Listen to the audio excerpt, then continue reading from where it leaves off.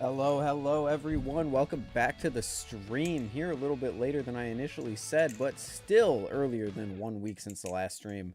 How's everyone doing? Last time we installed zippy spacers on our Orion. This time, I can finally talk about my purchases that I have made at Blade Show, since I have now teased and revealed the two that I really cared about. So, first of all, roll call. What's up, Apple, Lacer, Cool, Tony, Chunky, Vaver, Yoshi, Yashi.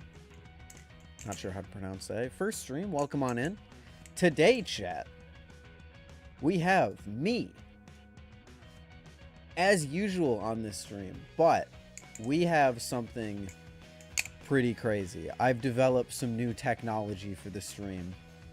Check this shit out. We have Camaro EE finally with autofocus on his fucking camera. We are officially in 2005, boys. We made it. The Camaro EE live stream has made it to 2005, and we're here with autofocus on my goddamn camera for once.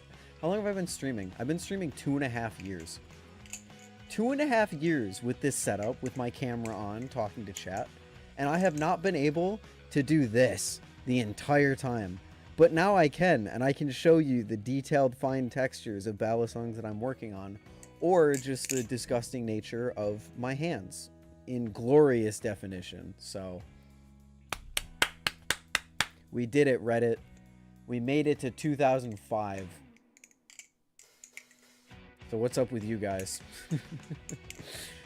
What is up? What's up, Michael? I thought there was just one Bally purchase. There was one Bally purchase. There were 4 Balisong acquisitions. There were plenty of Balisong acquisitions. Today we're coming at you live from the pit, mostly because I couldn't think of anything else to put in the background. So if you have any ideas, throw them in chat and I'll literally change it on the fly. I want to show you guys a new desk ornament. Oh no, that sucks. Hold on. One moment. Check this shit out. Little Pikachu! Little Pokemon terrarium. It's actually so sick. Little Pikachu and little Palmo. So it's actually really cool, and it's awesome, and it's cool. Put yourself on Ty's forehead. I will not be doing that. I will not be doing that. That's the new desk ornament. Figured I would show you guys that one. What's up, Pyro? What's up, Zoinks? Zoinks! So today, as I mentioned, I don't have anything specific on the docket, but we'll be talking about my acquisitions from Blade Show and a few other just like random little notable things that have happened in the community.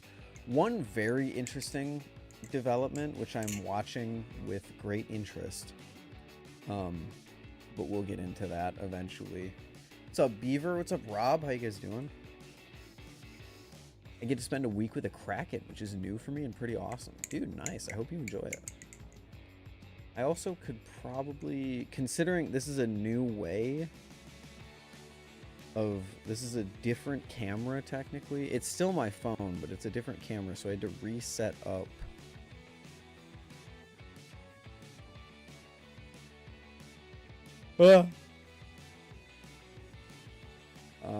I had to reset up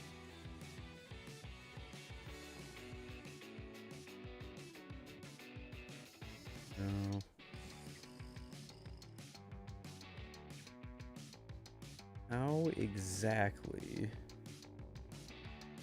do I do this? Why is there like a line around it?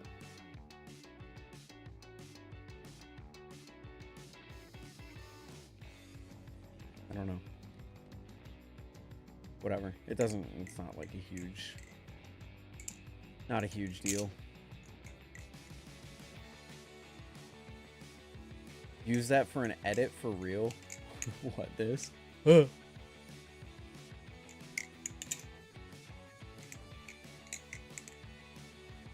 god.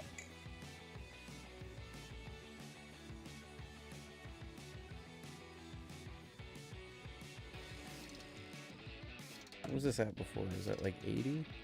Yeah, I don't know. The fade in? I've already used the fade in. You want to see who's behind the chair? I don't even... Oh wait, I can literally just do this.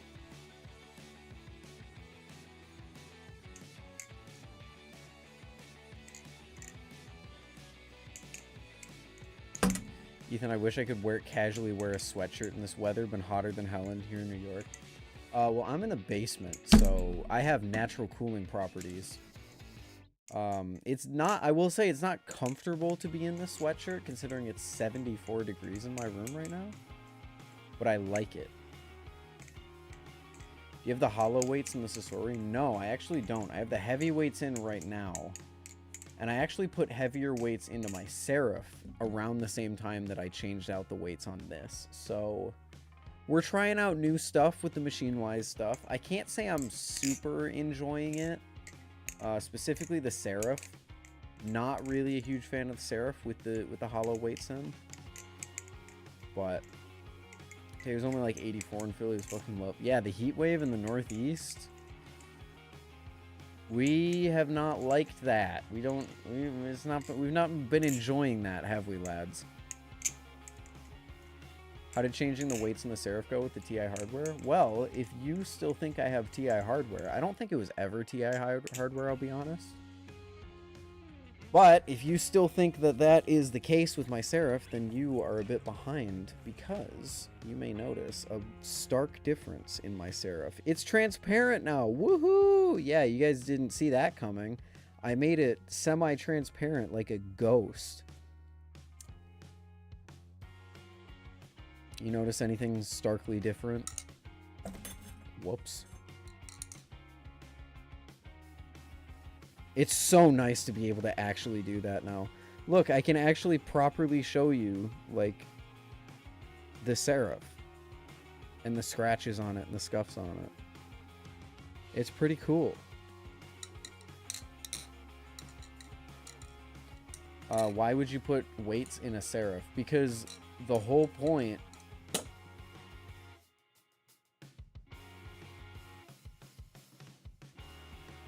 Drop that shit right on the Damascus Kraken, which is in a case below me. Because the whole point of me doing what I do is to try all the different configurations that a product has to offer. I was never able to do that with the Seraph because I couldn't take out the bottom screws and put them back into the tightness that they were at before. But now that I have this beautiful new silver hardware, I can do that without issue. So, goodbye tacky gold hardware. Hello being able to change the weights and actually being able to make a video about this on bladebias. So there will be another video coming soon on the Seraph when I try the heavier weights. The medium weights are fine. They just turn the Seraph into a really standard flipper, and I don't like that.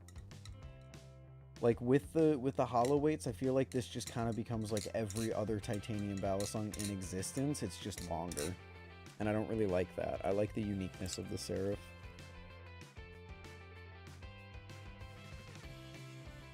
Wait, actually, I have to get one more of my acquisitions from Blade Show. What's up, Leonardo?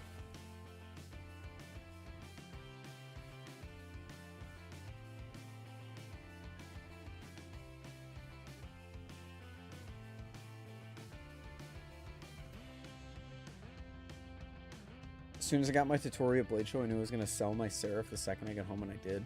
Selling the Seraph for the tutorial. Wow. That's impressive. I almost said psychopath behavior, and that would have just been mean, but like...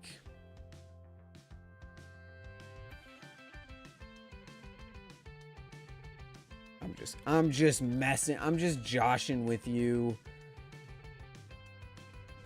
I'm just joshing with you. Don't worry. Don't worry about little old me.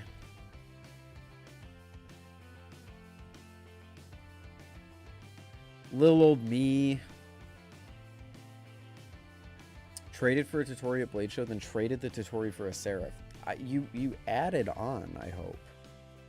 Did you just straight trade a tutorial for a Seraph? Because I feel like whoever did that trade got scammed. Unless it was like a beat to shit Seraph.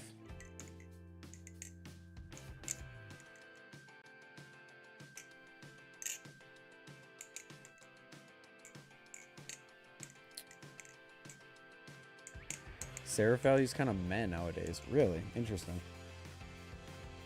Interesting. Bias bucket. Ridiculously good at conventional tricks, but the second you want to do silly stuff, it sucks. I disagree, but to each their own.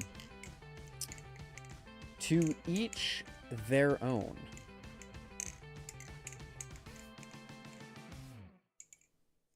Traded a crazy custom Alpha Beast for a Totori plus 60 on his end. Then a mint Totori for a mint Seraph V2 with a cotton candy Anno. Really? People are just straight trading Seraphs for Totoris? That's insane. The hell? You tell me I can get a mint Seraph for 450?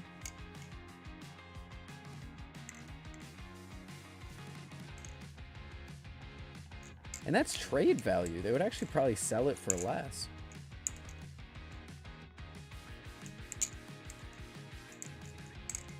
Did you see new Nolub? I do not follow Nolub. I don't. The Chioni guy.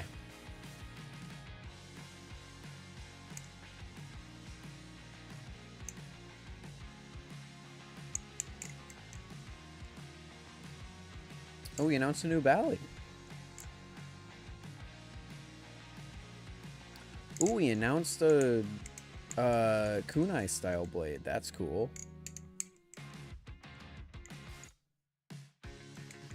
That's cool. What's up, Ghost? Sold my mint Seraph for 400 right after blade. Damn. God damn. Seraph prices are in the floor. What the fuck?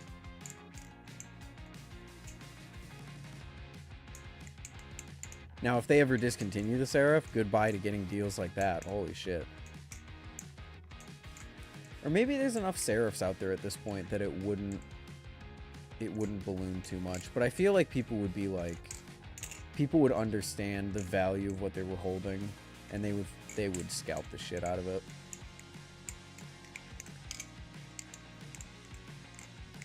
I mean, it's good. Technically, it's good to see the secondhand prices falling a little bit. I mean, that much, maybe not, but Tsunami next. Yay! Let's get the Tsunami going on that downward spike, please and thank you.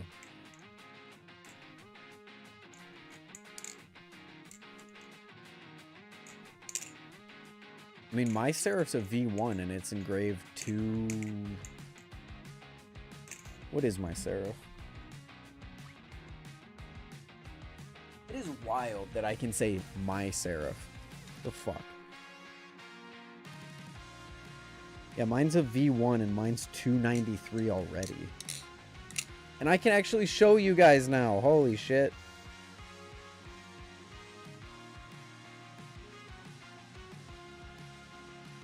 Yeah, mine's 293. Although it's backwards, I guess, because I have to flip my camera.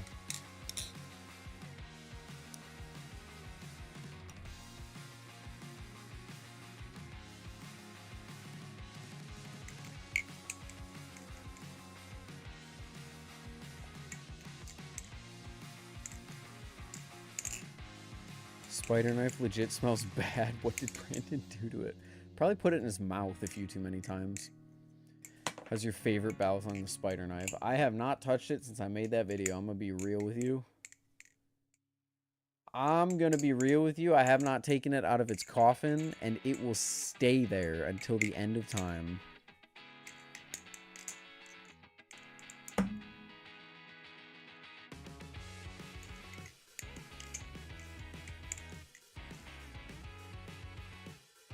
Yeah, I think the Nami's pretty mid.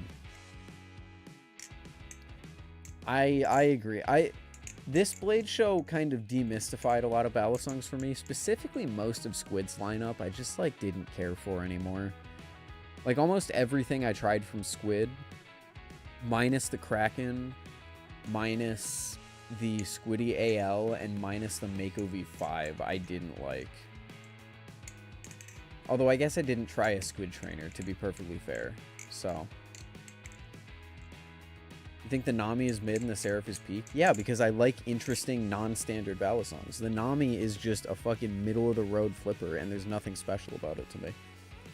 The Seraph has personality. If I'm spending that much on a knife, I want it to have personality. I don't want it to flip like a fucking Kraken Trainer. You can get good performance for under $200 nowadays. You can't really get like crazy good personality for under 200. That's my opinion. And sure, there's some knives. The Corvus springs to mind. The BB Barfly line springs to mind. But you don't get Seraph. Also the quality. The quality of the Seraph is the best in the hobby, hands down. I'll stand on that. It is the most finished knife I have ever put in my hands.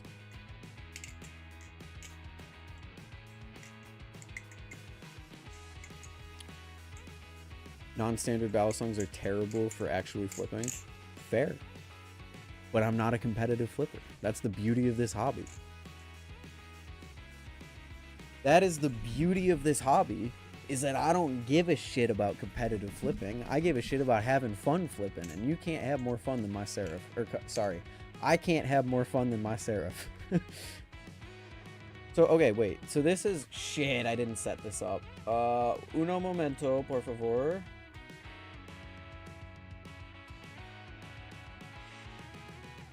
Ugh. This is the worst.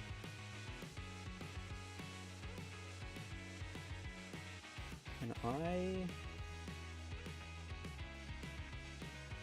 Copy filters... Paste filters? No. Can I...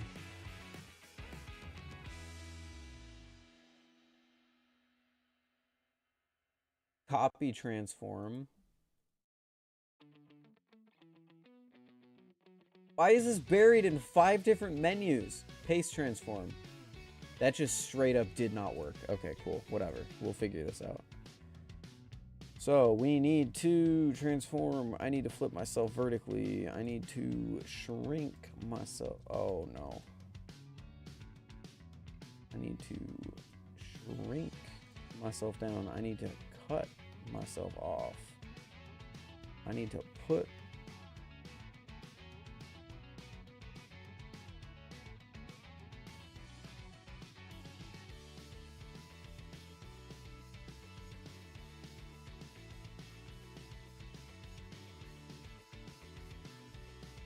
put myself in the blue box. And I need to turn off the damn blue box. There we go. We're gonna do this, we're gonna do this, we're gonna do that. There we go. Cool. I'm back. Sorry about that. Spider knife is non-standard. Okay, that's... Yes, you're right. The spider knife has personality. But it has the personality of a stereotypical high school bully in a Disney movie. It's mean, but nobody takes it seriously. Yeah, the sound and hand feels unparalleled. I like when I pay for a knife and it makes me feel like I paid for a knife. Ironically, I didn't pay for my serif. So to be fair, in general, I like paying for my knife and feeling like I paid for my knife, you know? The Nami is good, don't get me wrong. I just would never buy one. Plus the fact that I've never flipped a Nami that flips like another Nami. Every single Nami I picked up ranges from one of the best things I've ever flipped to like one of the most mediocre, boring things ever. So like the consistency just ain't there. Anyway, enough hating on the tsunami.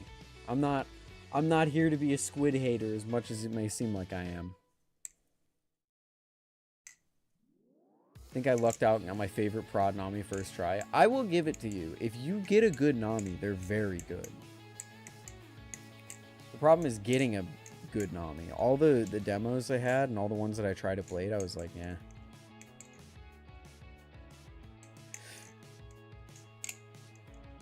So what is this? Hello, Ty. How are you doing today, my friend? I love that guy. I love that guy, Ty. So this is the Pogos. Pogos? No, that definitely says Pogos. Not the Pogos. That definitely says Pogos. I am going to call it the Pogos. This is the Pogo.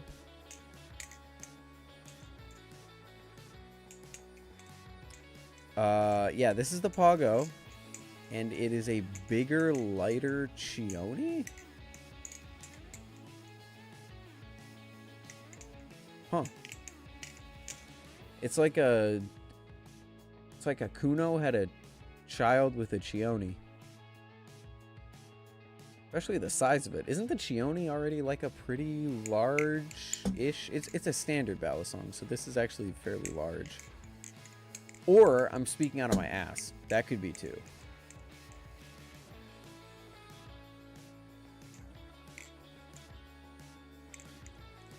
Hopefully the final adjustment to the knot scale is one thing to change when we're set. Ty over here making me wish I owned a knot. How does it sound?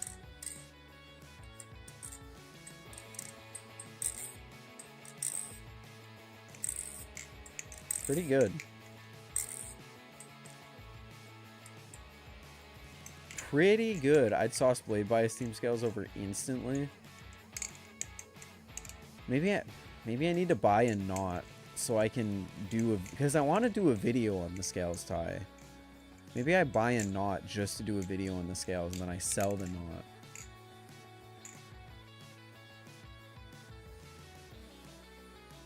Okay. No lube is cooking. No lob. I still don't know how to pronounce it. I always just say no lube Chioni.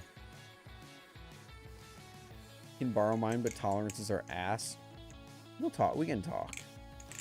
We can chat. We can chat it up in the DMs. You know how it goes. Keep hitting my desk. Here's news that I was gonna say no one asked for, but like this thing only exists because people couldn't stop asking about it.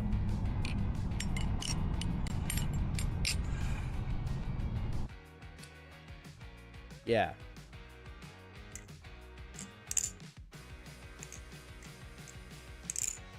I'll be flipping my knot non-stop since I made the scales for now. Something else will replace it soon. Oh, speaking of, Ty, I never gave you what you wanted from me. I will get that to you. The file I need is on my laptop, so you might have to remind me, but I should be able to get it to you.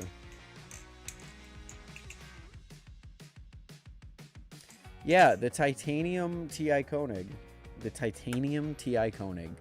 Oh my lord. I just wasn't meant for streaming, I guess. The titanium Koenig exists, and it is so much not what I thought it was going to be. It's like, it's basically a Nemesis, but it looks like a Koenig. Because it weighs 4.5-ish ounces.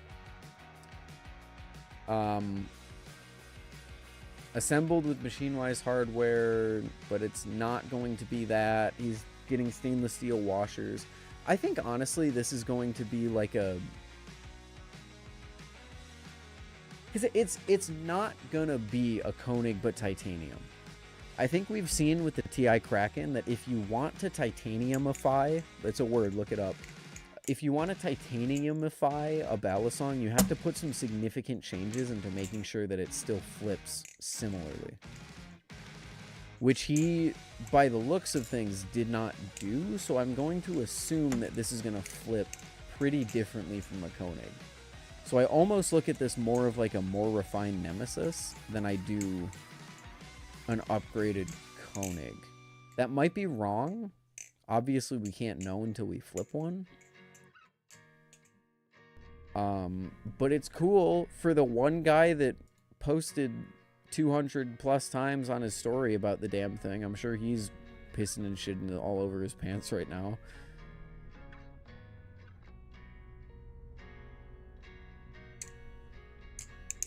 I don't have a lot to say about this one, I'll be honest. I'm in the camp of like, this is an idea that like 10 people were asking for and people might not buy it. I don't know. Maybe it'll sell really well. I hope it does. I really do hope NRB actually like makes his money back on this stupid project that was prompted by dumb people spamming the shit out of him. But I don't know. The thing's essentially a meme. What do we think, chat? Is this thing gonna like actually rock?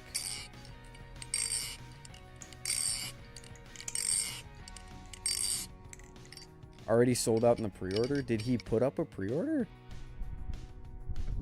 And then the full channel one weighs 4.7 ounces. God damn.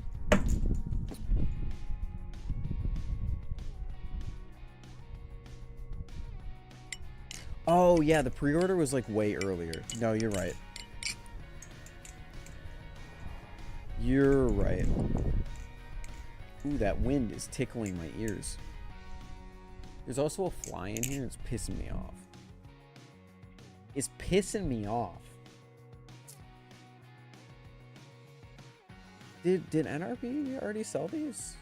He did. He did already have a pre-order, right? Is this the way my camera normally faces? Yeah, it is. I'm going crazy. I'm going crazy. How much did this thing cost? I need to remind myself. So the Nemesis was $315. The Slight is $375. I forgot the Slight existed. I'm gonna be real with you. So we are looking at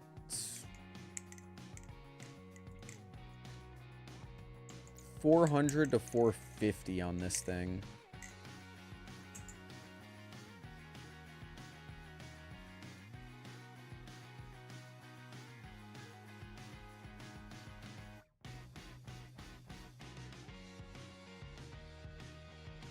Oh no, he did change it quite a bit to accommodate for the handle change.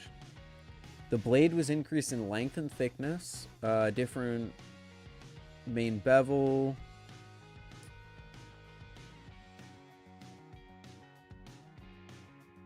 Deep jimping on the sides. Cool. Okay.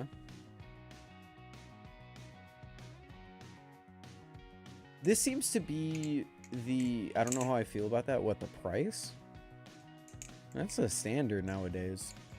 Nowadays, if you want like a titanium live blade, you're paying $450 for it. Like, unless you get a Nemesis, unless you get a clone, but we're not talking about clones here. Yeah, the Nemesis you can get for, oh, it's still $365. If you get a trainer, it's $315, which isn't bad.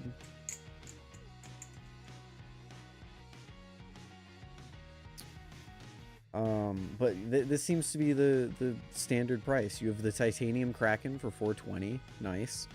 You have the Totori for $450, and now you have the TI Koenig for let's say $420 as an average. The Gaboon is $390, so the Gaboon is one of the cheaper ones.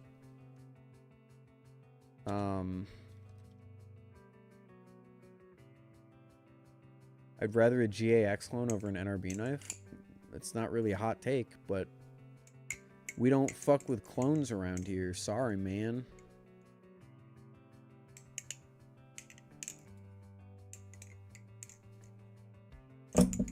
Oh, the Gaboon's $400. So yeah, you're paying $400.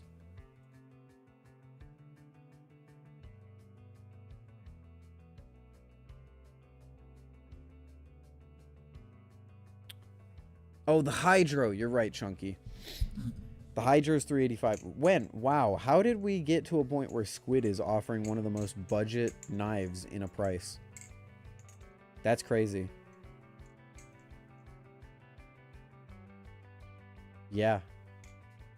Like, honestly, the Hydro for $385 is competitive even with the live Nemesis for $365. I would pay $20 for something made in-house. Ross Lifties were $385 as well. Right, but they don't exist anymore.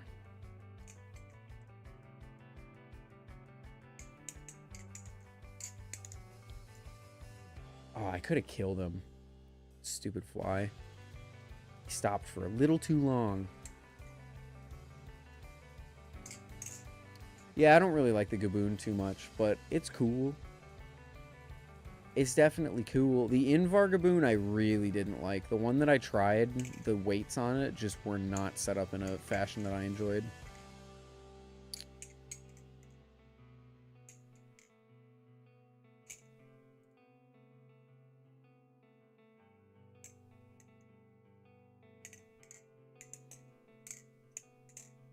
Which reminds me, actually, while we're talking about this stuff, later in the stream, I need to go through my recommendation document and upgrade all of it now that I have experience with everything.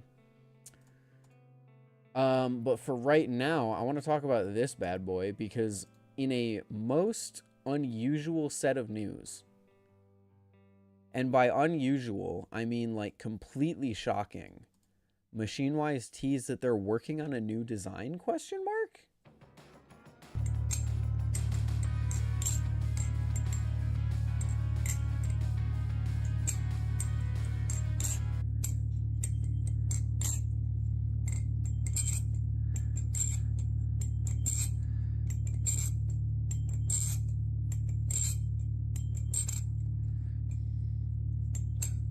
You know what?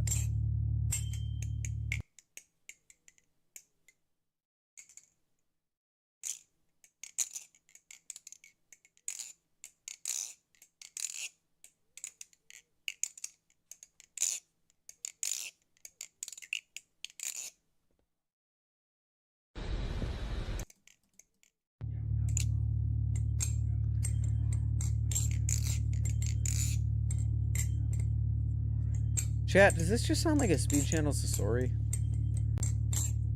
A TI Sasori. Crayfax. The TI Sasori is the Totori.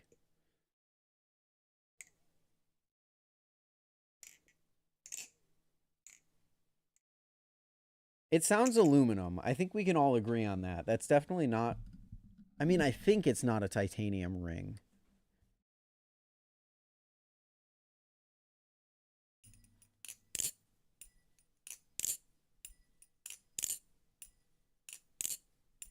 I mean, I guess it could be.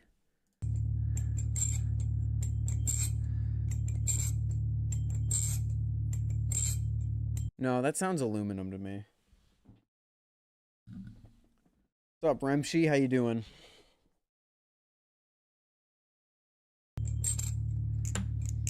I think we're actually just listening. I'm going to be honest. I think we're just listening to a speed channel Sasori.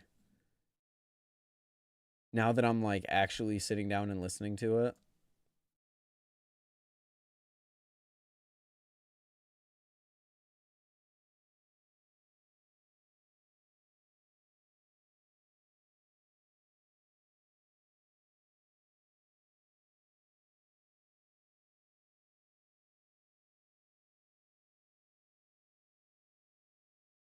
Oh, the message that I sent to Machinewise earlier never sent. Oh, that's cool.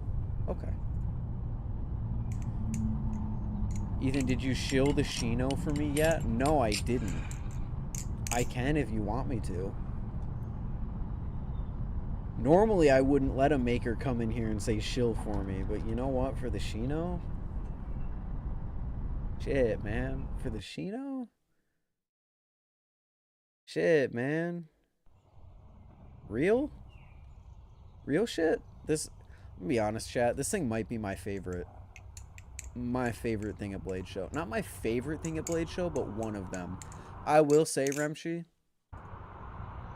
the blade being that comically long is goofy as fuck. I believe you that it flips amazing and that like the handles being shorter is cool and everything, but god damn does he need to keep it in his damn pants.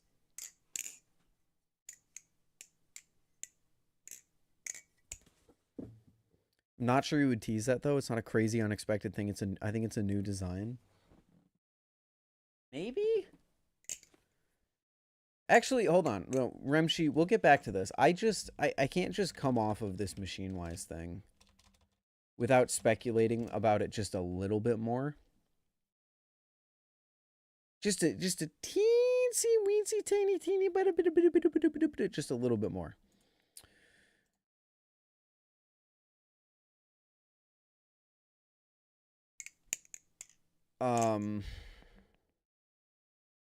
No, not Remshi. Machinewise. Machinewise.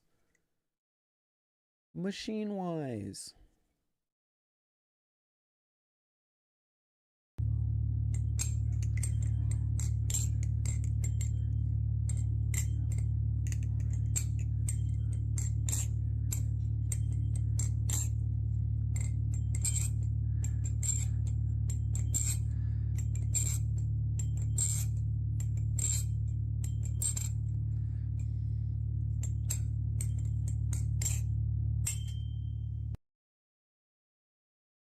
Do I have an aluminum thing with speed channels?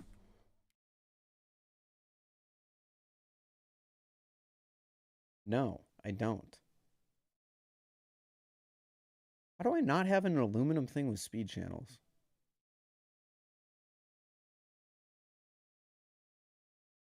That's actually crazy. I think that sounds aluminum. I don't think that sounds titanium.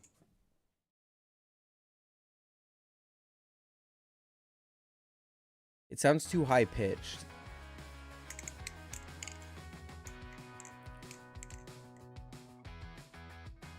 But at the same time, I don't know.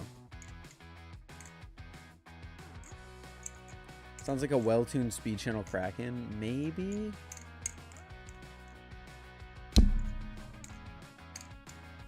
Maybe? I don't know what this is. I genuinely don't. What I'm hoping for, I'm going to put my prediction in. I am really hoping for a new trainer blade from Machinewise. And I know what you're going to say. We just got a new trainer blade from Machinewise. And my response to that would be, yes, you're absolutely right. However, I want a different one. I want a new one.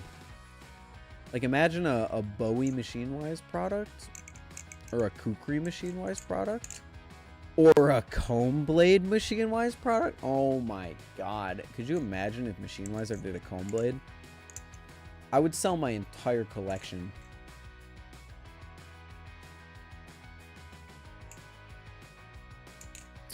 Remember, you can't put anything in the blade show Sasoris. I understand that. I get that. I still want a new trainer blade from Machinewise. Another new trainer blade from Machinewise. So my crazy prediction, my crazy out there prediction, which I don't think is correct at all, is that this is a new aluminum trainer blade. No, it's probably a live blade. They just released an aluminum trainer. The Sasori hasn't even been, like, the drop for production Sasoris hasn't even happened yet, so I don't think they would do another aluminum trainer. I think this is an aluminum live blade that's different from the Totori.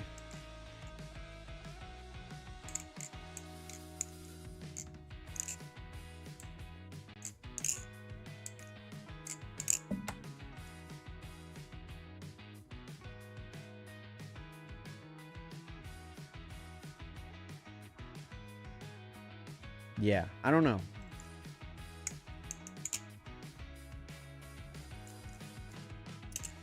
I don't know, but I'm excited. Let's just say that. Because, you know, Machinewise delivered with the Sasori, which you might be asking, why is the title Machinewise Cooked? ? Because I think that Machinewise cooked, but I don't think they cooked as hard as they did previously. Just because, like, I really do think the Sasori does have some notable issues, specifically with slower flipping. But it's still a ridiculously enjoyable Balisong. So, like, they cooked, I don't think they cooked as crazy as they did with the Prisma Pro in terms of, like, creating a flipper that is just all around incredible. I think this thing definitely has its strengths rather than being an all-rounder. But I still think they cooked.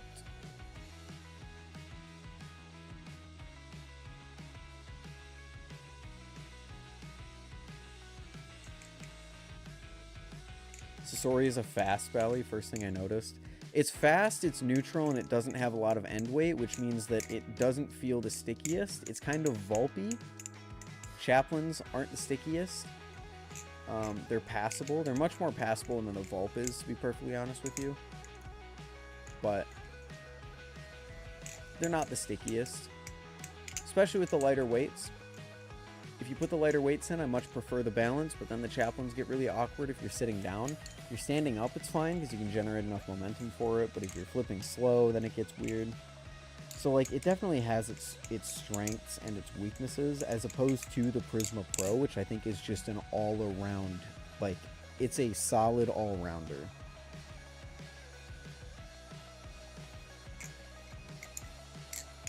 The Prisma Pro is good at most tricks. It flips fast, it flips slow.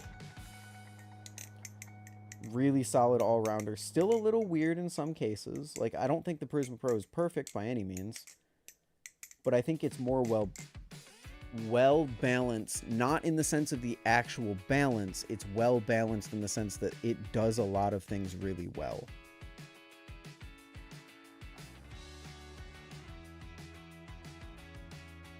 I do disagree that the Prisma Pro is standard. I don't think it's a standard flipper.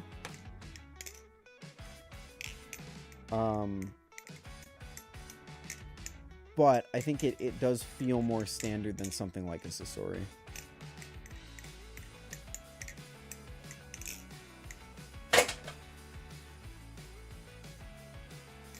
To anybody who has a Sasori, is it worth full production price? I would say yes, especially if you're getting the fixes from the pre-production units, like better pivots or better pivot fitment, a blade that you can actually switch with the Taliyah. I think it'd be worth it. Now, is it like the thing with the new price on the Sasori is that while I think it's worth the price, I do not think it is as stellar of a deal as the Prisma Pro was. By nature, it kind of can't be. I'm assuming that's why they increased the price in the first place, is because they weren't making enough off of it. So, like, it's worth the price, but just know that it's not slapping the shit out of everything in its price range, because it's not in that price range anymore like the Prisma Pro was. I still do think, however, that it's the best thing in its price range. I'd pick a Sasori over a Kraken trainer, honestly. I would pick a Sasori over... What are some other $200 trainers? I don't even know. I'd pick a Sasori... maybe not over the Sirius, honestly. The Sirius kind of rocks. I'd pick it over something like the Aragon.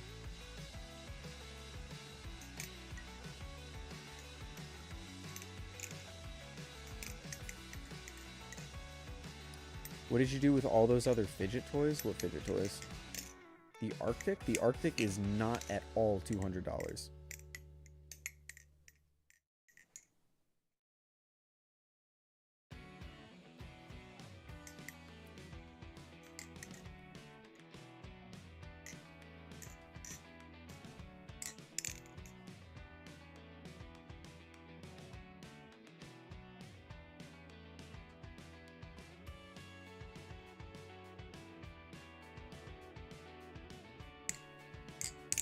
Superfly's amazing, by the way. Holy. Superfly's so sick.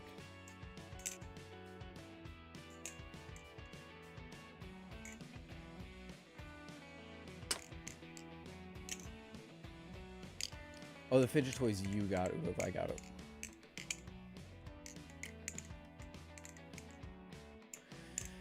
Arctic, how much?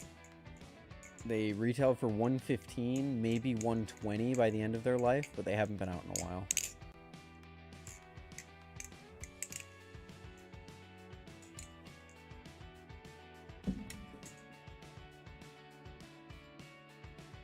Yeah, I really like the Superfly. I think the Superfly rocks. Superfly on sale is $200. No question mark? I thought it was only a 15% off sale.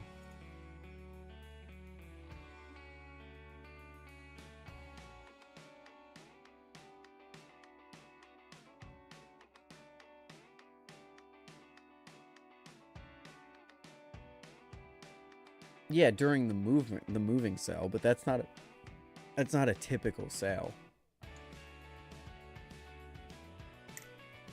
Yeah, right now you can get a Superfly for $250, which is still an amazing deal. You can't really get any other good trainers out of titanium for that price.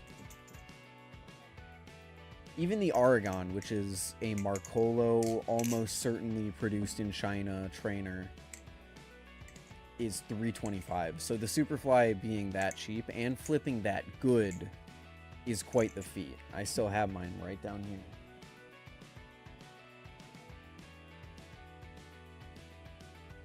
Still have it. Still love it. Still flips awesome. Whoops. So I can highly recommend the Superfly. I can also highly recommend this bad boy. I can recommend this bad boy. Because this thing is sick.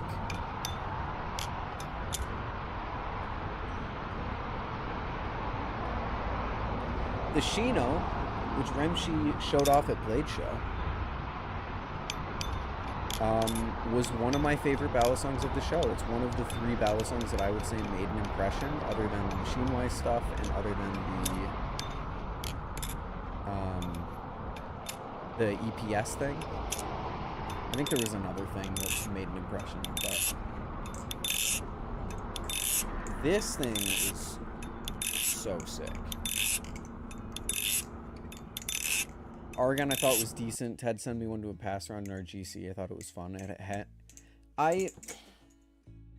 There's a reason. I mean, I guess I haven't done my update video on the palettes yet either, but there's a reason I haven't done my update video on the Aragon yet, and it's just because I don't care. Like, I don't think there's any world in which I would recommend the Aragon over something like a Superfly. I don't think there's any world in which I'd flip it over something like a Superfly or a Slift T trainer or a Totori trainer, even though the Totori trainer is more expensive.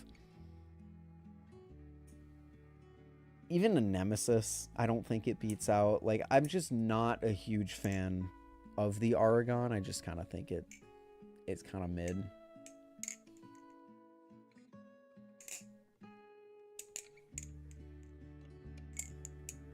Definitely, like, the Baikal was something that really impressed me from Thomas. The Aragon just didn't.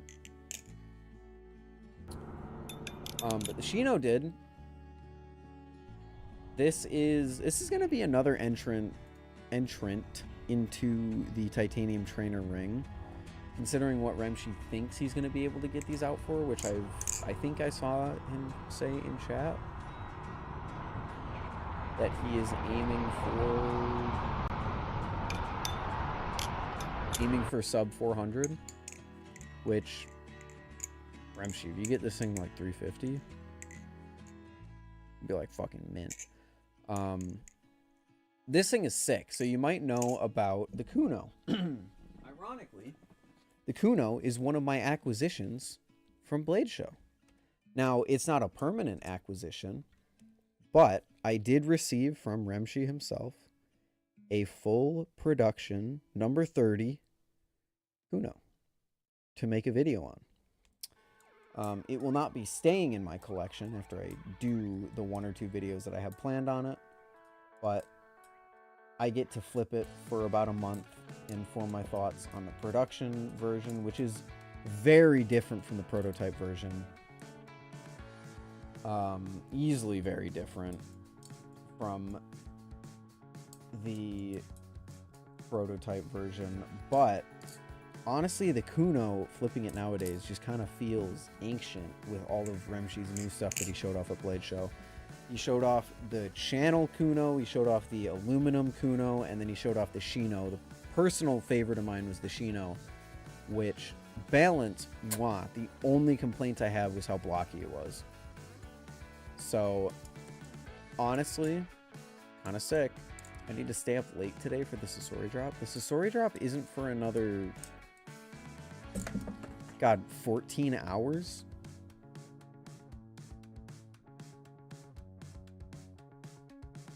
But the Shino is super sick because it's not just like a different material of the Kuno. This is a completely different construction and everything. So it's sandwiched with actual spacers. And it has a stainless steel blade, which is why it has this hole in the middle. So the distribution is much different than the old Kunos, which were all like-on-like material construction, except the Aluna, which is tie on aluminum, I believe. But the Shino is easily my favorite of all of them because it takes the balance that you know the Kuno for and it puts it into a more conventional trainer, and I just really like that.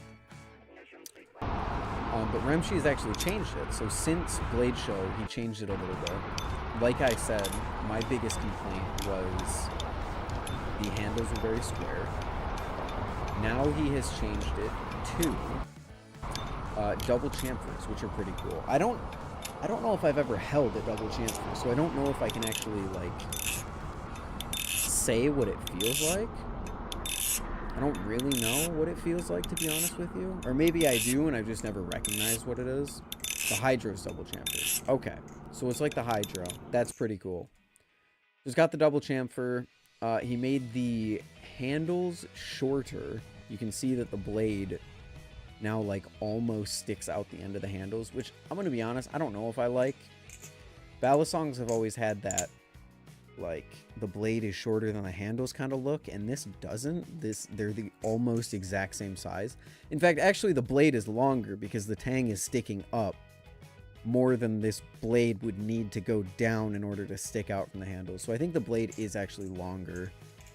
Remshi, I'm sure, has the actual dimensions and can confirm or deny that. But yeah, hidden Zen pins, stainless steel blade. Titanium sandwich, 3.8 ounces, neutral balance. It's sick.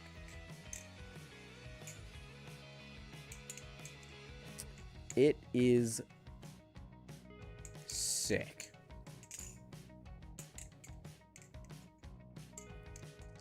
Think it retains the character of the Shino, being an improvement in comfort and flippability. I hope so. I thought the flippability is great, just the comfort needed to be worked on. So even if you just change the comfort, I think this would still be an amazing thing. But there's a lot of cool stuff to be excited about, especially in the titanium world. I feel like we really went through a period of time where there weren't many good titanium trainers and titanium live blades even in the like $300 to $400 price range, and now we're kind of coming back into it. Correct me if I'm wrong. I'm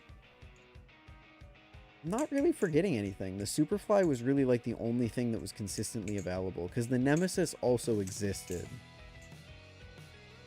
But everything else was either much more expensive or much less expensive. Because you had like the Slift T, but the Slift T doesn't exist anymore, so.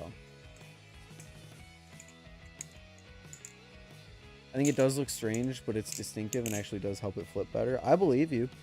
I do believe you. And don't get me wrong, I love a little bit of blade bias in my Balisongs.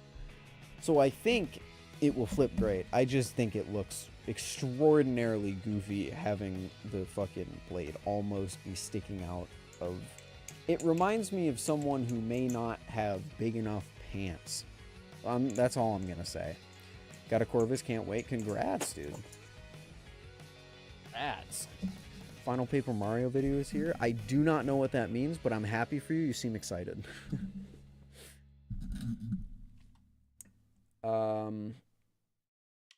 Also, hello, James. How you doing? It's an ode to Brandon's butterfly knife. Now I'm on board. See? That's an artistic choice. And now I respect that.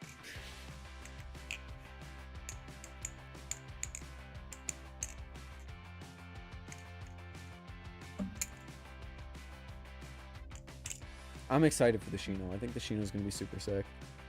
I am also excited for the Squid Industries Mako V5. I don't know. Did we actually discuss the Mako V5 last stream? Or not last stream, but the stream where I went over Blade Show. Did we actually like fully discuss the Mako? Because I genuinely don't remember if we did or not. So that camera angle is so much better. Pretty sure you did at one point discuss price and such. Okay. Well, I might do it again.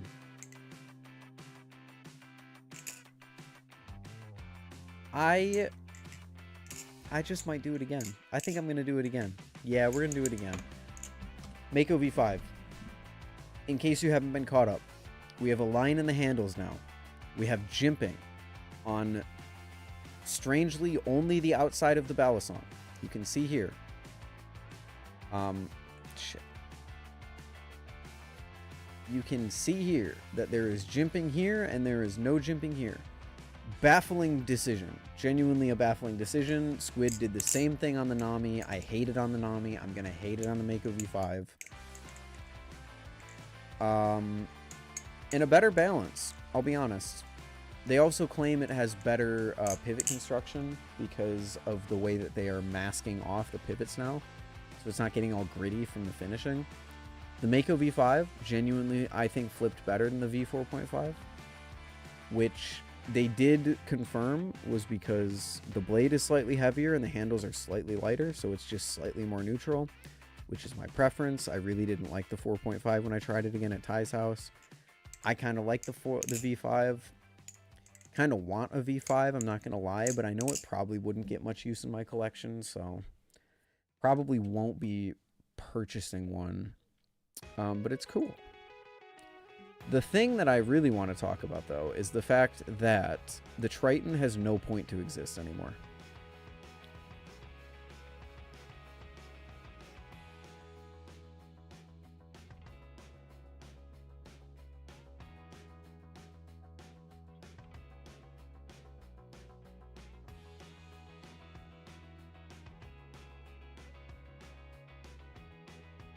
Speak of the devil himself.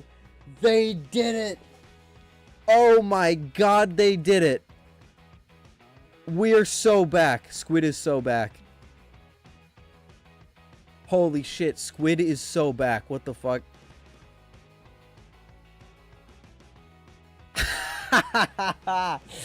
Squid is so back. I don't think Squid is actually so back. I don't think they ever left, but holy, I was just going to go on a tirade about how the Mako has essentially replaced the Triton for cheaper, because someone asked in chat if the blade will bend. No, they upgraded it to, I believe, the same steel.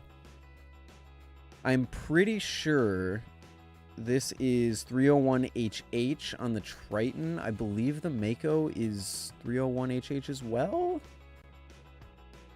No, it's hardened 410. So the Mako has actually been upgraded to, what's hardened 410? Is that the Squid Trainer?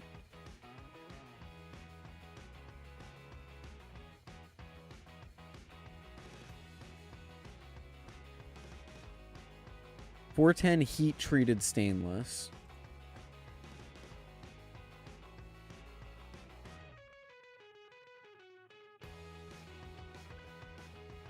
Hardened 410 stainless. So it's the same material, but it's a different... It's not heat treated, but it's hardened. I'm not up to the... Do we have any steel lore fans in chat that can explain that one? Hey, I'm a big fan. I've been watching you for so long. Thank you, Sweezy. Appreciate it. Welcome on in. I don't know the lore, but it is hardened. It shouldn't bend anymore. That's like the biggest change besides the jimping. Actually, they're all pretty big changes, except for this line. I think this line is really only aesthetic. It doesn't really increase the grip at all. But it has been upgraded. The blade should no longer bend, which means that there's no point for the Triton to exist. And by all indications, Squid agrees. Because I can get a Mako, which in my opinion is designed better, is more interesting to look at, has better grip because it has the gills and the line and the jimping and all of that. And it has a hardened steel blade now. For $15 extra, again, you pay $15, you get less grip, you get no jimping, and you get, in my opinion, a vastly inferior blade design. So to see that they actually discontinued... Yeah, to see that they actually discontinued the Triton is kind of crazy. I feel like I'd still go for a Squid Trainer even for the extra price. I agree, don't get me wrong. But for people who don't want to spend the extra $50, like, I would take a Squid Trainer any day over any of Squid's lineup, to be perfectly honest with you. But, like, for the people who don't want to spend the $50, the budget option just got cheaper. So essentially the Mako, while looking cooler than the Triton, now fills the Triton's position at a cheaper price. Because that's one thing people were mad about. People were like, $20 increase, blah, blah, blah. The Mako is now the Triton, but for $15 cheaper. So while the Mako got more expensive, the experience that the Mako provides got cheaper, if that makes any sense. Which I think is a fair trade-off. Like, yes, the Mako got more expensive, but the Triton got cheaper. Kind of. Not really. And I know there's going to be some people who are sad about this, because I know the Triton has its fans, but I really...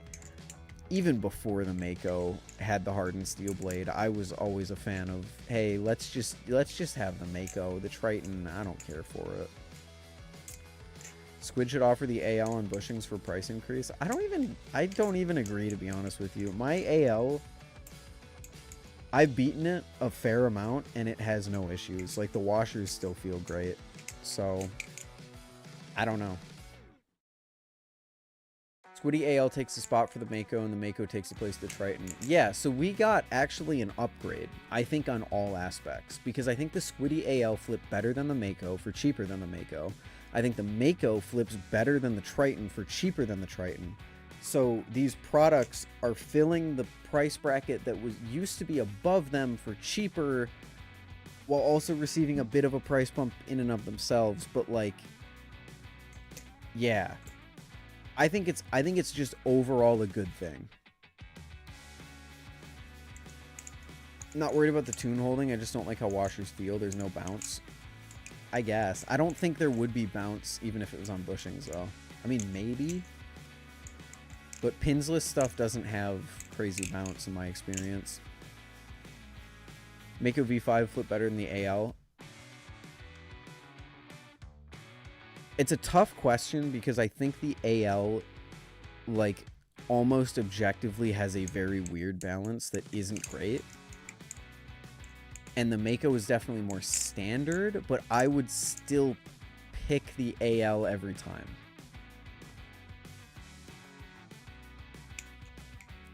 I don't have a single non-bushing Bally yet since I started with the Bally stuff. No idea how a washer Bally differs. It's literally just the thing loses its tune more easily because you can't crank the screws as much, and that's about it. You can't crank the screws. People will be quick to tell you that a bushing Balisong, if a Balisong's on washers, it shouldn't exist. But I honestly think washers, when done well, can feel just as smooth as bushings.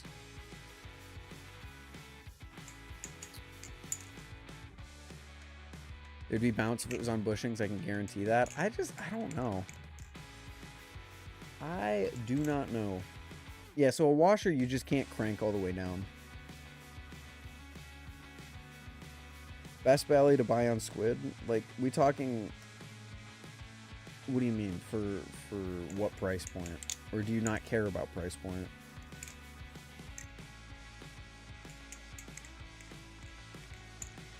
Has anyone done a bushing mod on an AL?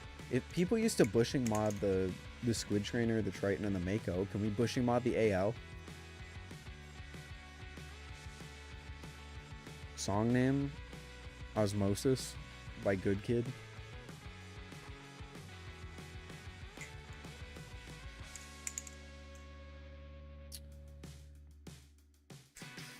Feel like washer Ballies always have to be lubed to feel good. Yeah, I think it's the same for bushings, to be honest.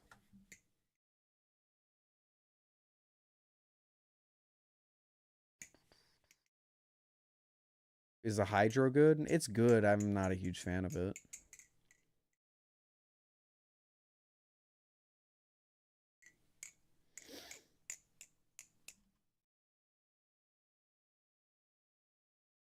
Oh, wow. Oh, whoa. Squid has massively built out their build to order section. Now we can get Nautili. Can you change the scale color? Yes.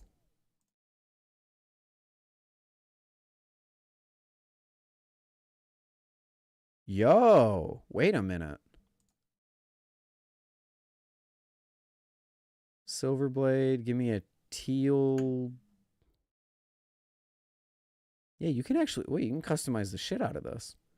Give me a teal bite handle with white scales. Give me a... You can't get black scales for some reason.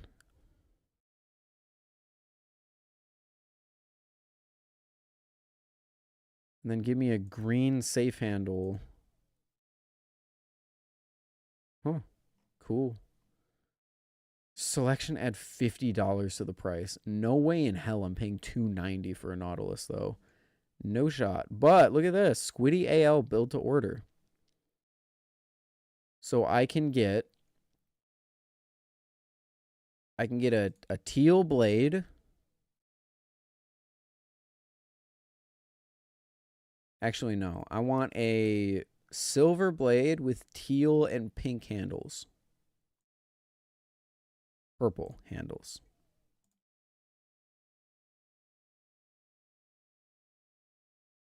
And I can change the color of the eye weights? Okay, this is sick. What the fuck?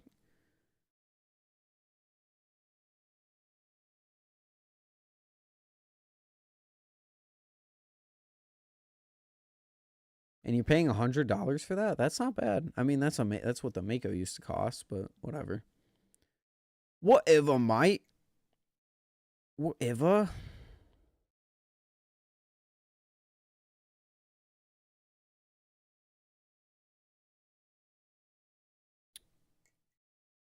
Yeah, the have a good one, Frizz. The LD, well, not the LDY site. Yeah, the Hydro. The Hydro's a good Balisong. I can't deny that. I just don't like it. It doesn't chaplain very well. You need to add some ass weight for it to be good. It's not my favorite. Again, it's good, but it's not my favorite. Whoops, and this stream's getting taken down.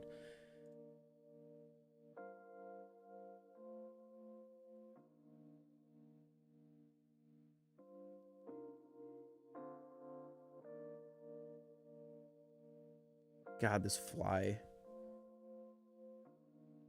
Oh, I should have just crushed him. It would have been so gross, but he let me touch him with my Balisong. I should have just... Don't care about the price. The best squid without caring about the price. Let's take a look through their website really quick. I actually want to see...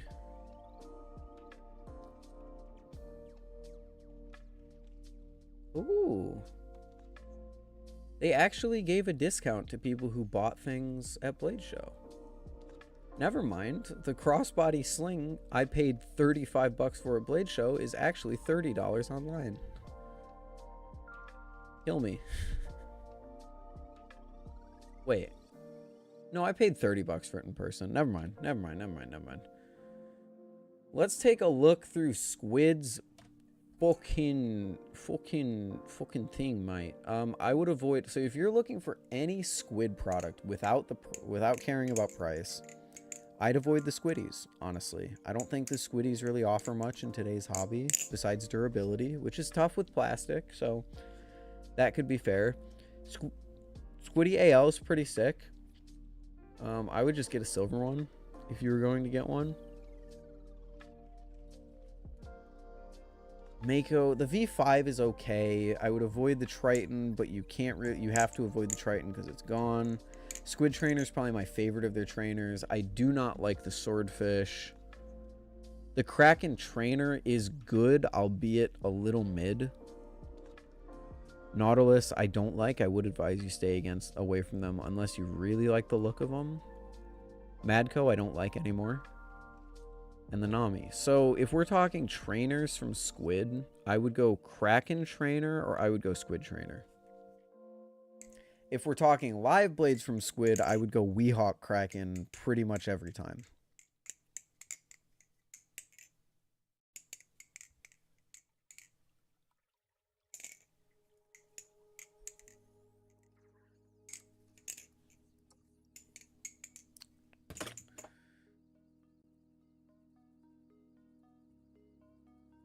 Nami probably? Nah.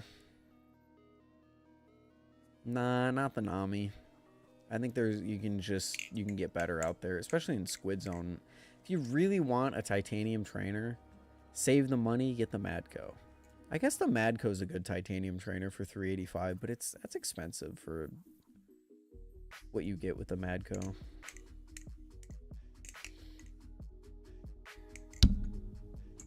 Yeah, the Hydro with the zippy spaces is good.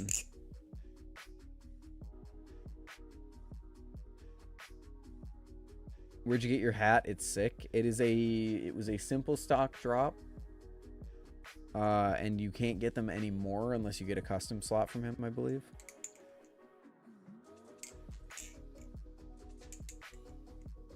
I think it's still the Nami, especially the trainer for $475 to $500. Nah.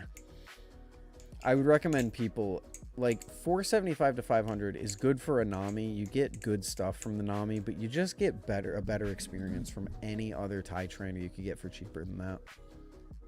Superfly, Totori trainer, even something like the Nemesis, I think flips just as good as a Nami. Where did you get your hat? As I said, simple stock. You can't get it anymore, but you can check his website maybe.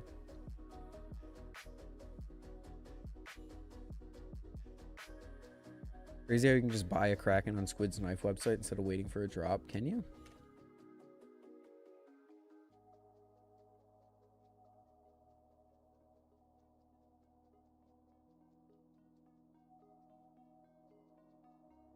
Nami's still a go-to flipper. Again, I agree. It's just not something I would recommend to someone who is looking for a titanium trainer.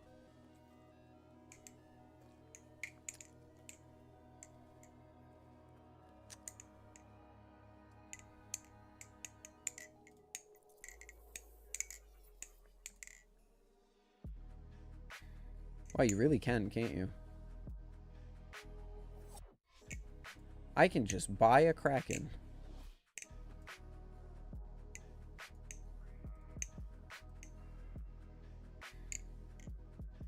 Cool. Yeah, the titanium Kraken, I've seen some people mentioning it in chat. I think it's mid. Like, it's cool what they were able to do, and it's certainly, I think, a good price. Why is this picture so bad? This thing looks like a clone. That's a little better. It's impressive what they were able to do for the price, and I think it goes hard for the price. Like a Thai live blade as good as the Kraken for 420 is cool. You get all those weight systems too. It's just like, I was on the boat of like, we don't need a Thai Kraken, and I still stand by that to this day.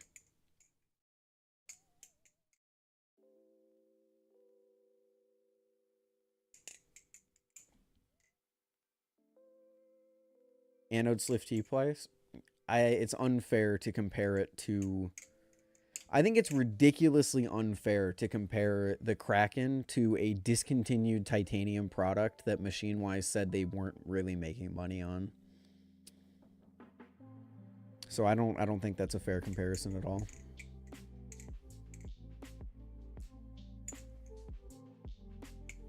I do kind of agree with Chunky here, though. Like, if you want the experience of a Kraken, just get a Kraken. You can save a ton of money.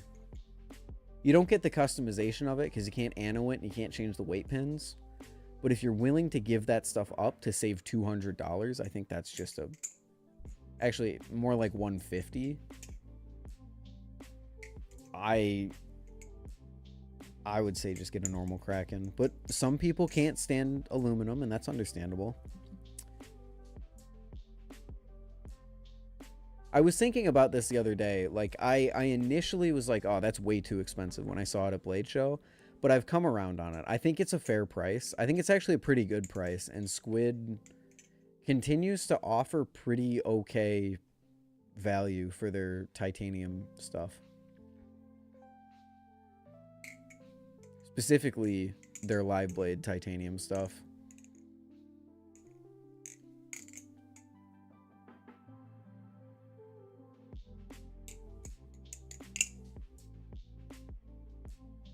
$350 for the trainer is pretty insanely good. $350 for the trainer, yes, that is good. I agree with that. I forgot about the trainer because it's not listed here, but $350 is a good price.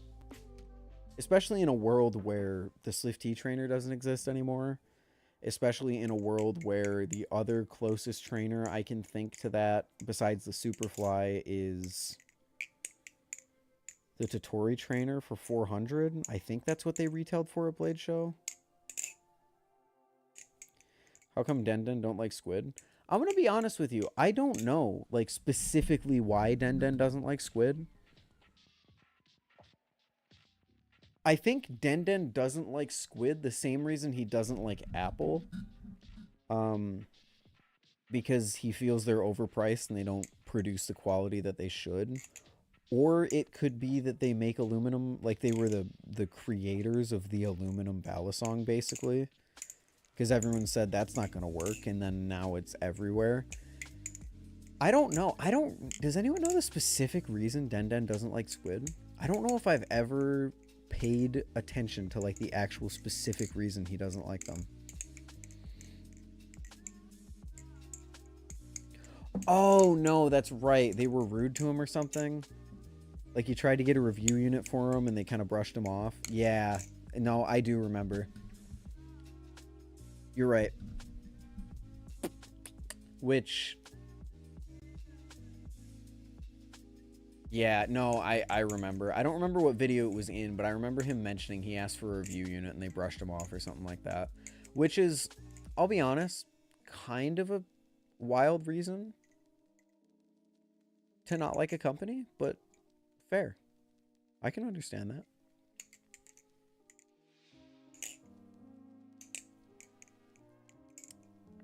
Your favorite Bally ever, my Seraph? It's so nice. Oh, it's so nice to have like an actual answer to that question now. Before, if you asked me, I'd be like, oh, and the answer would change because it would depend on the day. Nah, Seraph. I unironically believe the Seraph will go down in history as one of the most goated ballast songs ever created. On similar levels to something like the Kraken. Banks! Oh my god, Banks exists. What's up, dude?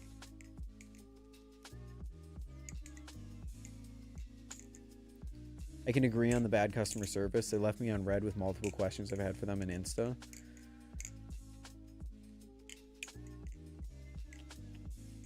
Is that customer service? Dude, no, wait, Sam, you just reminded me. Banks, how the fuck did you flip the Squiddy XL like that, dude? That was fucked. That was so crazy watching you flip like that. I was sitting next to someone who doesn't really know Balisongs, and I saw that, and I was just staring at my phone, and I had to show it to him. That was crazy shit, dude.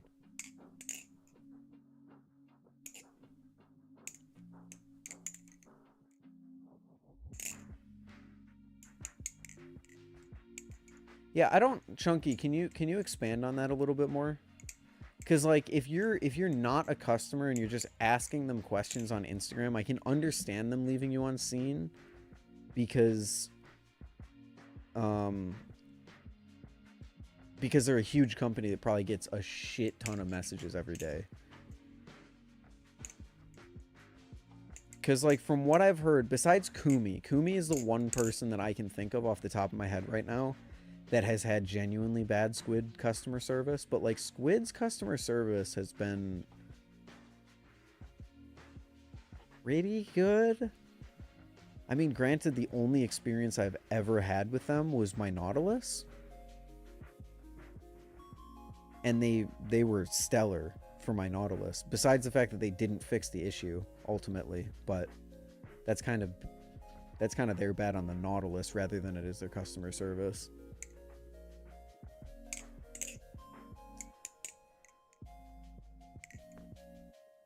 Emailed them once about an order and they didn't check it until well after they'd done shipping.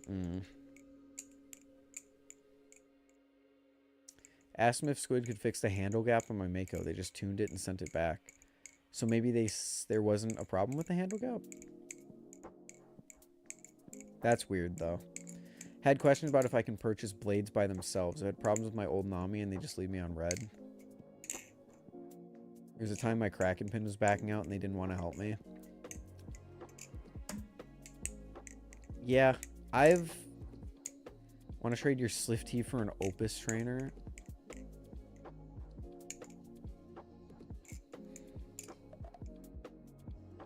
Why you got me tempted with that offer?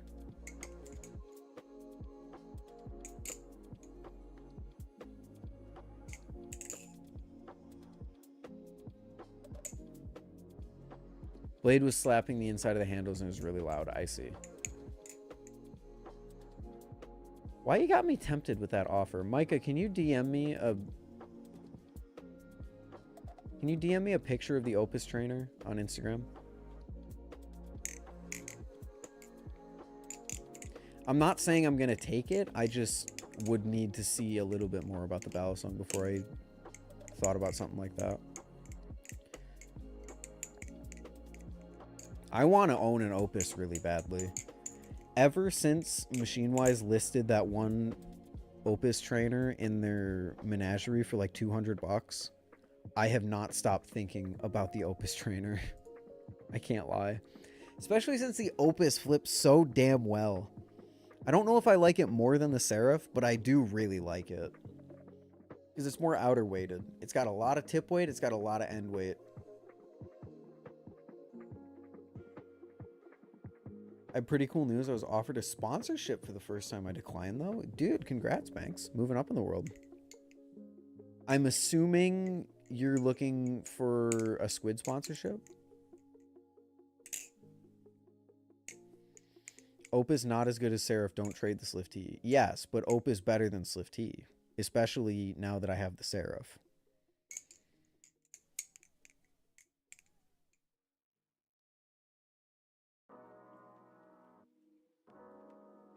I don't know, maybe another time. Dog. You came in here and offered it to me.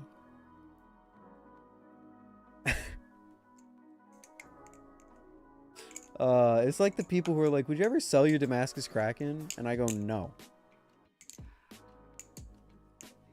Except I said yes, and they were like, actually, I don't want to.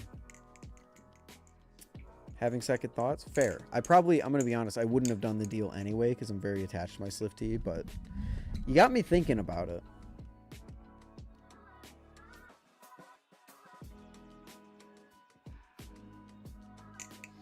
Back to the Squid topic. At the end of the day, Squid is one of the biggest, if not the biggest company, and they just don't care sometimes.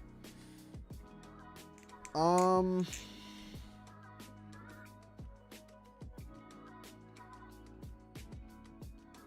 to figure out how I want to approach this topic, because it's not... I don't think that it's because they don't care. I think it's just because of how big they are. Like, their output is crazy, which doesn't excuse it. I'm not trying to excuse it. But I do think saying that they don't care is being a little unfair.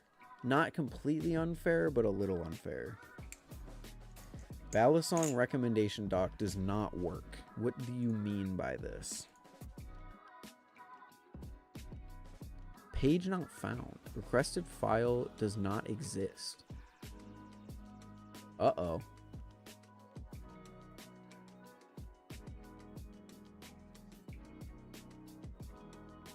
Did the link expire?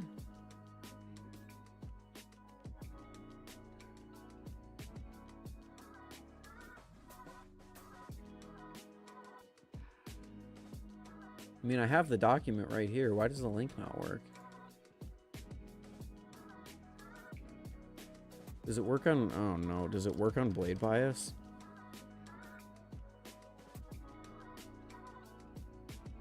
I've had a few bad instances with them. I still like them as a company and still buy from them. If I had more money, I would go undercover as a Squid buyer just to, like, really see what the experience is like. Because truth be told, I haven't bought from Squid in years. The only Squid Balisongs that I have are the Squiddy AL, the Squiddy AL, the Kraken Trainer, and the Damascus Kraken. I bought the Damascus Kraken 2 years ago at a Blade show, and the Kraken Trainer and the Squiddy AL are secondhand.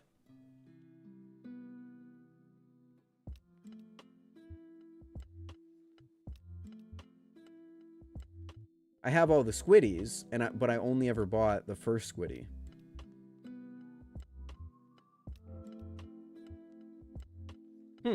The link works on bladebias, but the link doesn't work in my stream description. That is strange. I will have to fix that.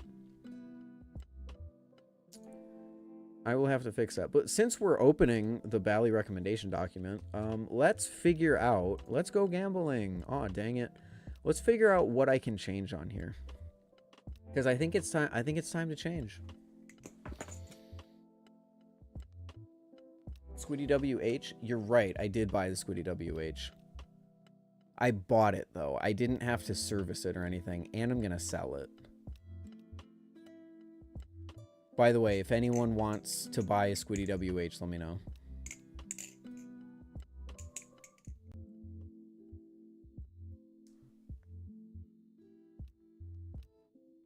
Orion and Superfly across the board.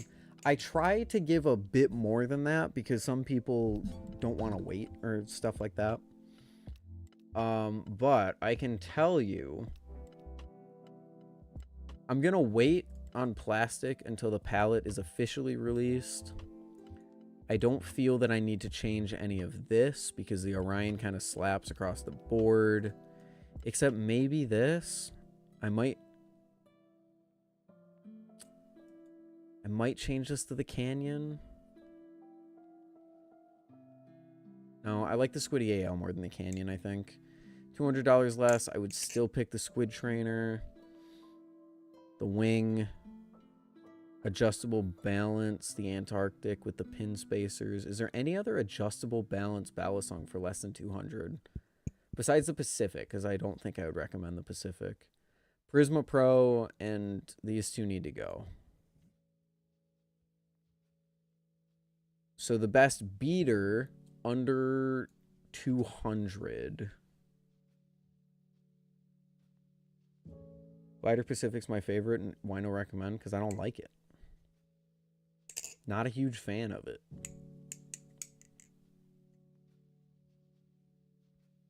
Ordered a Calico last October and it never came. Yep, that seems to be the situation with Tay. Cancel your order, get your money back. Do you like Sasori more than Superfly? I can't compare the two.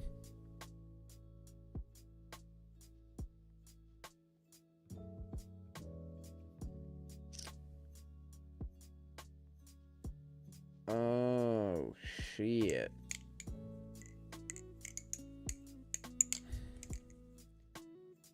Beater value. Did you ever try the Pacific without weights? I tried it with all the weight configurations and I wasn't a huge fan of any of them.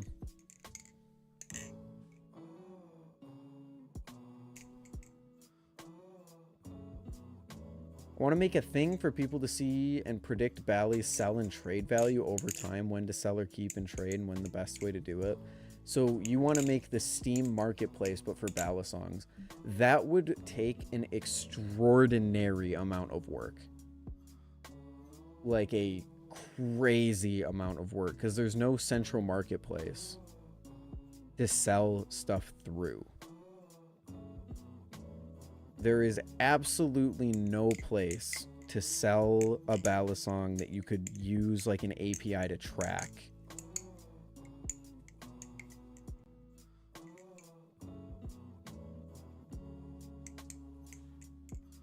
Yeah, you would need to make a marketplace to start tracking it yourself. It's possible, it would just take so much time and effort. Yeah, that's what I'm thinking, Vaver. It's got to be manually updated. Oh, you're talking about your spreadsheet, but even this website or this tool that you're proposing would still have to be manually updated. Because you would have to look at every individual sale. Beater value, beater value, beater value. What's a good beater?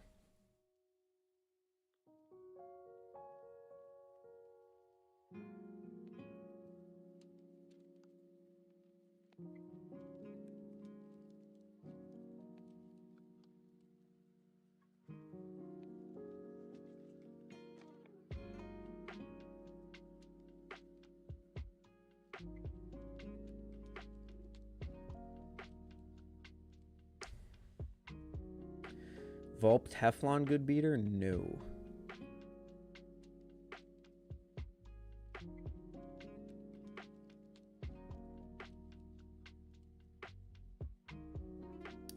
BB Barfly, Squid Trainer, Vulp Pro. Oh yeah, something from Nibali's. No, it's definitely something from Nibali's. I'm gonna go with the Wing, because the Wing is channel.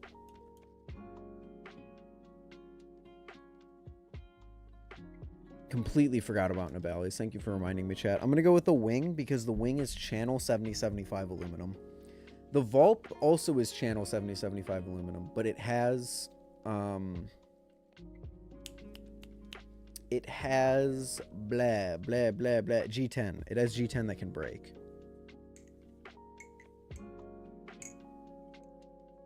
Squid Trainer or Barracuda, both of those are 6061.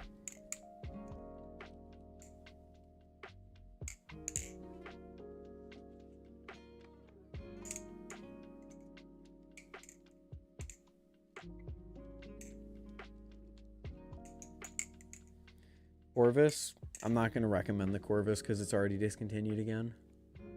The whole point of updating this sheet is to get all of the discontinued stuff off of the sheet so that people can actually buy the things I recommend.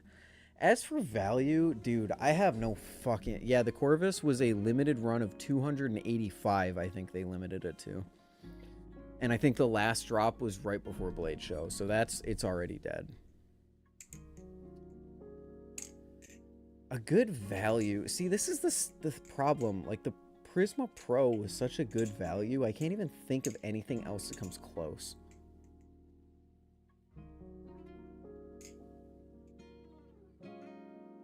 I really do think I hit the Orion again.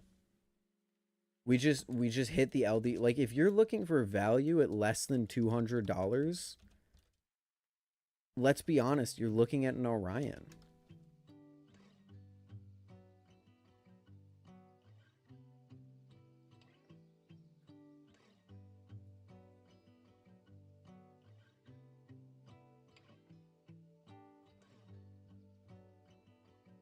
Most Nibali's products have amazing value. Generally, I agree with you, but I think the Orion just takes the cake now. Now that the Prisma Pro is gone, because the Prisma Pro provided so much for the price, I don't think there's anything else in the price range that provides that much for the price. Like, we're talking channel 7075 aluminum, made in the US with some of the best tunes out there. Felt good in the hands. You could get zippy inserts for it. There's nothing else that even offers anything close to that.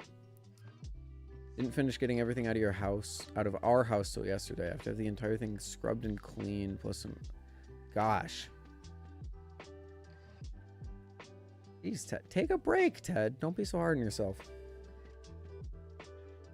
Yeah, I think it's the Orion.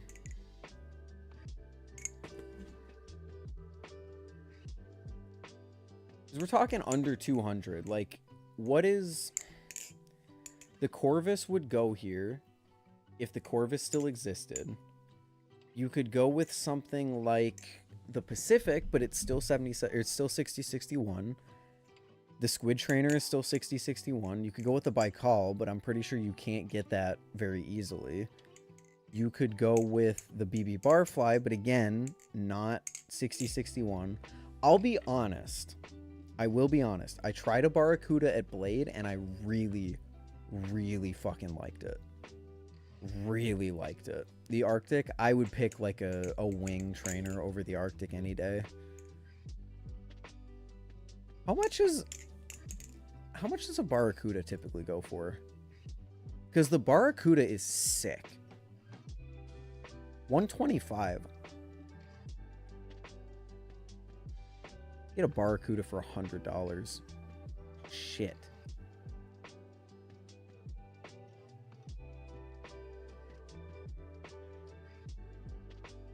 Squid Trainer takes beater because it's so chunky. Doesn't matter if it's 6061. Maybe not, but if you're gonna go with the 6061 beater, I would hit the Firefly all day.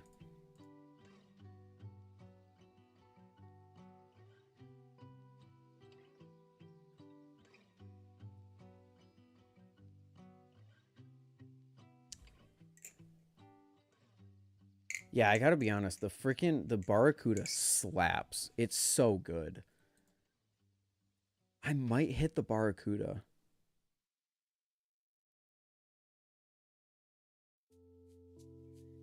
Nah, no, we'll stick with the Orion. I think the Orion is the best value for that. You just can't really beat it.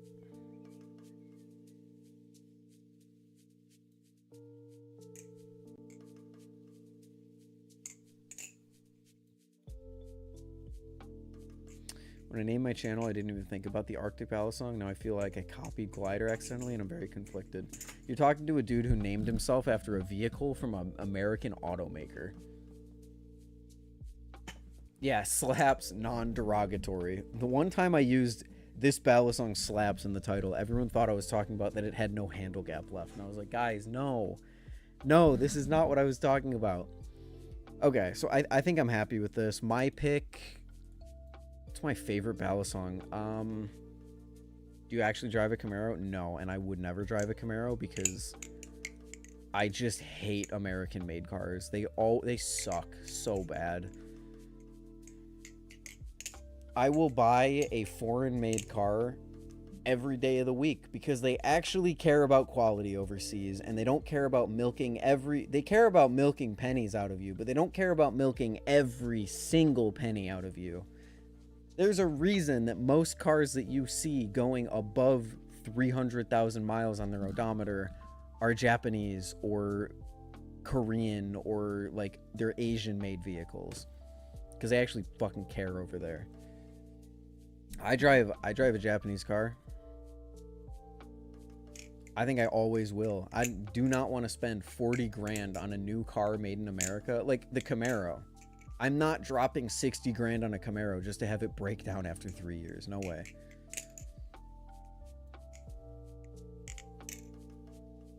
Can you do a collab with Nabali's? No. I do not want to get involved with the production of Balisong trainers. It would kill my passion for this hobby instantly. If I became tech support for every little person that had a problem with a Balisong trainer that I designed, and I had to listen to every last opinion from people that I don't give a shit about, I would go crazy. And I know that sounds harsh, but it's just true. I would go crazy. I don't want to collab with anyone on a Balisong trainer.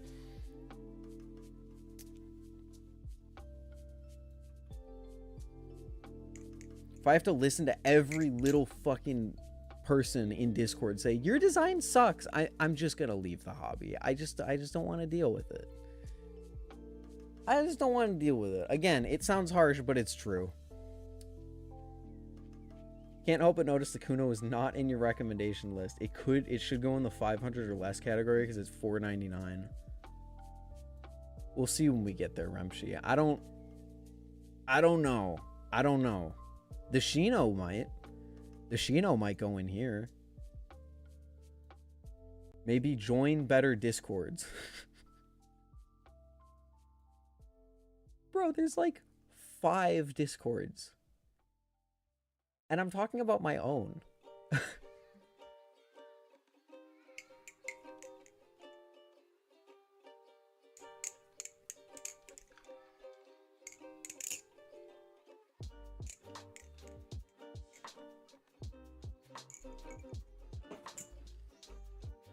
Sponsorships suck, I'm gonna be real. What makes you say that, Ghost?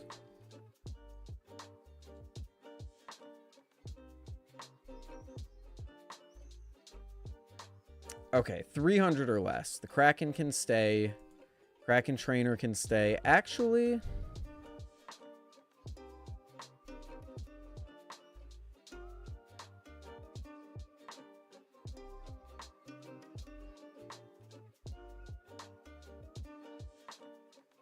yeah.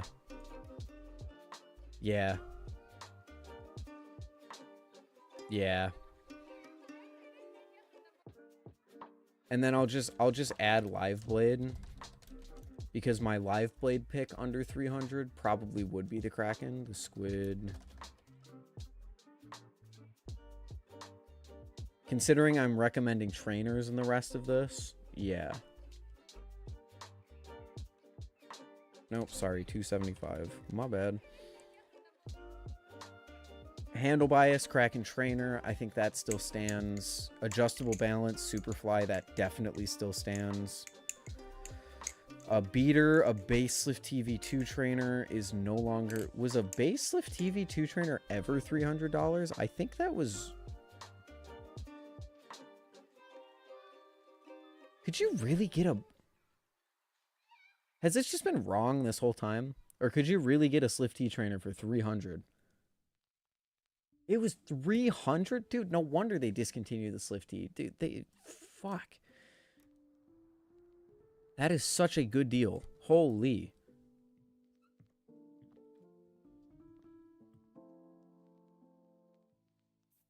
Mazda Miata on top, let's be real. You should ask Pyro what he thinks about that.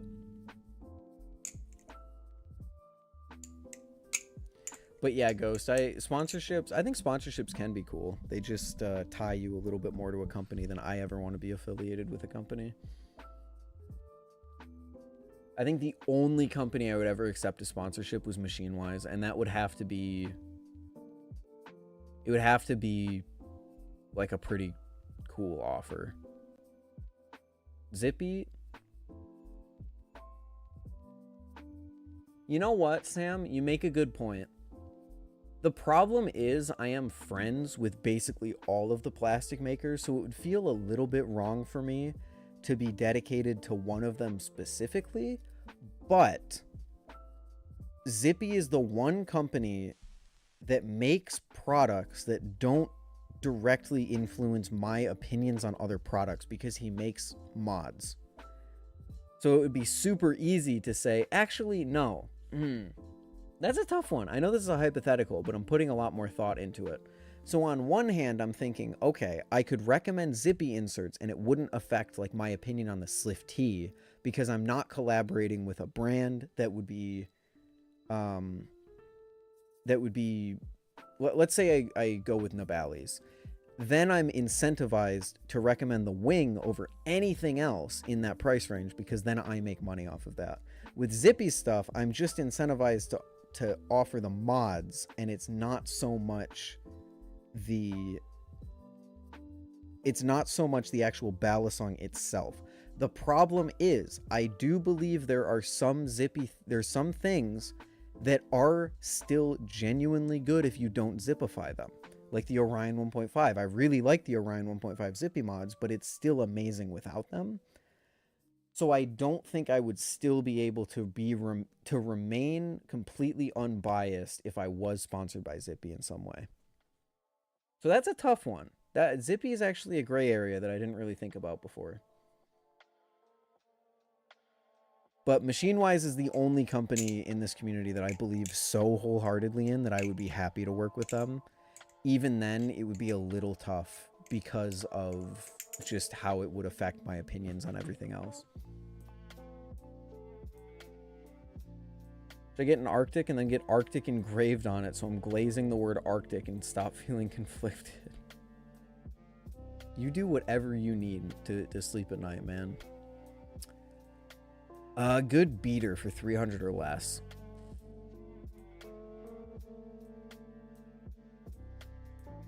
Is there any Thai stuff you can get for 300 or less? The Superfly, but the Superfly sandwich, which doesn't really make it the best beater.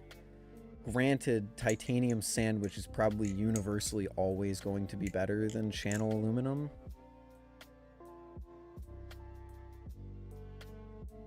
Yeah, same, Sam. I agree. Machinewise is the one company that I have shilled despite the fact that they have never sent me a review unit of anything. And I think that really speaks volumes as to how much I enjoy their stuff.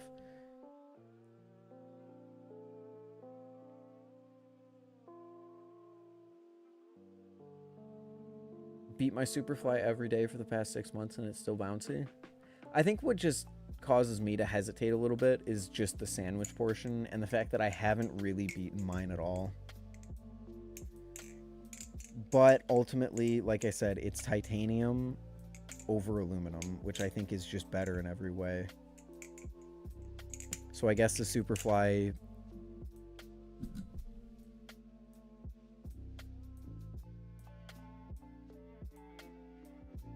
Yeah, I guess the Superfly takes it.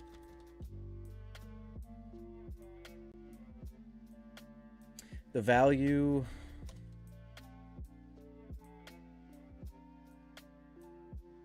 This is a fight between the Sasori and the Superfly.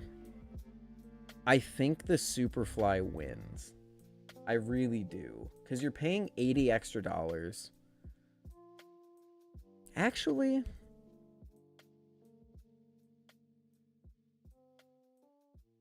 Oh, this is a tougher one than I thought. You're paying $80 extra for titanium, essentially. With the Sasori, you still get an adjustable balance. You're still able to swap blades around just like you are on the Superfly. And you get a Balisong that, in my opinion, feels better in the hand than the Superfly does.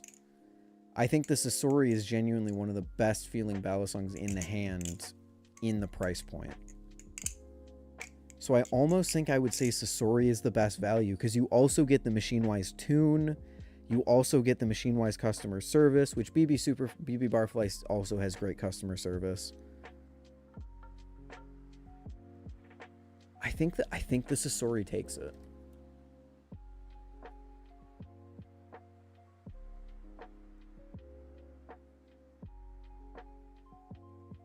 That's one that I'll have to think on. That's one that might change in the future, but I think the Sasori takes it.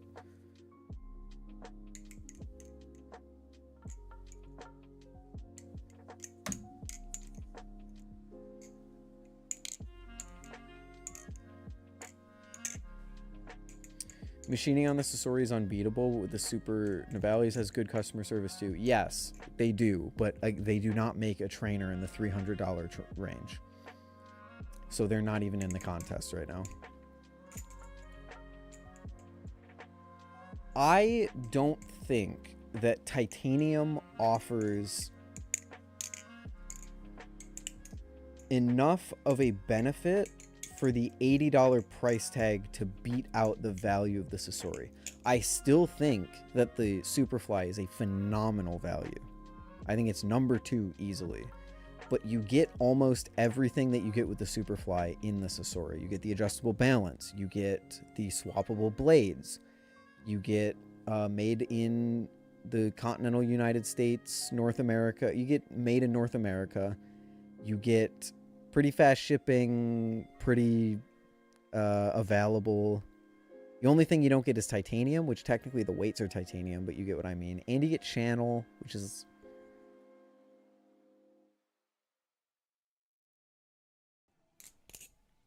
But yeah, I think the Sasori is better machined, and I think the tolerances are way better. So I think the Machinewise does make up for the fact that it's not titanium. Again, Superfly is still an amazing value. Fantastic value. Are clones getting worse? I don't know. I don't have any experience with clones, but the truth of the matter is that a lot of genuine Balisongs are getting cheap to the point where clones don't make sense to buy anymore. Like before, it used to be a situation of like, I can only afford a clone. I can't afford literally anything else. But nowadays we have things like the Canyon. The Canyon is $40. People back in the day used to justify clones being $80 because, oh, they're cheaper than anything Squid produces. It's the only thing I can afford. But now you can get a Canyon, and it's like, if you can get a Canyon, I don't really see the reason to buy a clone because of the fact that you can't get anything else. If you want a clone because you like the design, again, I'll never judge anyone for buying a clone. But I just think genuine Balisong designs have gotten cheap to the point where clones don't really make too much sense anymore. Especially when some clones that they put out have been more expensive than the product itself. I'm looking at you, Vulp clone.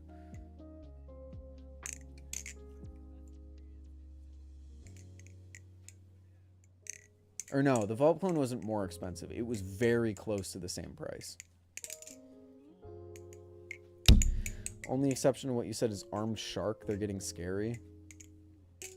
I will never consider a clone company a threat because I will never use clones. So I can't really comment on how good they're getting. What's my pick for sub 300? The Superfly.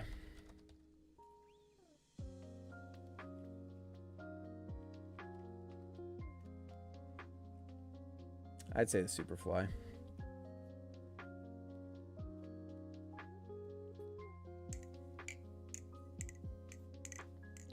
$400 or less. Neutral-ish. Does anyone remember what the Totori trainer retailed for?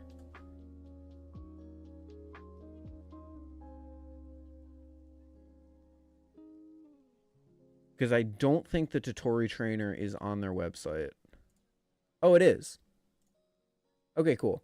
The Totori trainer is 300 or 400. And no, that is not a blemish model. So the trainer itself is 400, which means that it does apply to this. I wouldn't... Did the Totori feel neutral? I guess I didn't try it with the... I did try it with the lightweights, but the trainer that I spent the most time with had heavy weights.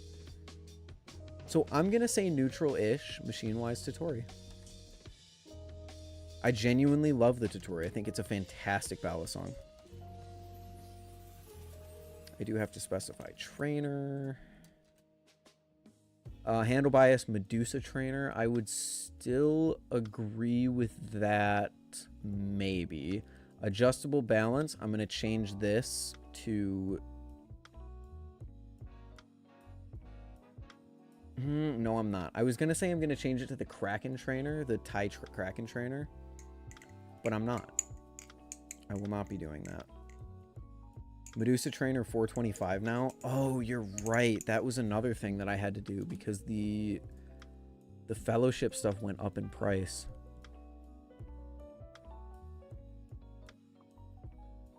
Yeah, the Medusa trainer's 450 now. Damn. Okay, so I do have to change that. You are right about that. I'm going to change this to the Titanium Kraken.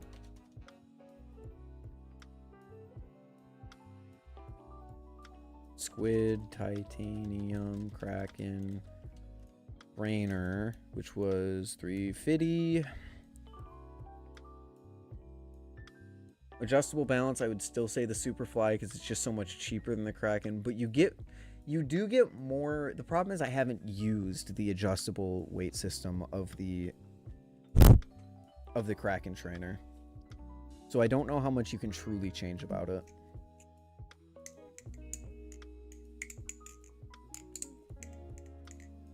Totori with the lightweights is fantastic. I agree with you. The live blade is. I did not get to try a trainer with the lightweights. I don't think.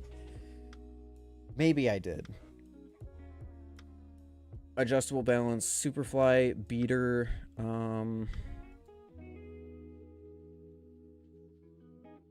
Beater. I would say the Nemesis V3 if it wasn't so fucking like tough to find. Ooh, wait, I want to do Rainduel before it resets. Wait, no, Rainduel doesn't reset at 12. It resets at like 10 p.m., so never mind.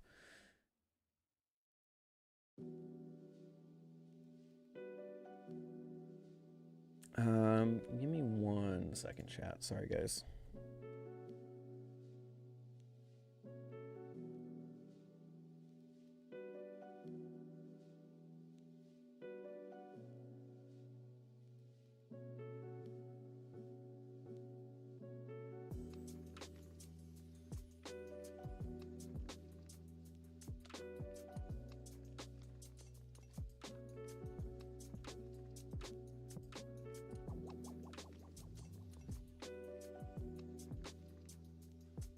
Oh, it died.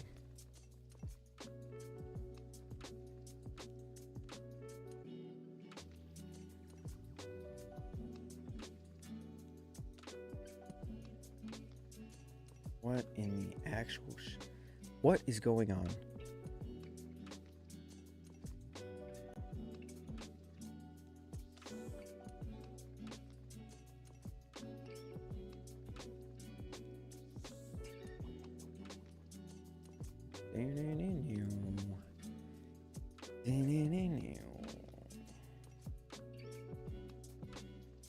Is this still... it looks like it's still 1080. I'll take its word for it. Anyway, sorry about that. Just had to check something. Friends think I'm silly because of how much money I spend on knives. What could I tell them to make me look cool? You can't. But I think my advice to you would be stop caring so much about what other people think of you. Genuinely.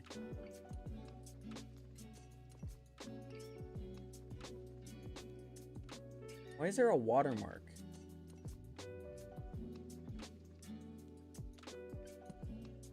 You put a... You put a watermark on this shit? Hold on, let me fix that. Have a good one, Chunky. Sleep well, dude. Yeah, I don't think you should care. If your friends think you're silly for spending that much money on knives, then you can let them think that. That's not really your problem.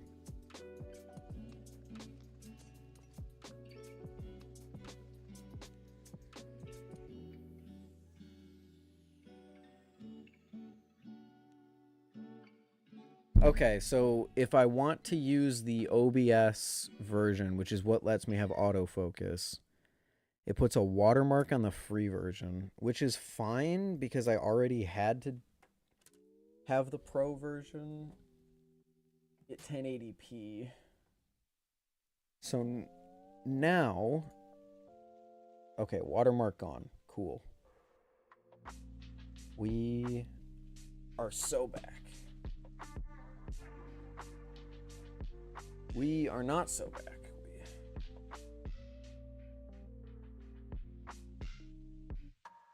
We are so back. Okay, cool. Let's get back to this. So. Nope. Need a point. No. Stop. Stop.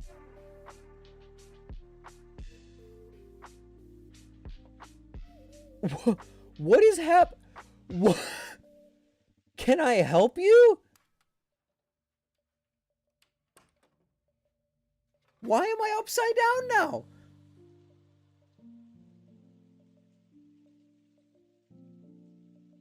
This shit's the worst. I don't know what I did. Hold on.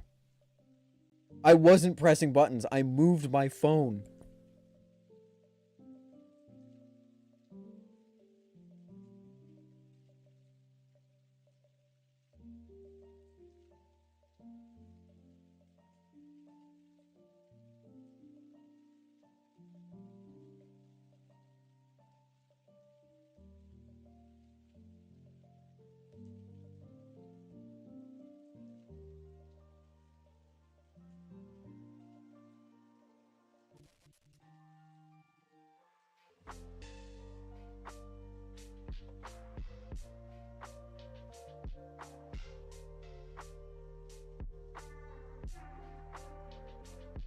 I don't get it. I don't get it, man. What did I do?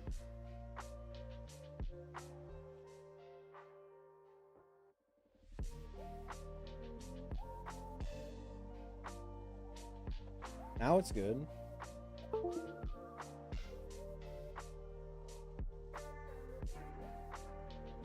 Okay, there we go. We're not touching it. I'm not touching it. I'm not touching it. I'm not touching it.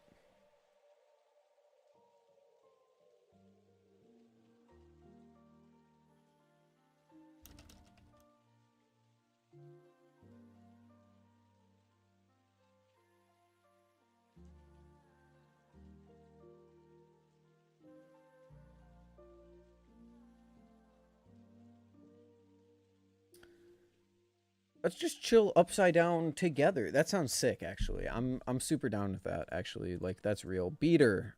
I hardly know her. Beater. Value. Live blade. My pick. We have to change all of that shit.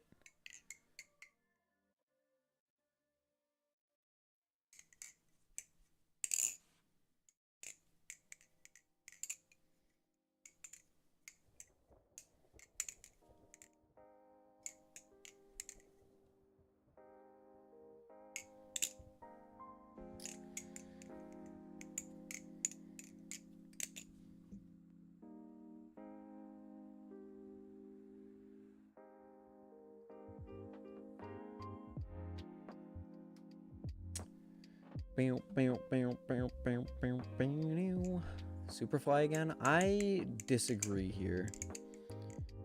I would really like to get something that is channel titanium in the beater slot, just because it's...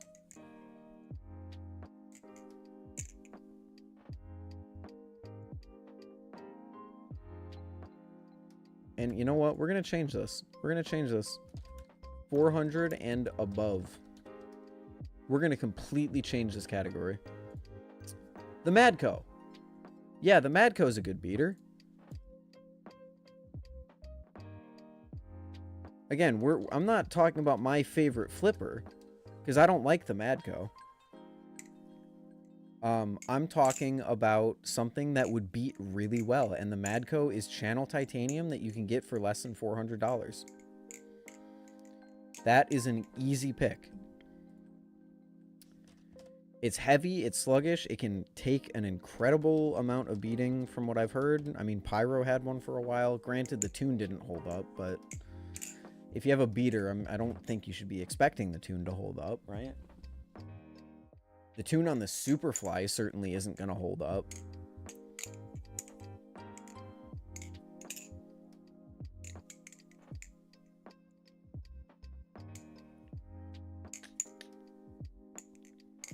But the Madco, I think the Madco is a good beater. That's channel tie for under 400. Value is going to be tough. I think the Superfly. The Superfly offers a lot of features that nothing else in the category does for less. The only thing that comes close is the Totori, but that's the Totori trainer.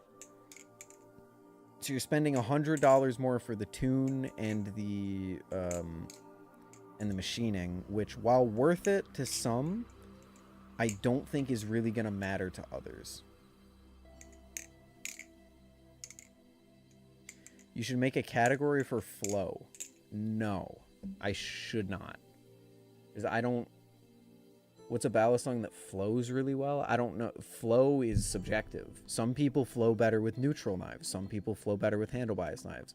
That's why I have a handle biased and a neutral recommendation. Because different people, different strokes for different folks, you know? Live Blade. Live Blade. Are there any live blades for under 400 that are from... that are like titanium and shit?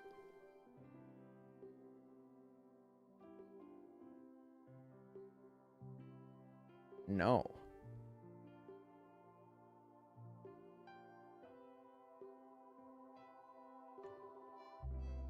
Wow. This is only making me realize just how stellar of a deal the Slift T was. Dear God.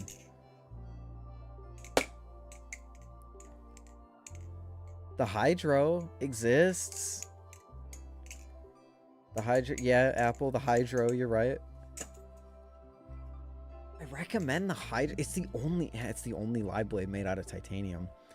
Granted, I could go for like a more expensive aluminum live blade, like a Sasori live blade, but I guess the Squid Industries Hydro, which retails for $370. What does the Hydro retail for? I still have squids.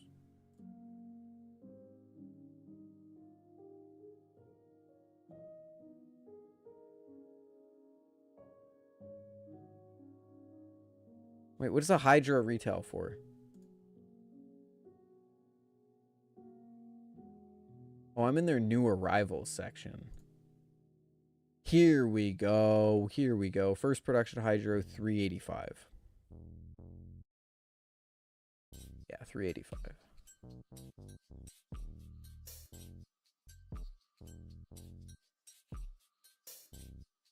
Oh, you can just do build to order Krakens. Okay, I was on the wrong page when I was looking at this earlier. What about...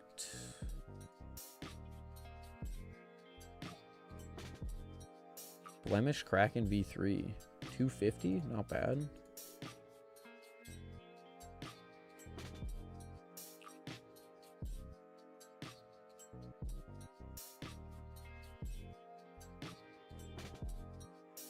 How often does LDY restock? Often-ish. Waiting to buy the trainer version for so long. The trainer Orion came out like... Wait, trainer version of what? Because the trainer Orion was out like less than a week ago.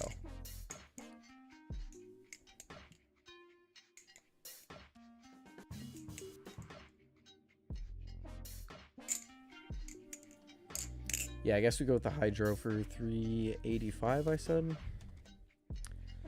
Not my first shit. Not My first chick? Not my first pick. Yeah, I could have bought a Orion trainer last week, I want to say. I was tempted to buy one. It says on their website right now that they're coming back soon. So, oh, we have to talk about this goofy little guy, the Frank. But it says Orion's available soon. Orion's available soon. Orion's available soon. Guys, do you think the Orions are available soon? I think they might be. Wait, hold on, guys. I think the Orions might be available soon. Let's finish this up. Let's finish this up before we get too distracted.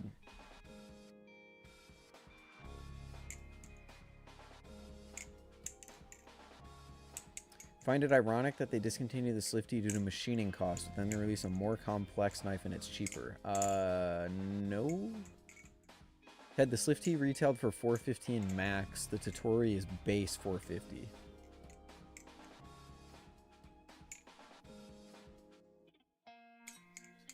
Unless you're talking about the trainer, which is $400, but the Slifty trainer was $350.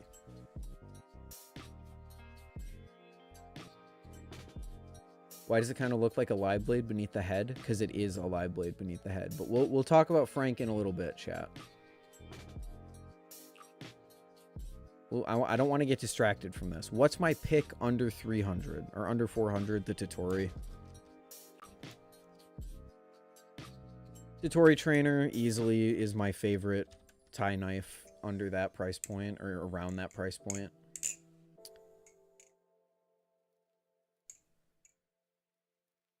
And now we have to change this to 400 and above.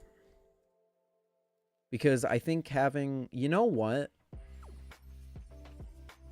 No. There were so many knives shown off this year in the $400 to $500 price range that I think it's still worth doing this. Because we have the Thai Kraken, we have the Totori, we have the not the LDY, the TI Wraith. Does anyone know how much that goes for? No, that's $420 as well. The TI Kraken, that's $420. Yeah, add a whole new category. Yeah, I will. 500 or above. But then, no, I can't do that. Because 500 or above, it literally all I would recommend is the Seraph. How about we just do this?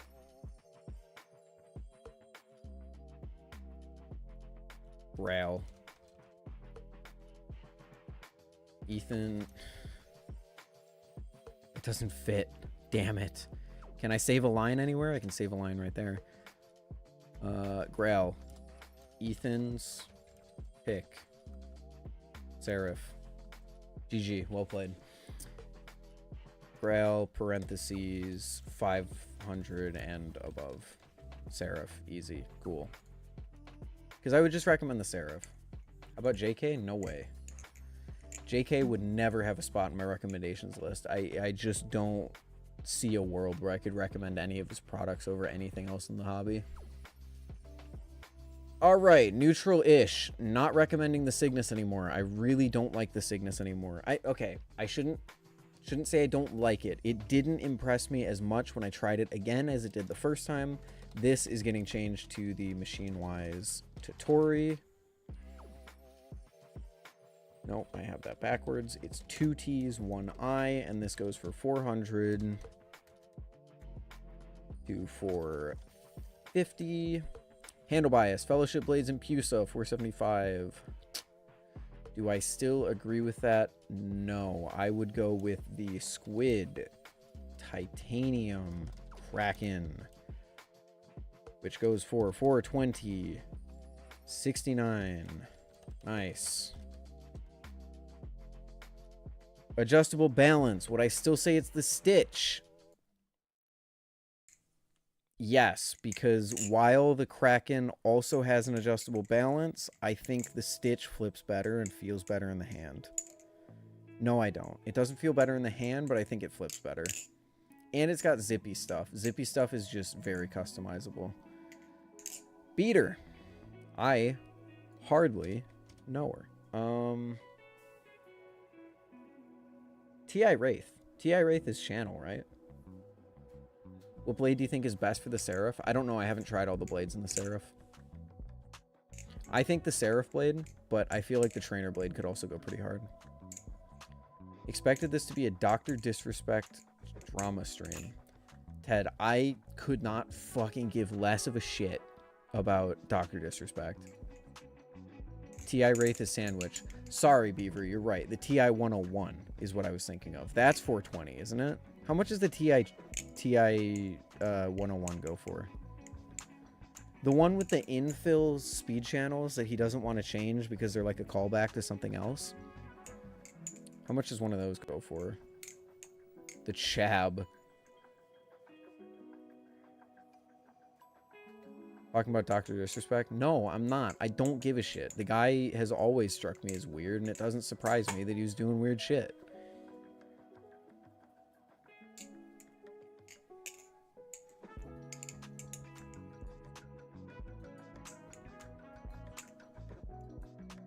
It's... the whole situation fucking is stupid. I don't care. I do care. I think it fucking sucks he was doing that, and he's probably downplaying it to a huge extent, but like... big streamer does bad shit. Oh, another day in fucking... Another day in crazy land. Whoop-de-doo. TI 101 Ti goes for 420.69. You got the Totori, you got the TI Wraith, you've got the Titanium Kraken, you've got the Madco, you've got the Hydro.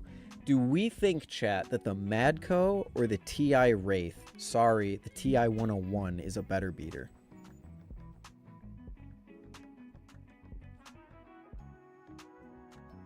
I think the TI 101. I'm not gonna lie. Let's give EPS a spot on this list, because I'll be honest, I'm not terribly crazy on any of his other designs. Isn't Madco titanium pins? Is it? That's actually a good point, Beaver. This is why I do this stuff on stream, chat, because you people make good points that I never think of.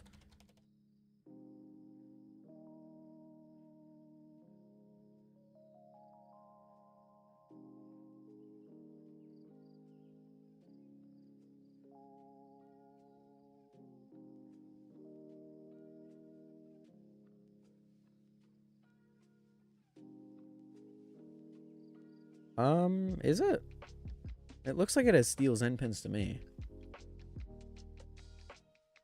Is it listed? Oh, nope, you're right. Titanium Zen pin. Okay, that eliminates the Madco.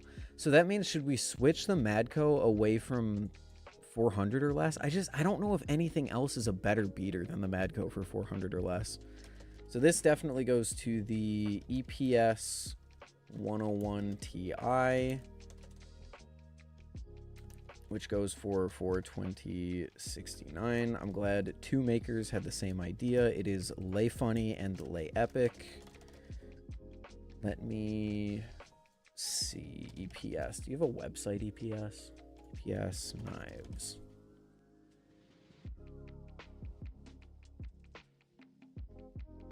D2 blade steel. It's only D2. That's fine. Channel titanium with bushings, 4.25 ounces. I flipped it at Blade Show. It flipped fine. Like I said, not a crazy fan of most things from EPS.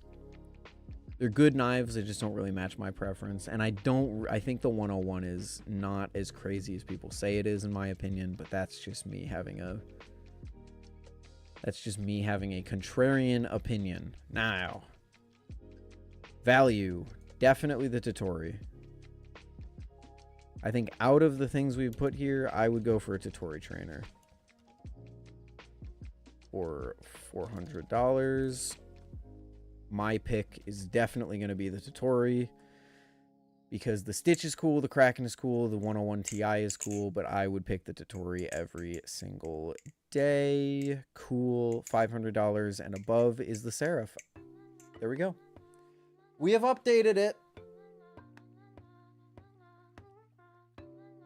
And it is now at a point where the whole list will not be crippled if a single oh, wait, the Orion. Okay, if the Orion gets discontinued, we're fucked. But everything else can get discontinued, and it'll be pretty easy to replace. Except maybe the Superfly.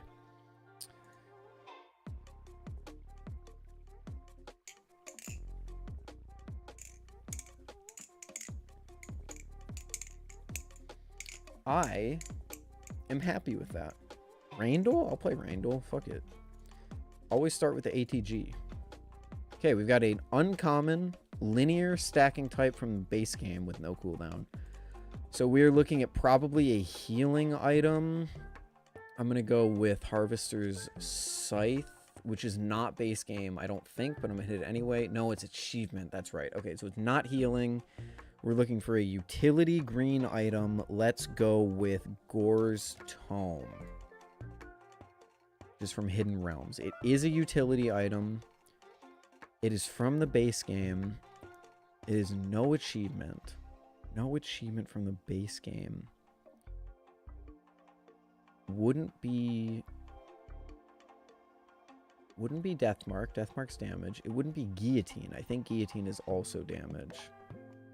It could be...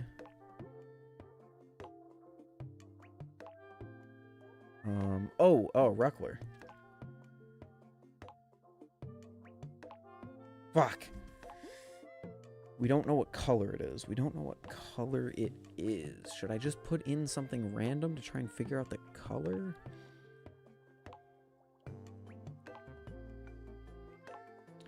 It is... Left and Daisy is a healing, and I don't think it's a linear stack type.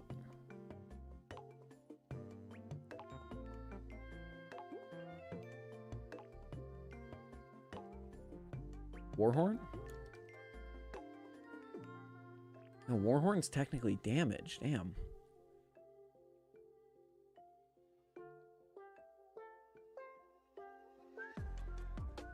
The only other thing I can think of is...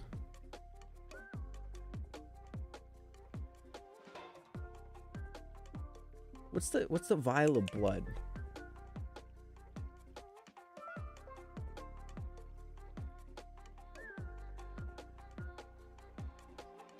Infusion. I looked at a GIF I had saved on Discord. And, is infusion's technically healing? Is infusion healing? It might actually not be. Okay, it's red. Because we tried gray before and it didn't work. So we are looking... I have one guess left. We're looking for an uncommon utility that is red.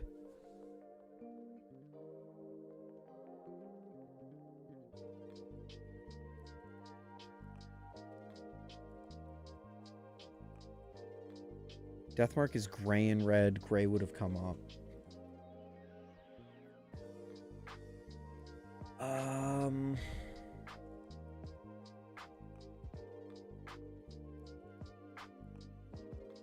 A red-green.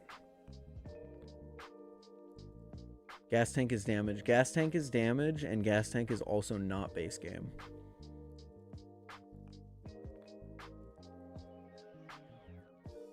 Why is this so difficult? The problem is there's so many items in the game that I completely forget about because I just instantly turn them into scrap. Like if I ever see them in a try shop, I don't pick them up. If I ever pick them up, I scrap them instantly. So it means that I'm skipping over items that should be very obvious.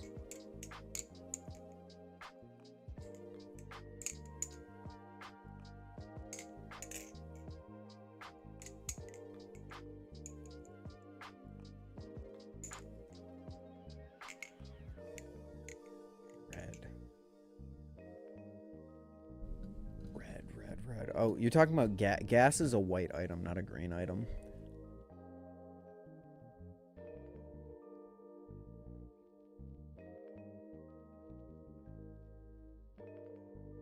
Need to think. Is this... Pauldron is brown and gray. This says red and gray is close, but we did gray and it didn't say close. So that it means it is red. It's a red green item. Fuck.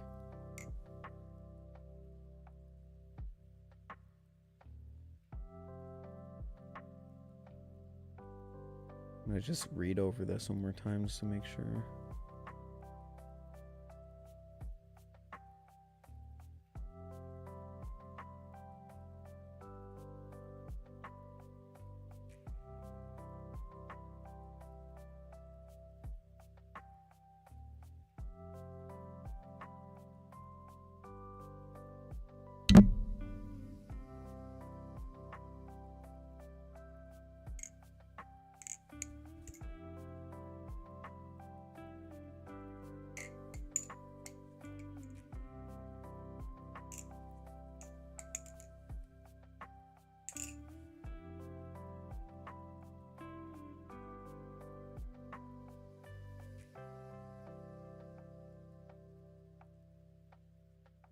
Thing that gives better fire damage. Again, that's DLC.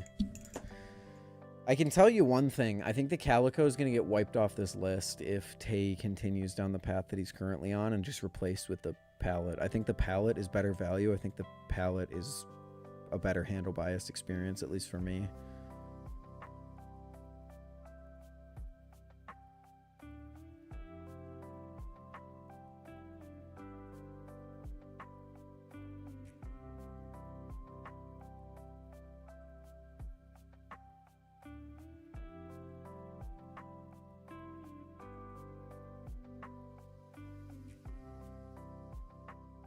God, why?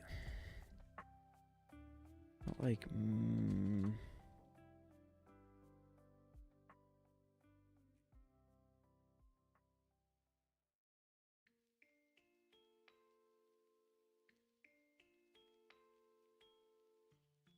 Wobble's white.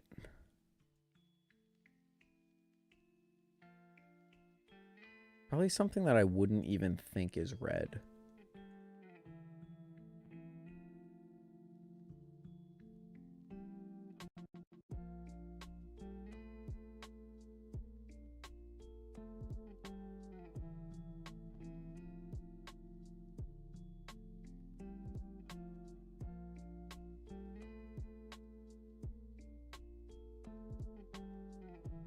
Predatory? Oh my god. I didn't even think about... How is Red Whip red? That's brown, brother. Red Whip. That's some bull... I know it's called Red Whip, but that definitely looks brown to me. I completely forgot about Red Whip.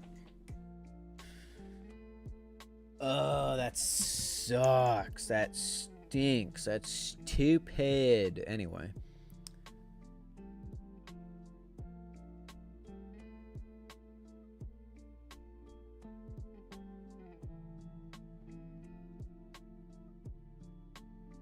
This thing doesn't seem so bad after trying the new Nibali.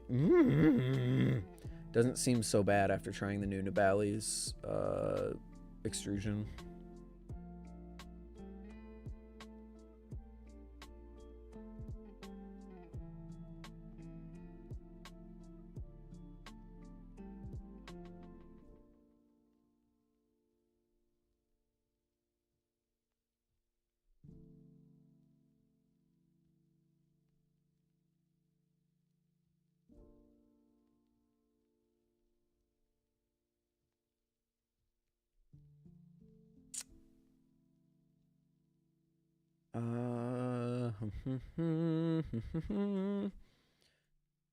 Oh, right. We're going to talk about Frank. Sorry, we got distracted.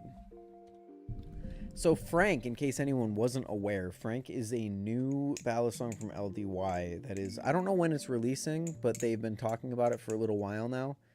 It is an aluminum trainer with no tip.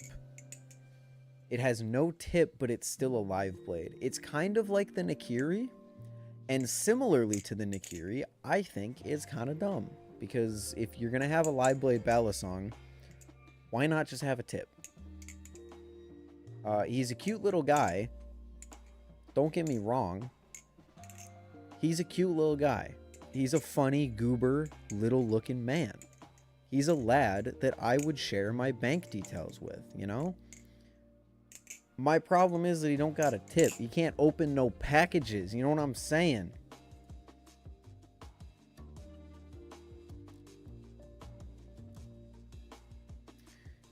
You know what I'm saying? What's the price on Frank? He is currently listed at 129, so 130 USD. He's a live blade without a tip. It's like a Nikiri. It's like a budget Nikiri. For people who are into that, that's super sick. I personally am not into that. I like to be able to open boxes. I like to be able to use my live blades as tools.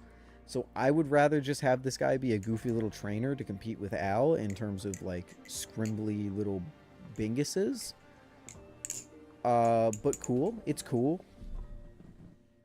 See if they send me one. Hopefully they don't send it to my apartment. I actually need to DM them and tell them to stop sending things to my apartment. But yeah. It's pretty cool. I can't really say I have too many opinions on it though. The only thing I can say is it's going to have a crazy amount of tip weight. Because usually the problem with Balisongs, right? When we have a trainer, we have a Balisong slab that is uniform thickness. God damn it.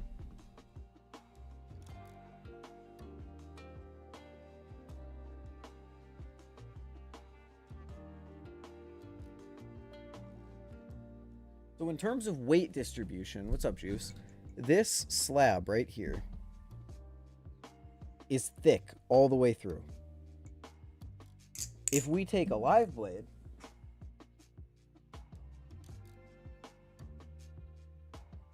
it is not the same thickness all the way through. That blade has to be thinned down in order for it to maintain an edge and be able to be used as a knife, which means that fundamentally, most of the time, you're always going to have a different weight distribution on a trainer and a live blade. And the thing with live blades is that you can't really get a crazy amount of tip weight on them. That's why Bowie Balisongs don't have a crazy amount of tip weight on them, because those tips that go up, I bumped my monitor and it turned off. That's super sick. This tip is not full thickness because most of the tip, my monitor actually like just died. That's crazy. I need to unplug it. Hold on.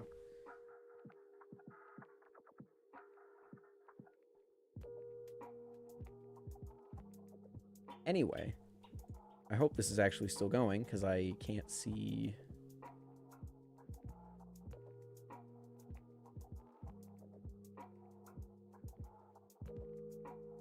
Yep, I can't see OBS anymore. Cool. But the reason that the tip isn't fully thick all the way through. So tip weight, especially in Bowie designs like this, are always going to be a little tough. So the thing with Frank is that he's going to have a shit ton of tip weight because that little guy at the top of the blade,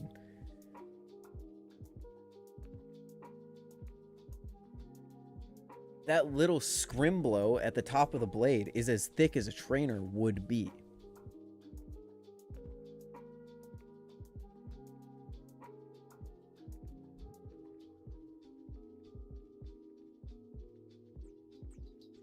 It's still cooked? What the fuck? Hold on, chat.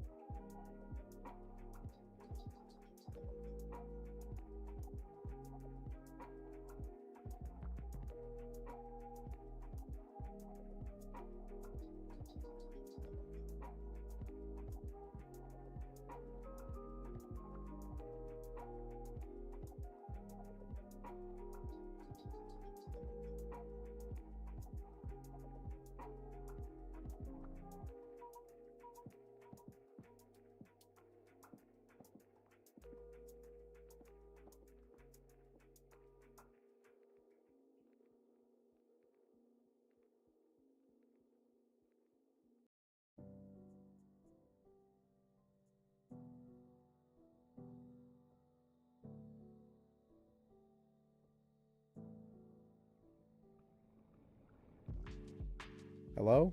There we go. Cool. What did you miss? What do we not hear?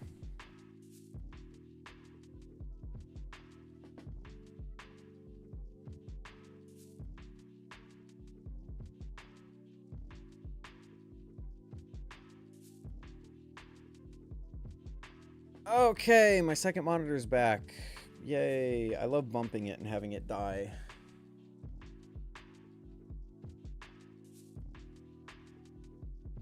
Mike was gone before last tab, back to Frank. Okay, so the thing that is so interesting to me about Frank is this distribution that we're looking at right here is not that of a typical live blade, even though it is a live blade. So half of the blade has the typical live blade where it tapers off and it's very thin. But the tip doesn't. This tip, you can see, is full thickness, which means that normally in a balisong, that weight will taper off at the top. It'll taper off at the tip because the tip is thin and whatever. But this guy is going to have a crazy amount of tip weight because that tip is the full weight of... Thank God that was not on a different DM or server, because I would have just leaked some crazy shit. This is why you don't trust me with secrets. This tip is full thickness. Entirely full thickness. Which means that what I hope that they did is they counterbalanced it with a lot of end weight here, which is going to make Frank an extraordinarily outer weighted balisong, which is a weight distribution that I really like. But if they properly did it, he should be very neutral and very outer weighted. Then again, if Machinewise told me anything, it's that you can't judge a balisong before you flip it. So realistically, we just have to wait to see how this thing looks. But just taking my experience and funneling it through my eyes to look at this guy, I think there is a good chance that we are in for some crazy tip weight and some crazy outer weight, hopefully. There is also a chance it's just really blade biased, which would be good for me, but not great for a lot of other people. So, you know.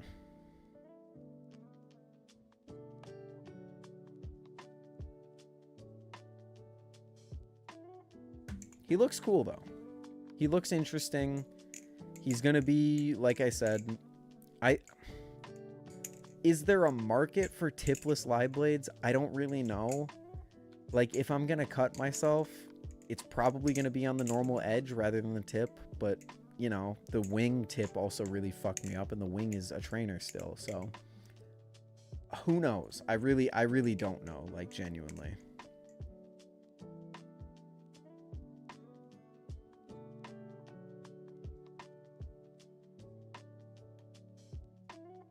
I am finally going to clean out my Discord servers. There we go. Speaking of tipless live blades, shoe. What do you mean shoe? What about shoe? I'm actually, in talking about that, I'm actually becoming more interested in Frank, because I initially said I wasn't interested at all in him. But thinking about how this distribution is probably going to play out, he'll probably be a pretty funky little flipper. That's also ridiculously sharp because it's LDY we're talking about. He'll probably be a funky little guy, actually. I'm thinking about this now. He's probably going to be pretty fun to flip. Or he's going to suck really badly. Who knows? Who knows? All I know is that I would kill for an Orion trainer. I would kill for a balisong that flipped like an Orion trainer, but no, sorry. I would kill for a comb blade on the Orion 1.5. That's all I'm saying. That's all I'm saying.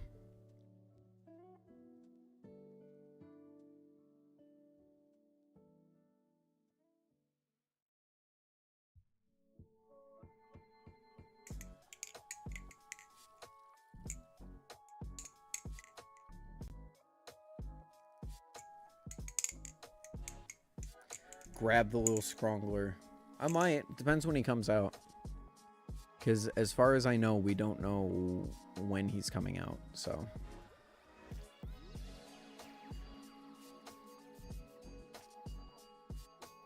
Hey, shout out Instagram. Thanks for letting me view that story. What did Pyro post?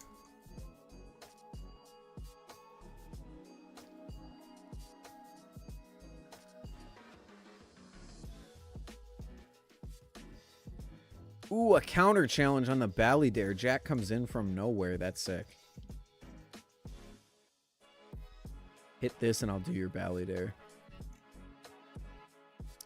Personally, don't mind tipless. Not like I don't have 15 other live blades for opening packages. True, but I'm more talking about EDC because a lot of my EDC does come into like having a tip to poke through stuff. So if you have a tipless live blade, it just kind of eliminates it from my EDC potential, which granted, is my EDC potential really gonna stem out past my Sliff T and my Impusa? Probably not. Probably not. But, you know. Later, Juice.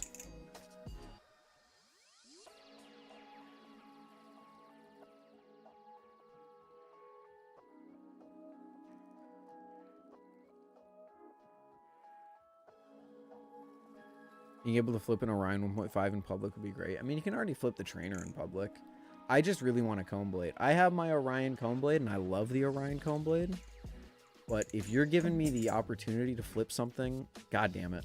If you're giving me the opportunity to flip something as good as the Orion 1.5, also in a comb, I can't deny that offer, you know?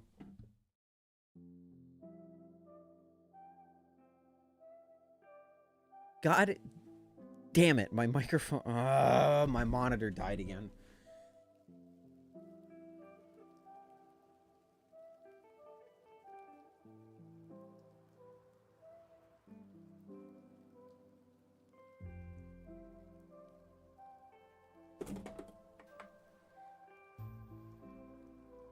And is my mic still working? Yes, it is. Okay, cool. What's up, Skull? How you doing? I just want an Orion trainer in general right now, though, because I really like how my Orion 1.5 flips, but I just don't want to fuck with how sharp the live blade is. Because the blade is so sharp on it, but it flips so good.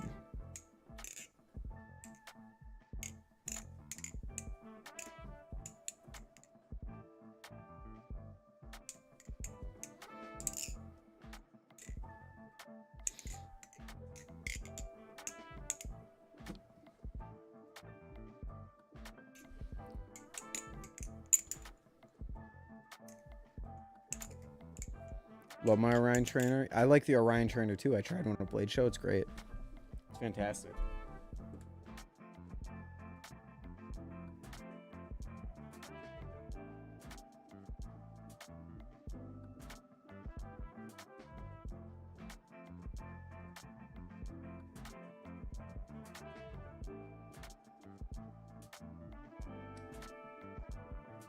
Okay, I need to figure out why my second monitor keeps dying whenever I bump it, but thankfully for now, whenever I power cycle it, it comes back.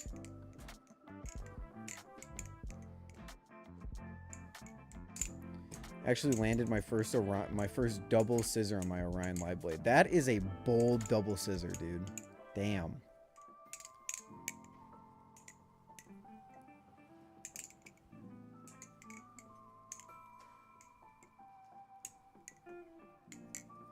I think the Orion trainer is genuinely one of the best flippers in the hobby for the price.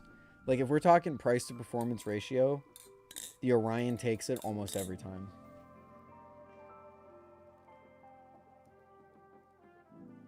The Orion is absolutely a value king. It's absolutely a value king.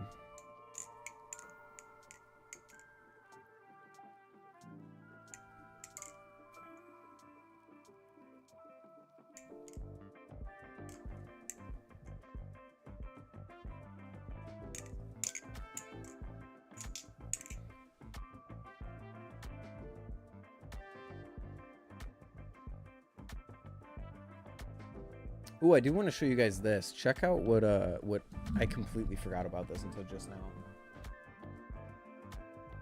Give me 1 second to change something out.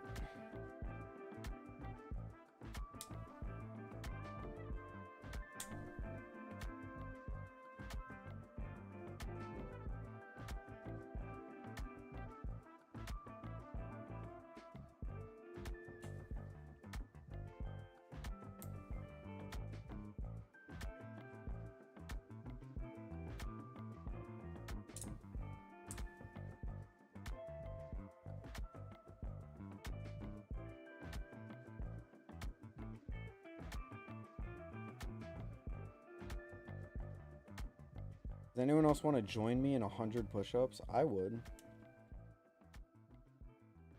I would join you in 100 push-ups.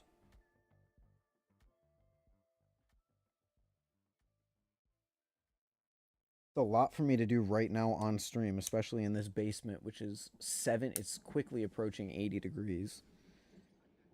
But like, fuck it.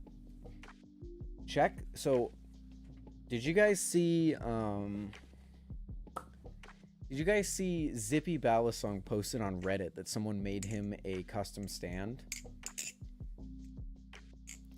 Someone made him a custom stand, and it looked super sick. And the same guy reached out to me not long after and saw if I wanted to make a custom stand. So let me introduce you to the work of Oatmeal Flips on Instagram. Look at this thing. Look at how sick this is. Oh, it's transparent. Hold on. 1 moment. Please hold. Look at this shit. Look at how cool that is. And in case you can't see it because it's reversed, but it says Ted's #1 fan. Because I am Ted's #1 fan. And it's got Marty at the top. And it's fully disassemblable. And it holds 5 Balisongs. And it's genuinely the coolest Balisong display piece that I have ever seen. Not just like that I own, that I have ever seen, period. It is so freaking sick. So if you want a stand, not as custom as this, but if you want a stand similar to this, I believe Oatmeal does sell them. He does. You can get like I believe you can get a colored body, and then you can get like a cool little faceplate with whatever text you want on it. Because he also sent me another one that says @CamaroEE on the bottom. You can see it now. Ted's #1 fan, baby. But it's so sick. Oh yeah, he can do colors because he shows off the colors. And it just disassembles and reassembles really quickly. You can do black, red, green, white, gray, yellow, pink, unknown, blue, orange, green, black, dark blue maybe. Oh, the colors, yeah. Black, red, green, white, gray, yellow, pink, darker gray, light blue, orange, green, dark blue.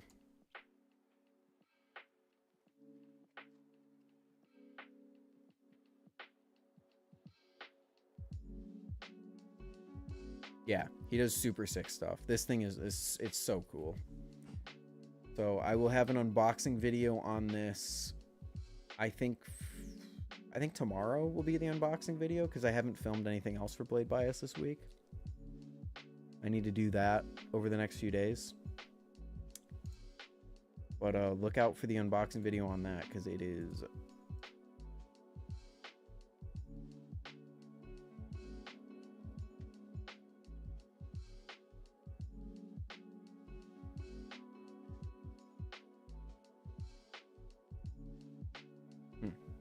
It is super cool.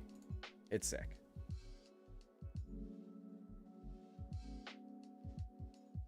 And it, of course, will...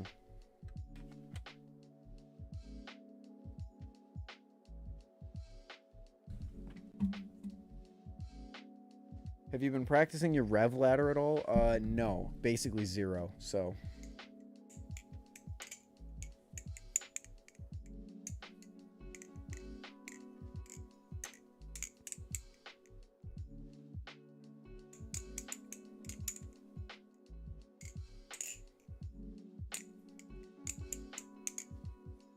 Yeah, basically 0.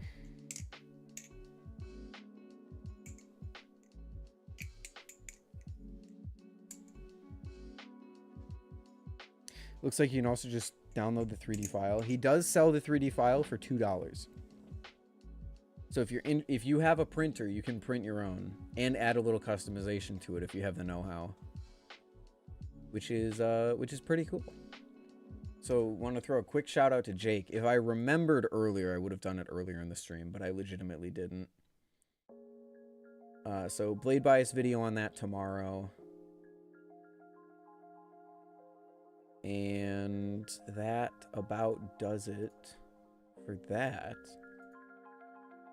Ladies and gentlemen of the internet, welcome to Game Theory. No, I don't think there's anything else. Is there anything else that you guys would want to see covered? Anything that you want to talk about?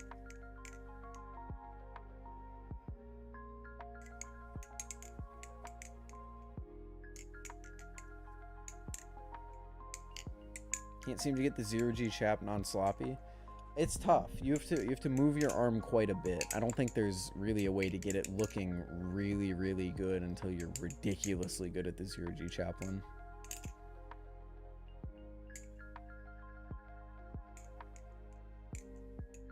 My stand of choice. So there's two things. I think that like the difference between this and the display that I showed off is pretty big.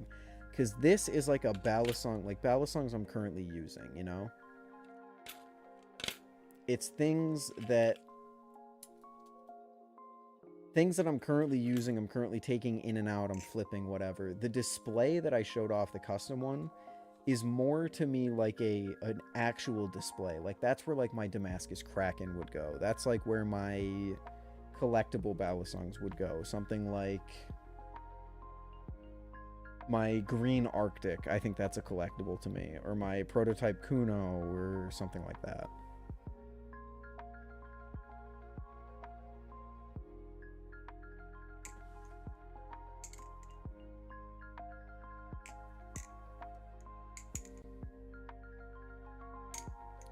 If you could improve on one thing Balisong related, what would you do? Flipping, of course.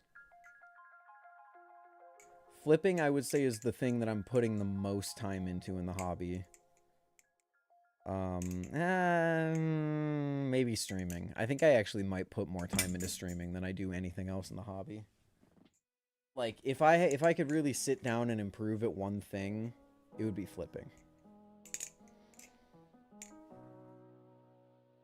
I don't really care about making a good Balisong video, because I'm not making good Balisong videos.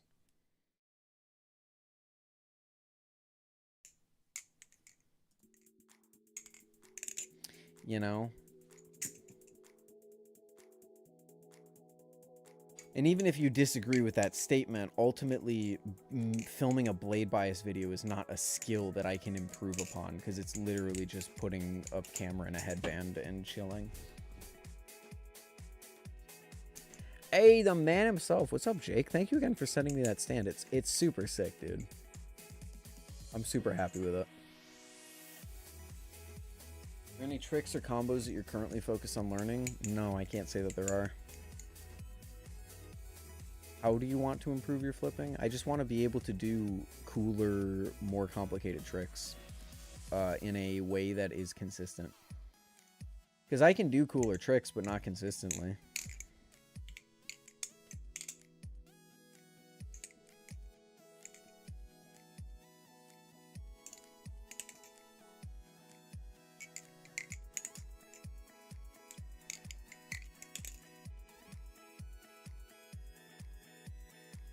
Ghost dinosaur, that's so sick.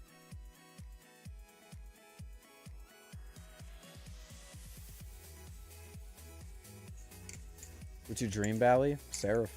I don't really have a dream Bally beyond that anymore. I would love to have, like, one Balisong that I would really enjoy having is a, like, actual first production squid trainer. Or just a Balisong that like means a lot to the Balisong community in general, like a 42 or something like that. Like, I cannot say at the current moment that I have any like crazy aspirations of things that I want to add to my collection.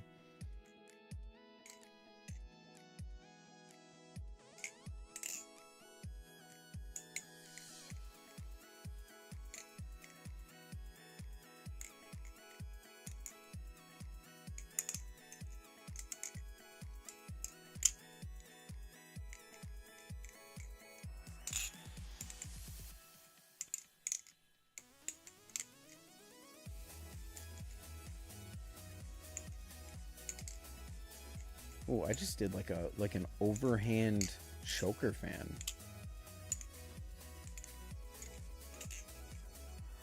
Want a Sentinel? Sentinel's pretty cool. I like the Sentinel. I like the mini Sentinel that Jimpy was showing off at Blade Show.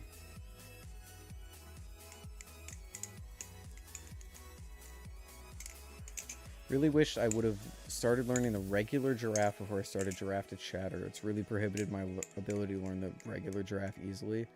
Yeah, I think it's generally a bad call to learn like a variation of a trick before you learn the basic version of the trick itself.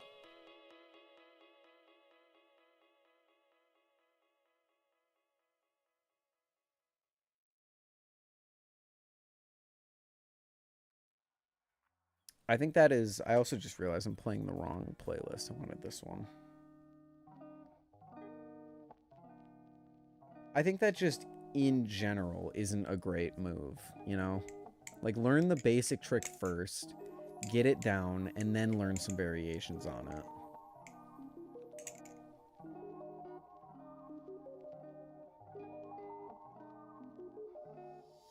Ghost Dinosaur is sick as fuck. Have you tried a Seraph Trainer? I have not.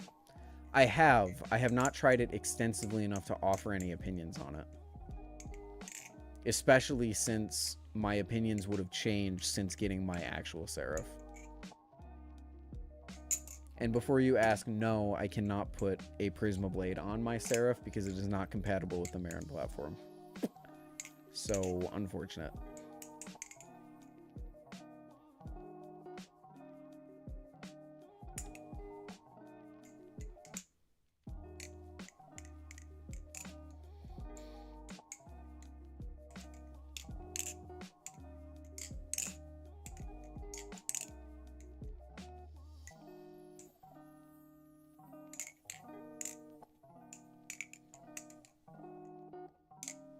You'd probably like it considering you like the Slift T trainer better and just trainers in general.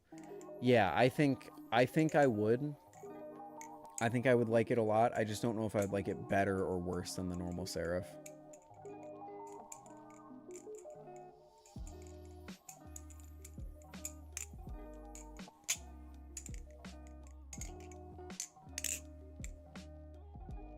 What number is your Seraph? 293, I believe. It's cool you got 1, 2, 3. That is very cool. Chat.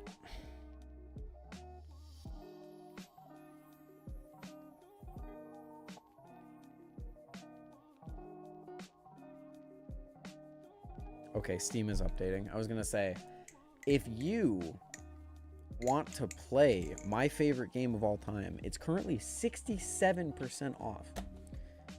So if there's anyone in chat who's wanted to play Risk of Rain 2 and thought it looked interesting, now is the fucking time, boys.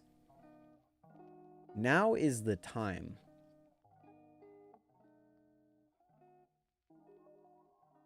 I am realizing I need to fix this.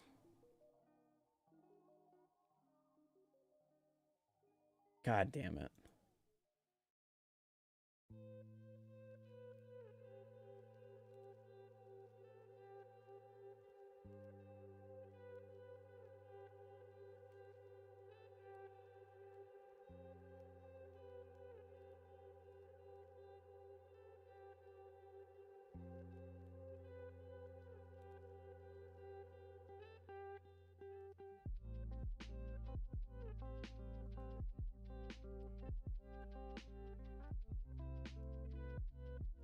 Hell?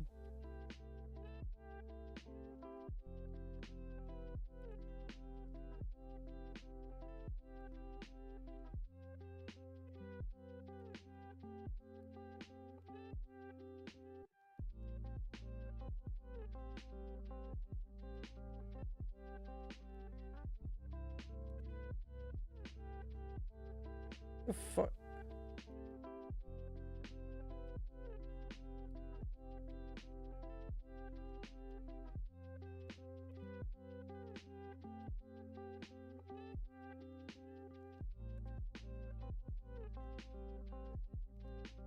What?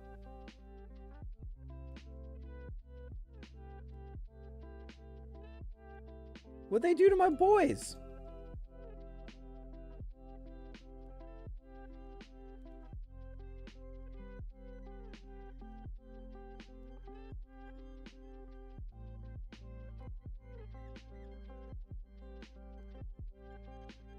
I don't even remember how this looked before.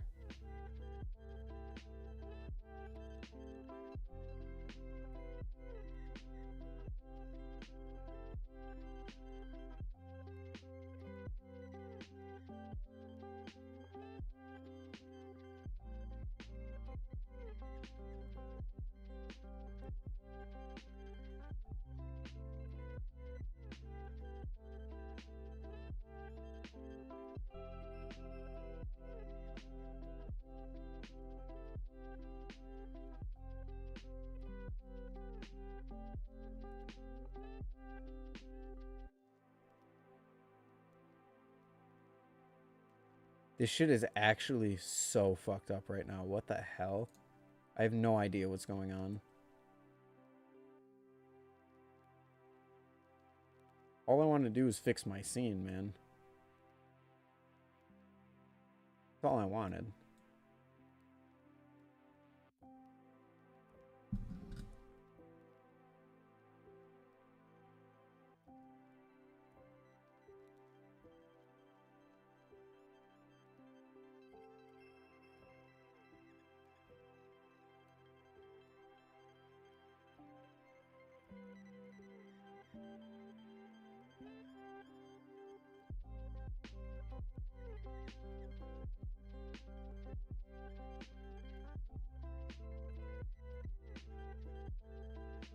I don't know. Is that how it was before? I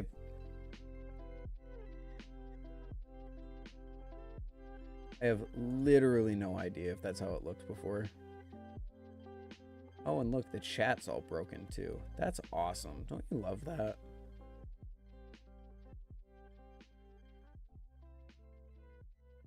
Don't you love that? You have any idea how the balance would change? Seems like Seraph Trainer is more handle bias. That would make sense to me because I believe the Prisma blade is 0.1 ounces lighter than the Seraph blade.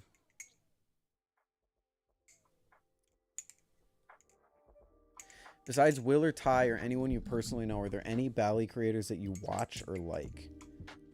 I can't really say that there's any that I actively watch, but there are a few that I like. I've been enjoying the stuff that Rob Heath has been doing.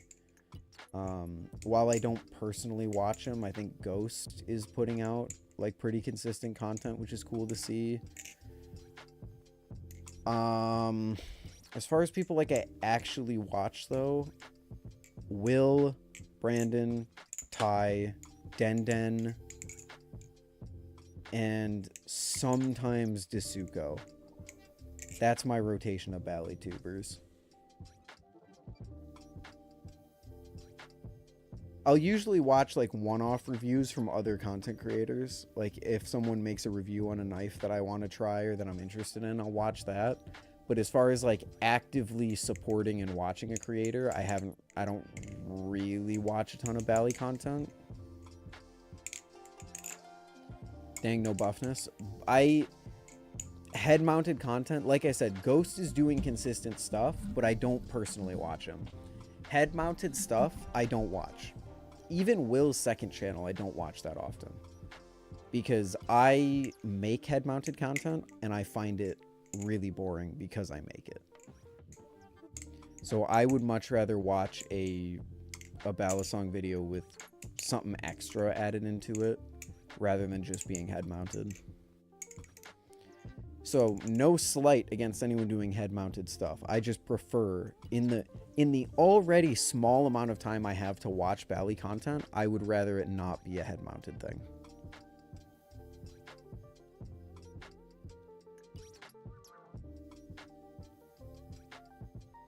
And I personally think that's fair. You're free to disagree. That's okay.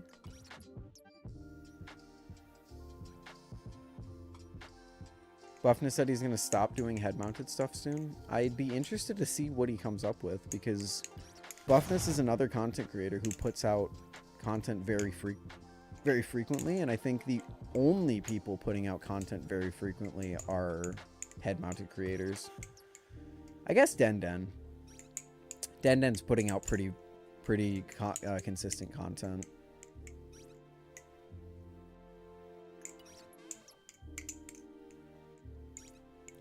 You only watch Will's second channel. Main channel humor is too cringe for me. That's fair. Will's second channel, I watch. It's the most consistently I watch head-mounted stuff, but even still, I'll miss an upload here or there.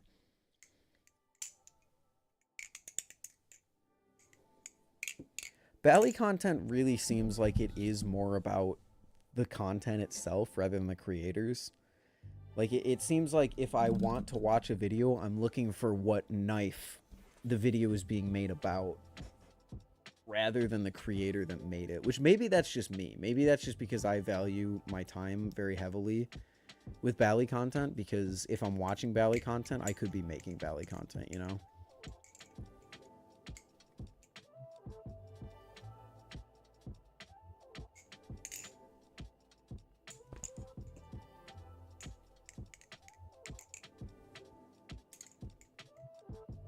Traded my Impusa for the Prisma Pro the Buffness was trading.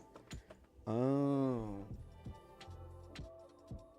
I saw, for some reason, his community post came up in my feed, and he said, like, we're in titanium territory now, and I didn't know what that meant, but that must mean that you traded him the Impusa. The Impusa for that Prisma Pro. That is an interesting trade.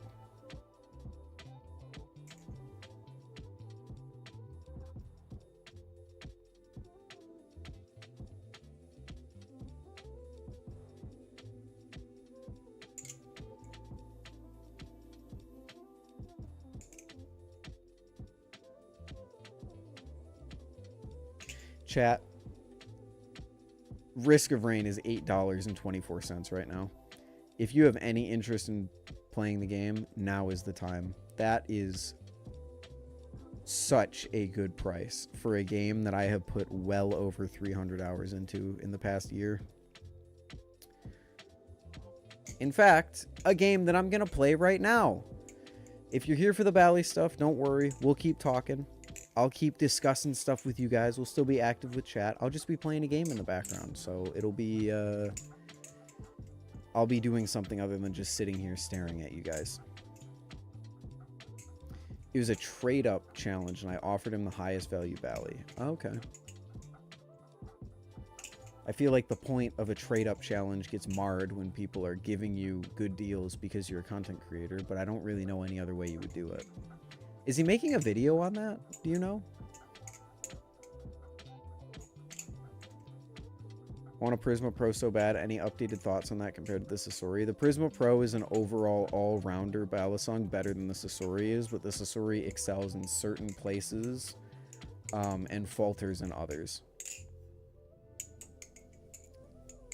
That's how I describe it.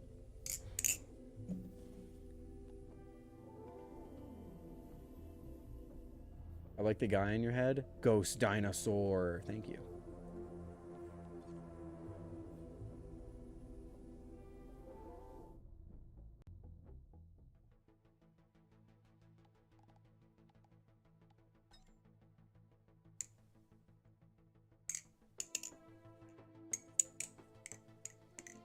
I hope he is making a video on it. That sounds like it'd be a fire video. Like, I traded a blank to a blank. That'd be a really cool video. If not a little unrealistic, just because, you know, people might be giving him deals because he's a content creator.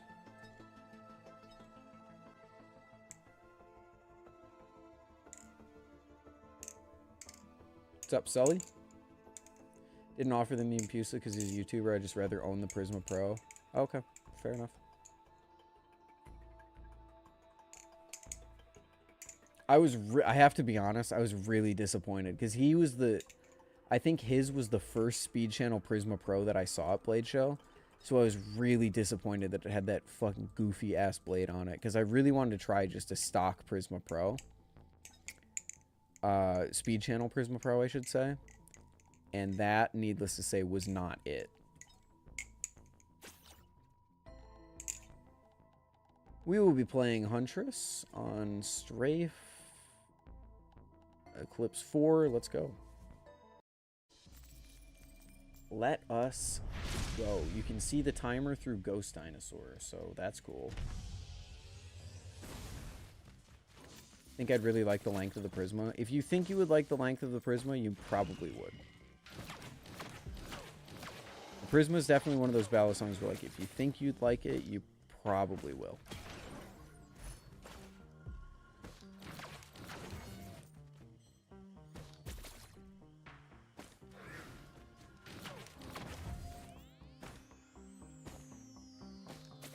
That's very sublime.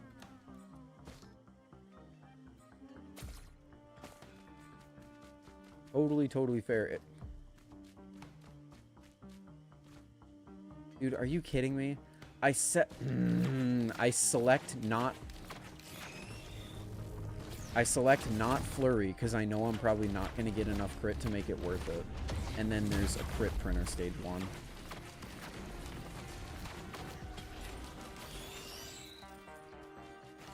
In case you're not Risk of Rainified, the alternate left click for Huntress is way better if you have crit chance.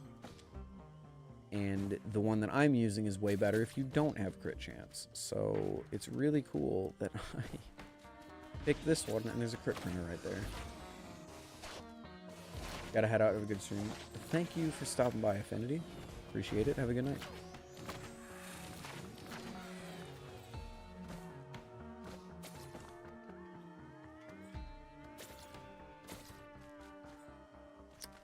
I am gonna see if we can get a card, because that is a sick-ass tri-shop. Damn.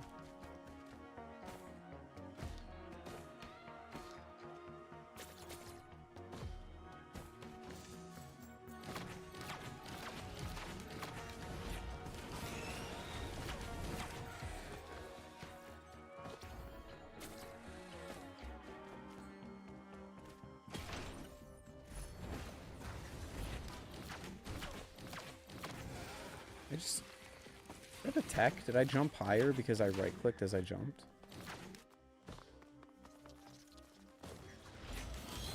Oh, it kind of seems like it.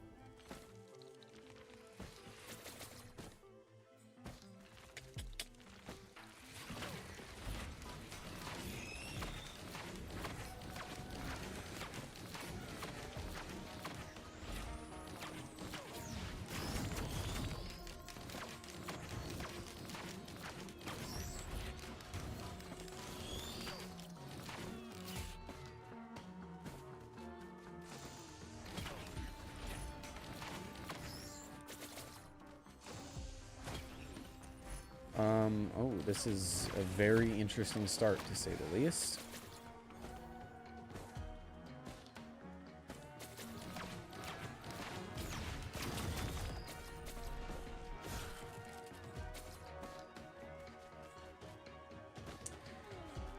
I will say I'm really excited to be in the hobby right now. It's a very, I know I've been saying it since Blade Show, but it is a very exciting time to be a Balisong flipper. Not necessarily because, like, oh, the market's great right now and there's so many people invested in it, but there's just so much to be excited about. Especially with all the releases of Blade Show that we got a taste of.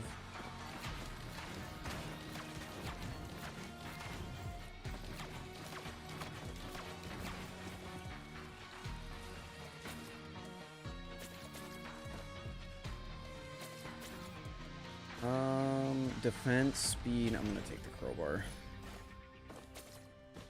Huntress needs damage. She doesn't really need mobility that bad. So many cool ballys coming out that I want. Yeah, real. There's a ton of stuff.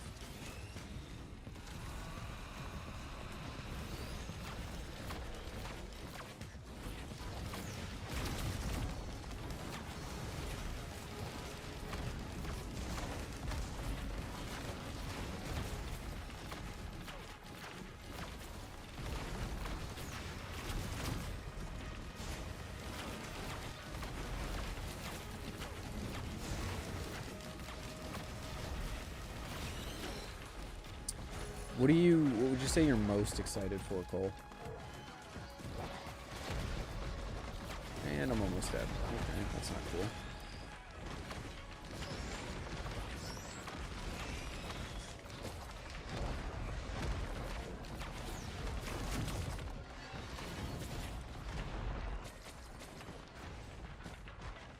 TI Crack and Totori really just want more titanium sandwich. It is nice to see titanium getting, like, almost revived. Because titanium was in a rough place with the Slifty being gone. Which is why I'm so glad I waited to update my list until after I went to Blade Show. Like, half of the things... Actually, I think most of the things that I added into my recommendation list were titanium stuff that I tried at Blade Show, or that came out at Blade Show, like the TIE Kraken, the EPS TIE 101,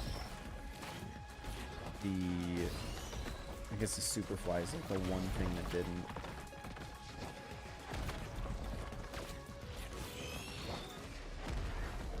But he got a machine last weekend, so we've been making valleys in the next few months. Nice. Next few months might be a bit hopeful, considering what I've heard about people having to, like, learn design and stuff. But, hey, if you can do it, I hope it works out for you.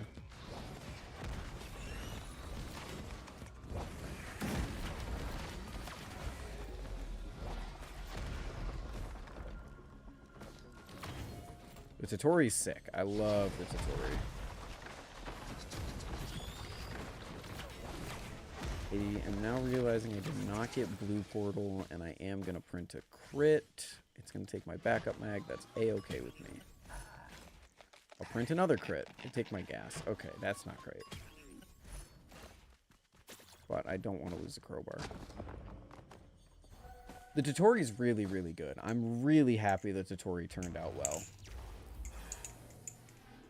While I might not like the Sasori as much as I like the Prisma Pro, I definitely like the Totori more than I like the Slifty.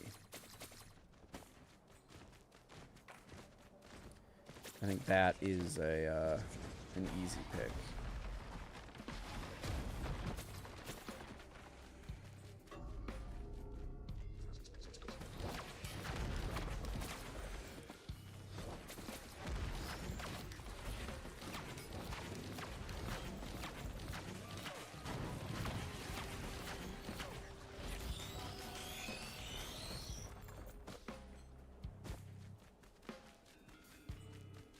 Superfly looks great, but maybe a bit heavy for me. The Superfly...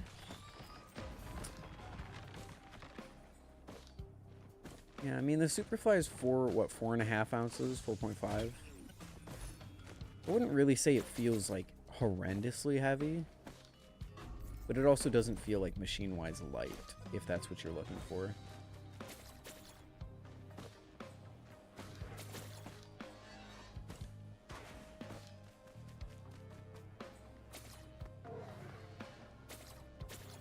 There's a scrapper and a button over the bridge.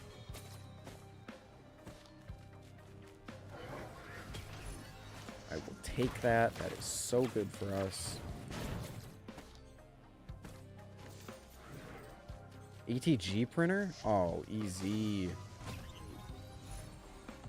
Easy. Let's go.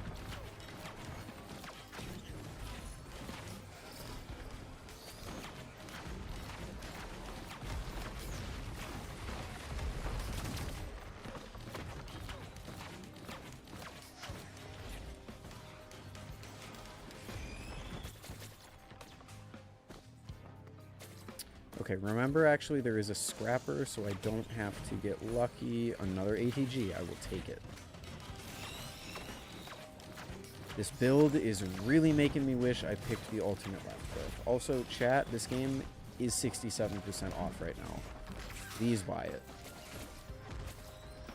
I beg of you, please buy it. And if this guy falls off my head one more time, then he can stay off my head.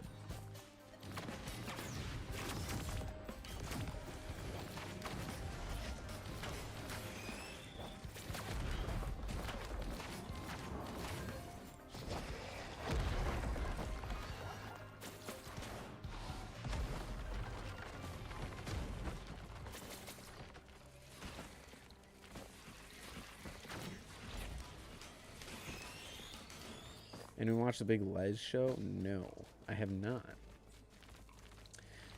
Under 4 ounces? Okay, that's fair. Yeah, Superfly probably is a bit too heavy for you then.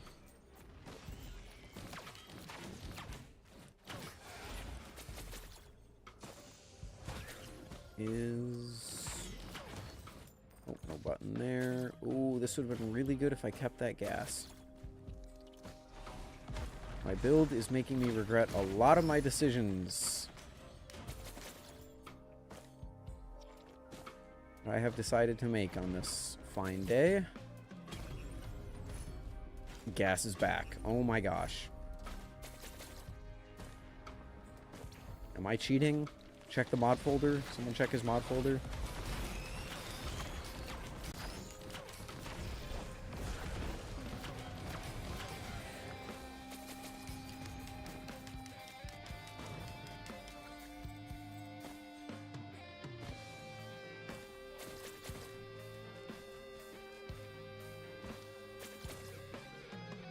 I need to find the other button. That's what I need to do.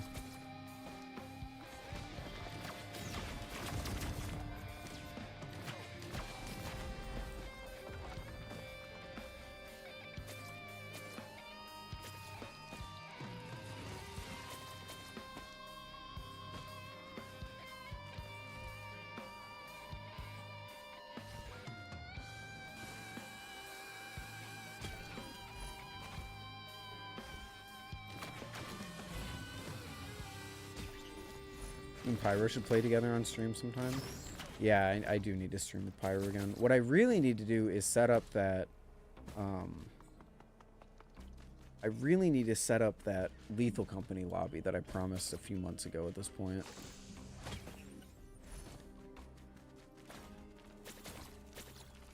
Because I did legitimately begin to make that happen, and then it just stopped.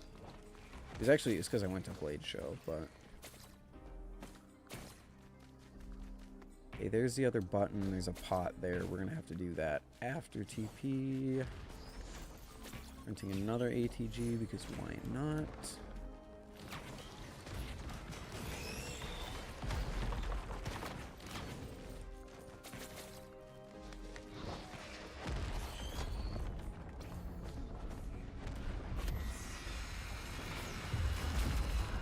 Damn, that's some good damage.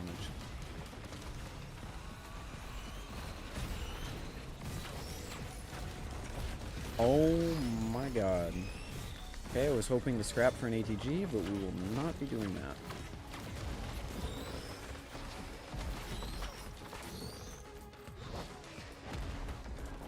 This is an insane run already. 3 ATGs, 3 AP rounds, a crowbar, 2 crit, and a van. Along with gas and an ignition tank. What did I do to get so lucky? I swear this game will remember, like, when you played last. Because I haven't played Risk of Rain in a while. Okay, sorry, Dino. Sorry, Ghost Dino, you're done. Because I have not played this game in a while, and it probably remembers that. It doesn't actually, but...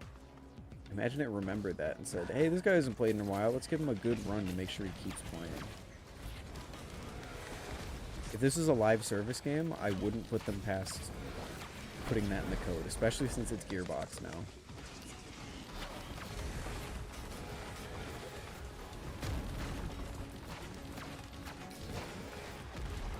My workout and some homework done for tutoring. Oh, I never did the push-ups. I was gonna do at least 20. I could do them now, I guess.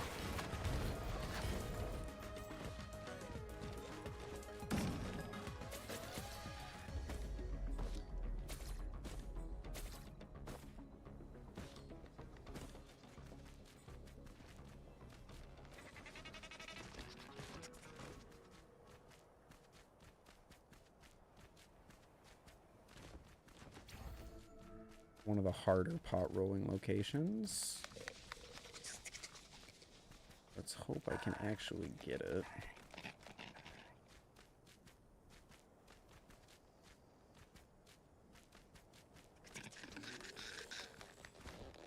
Oh, no, no, no, no, no, no, no, no, no.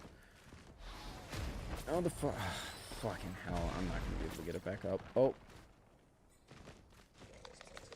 I launched it somewhere. Okay. Only other thing I can think to do is try and launch this guy. Might not be able to pot roll, unfortunately. Wait, did I actually do that? Was that there already?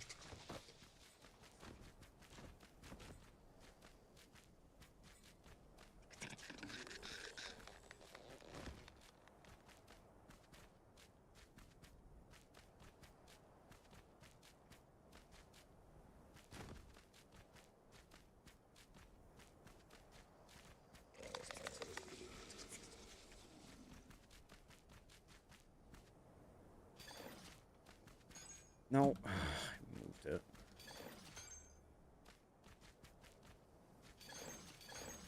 Come on. Come on. Come on. Oh, you son of a bitch. Why am I struggling so much with pot rolling today? Please?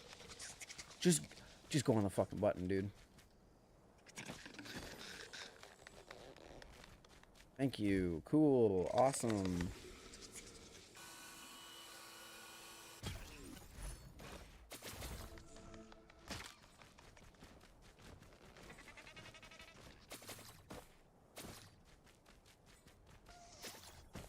I'll try and do 20. I'll unlock this, and before I do the teleporter, I'll do 20 push-ups. How about that?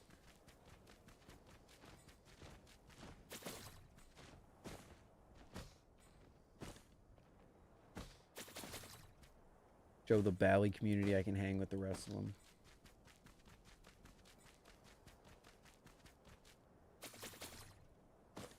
Good for you, Scully, or Skull. Good for you, man.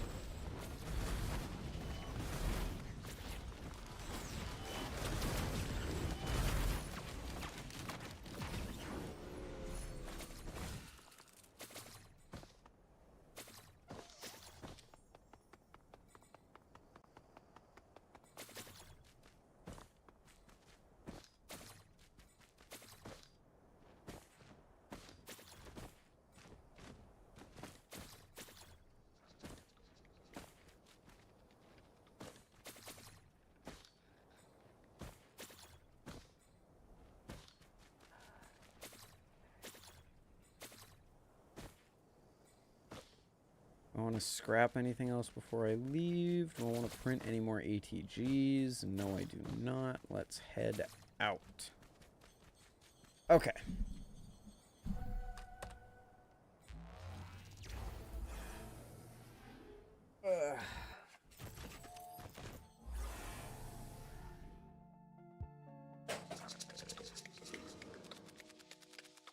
Here we go. Actually see me here, so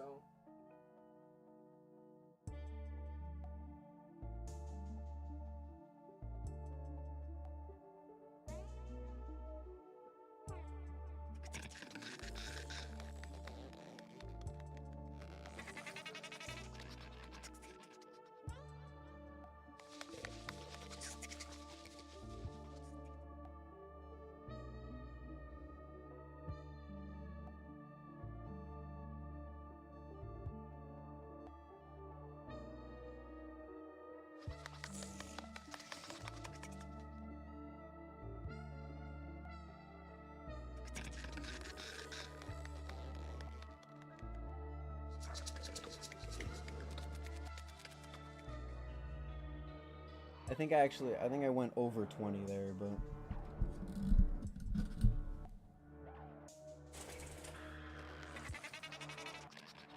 hopefully those were good enough for you.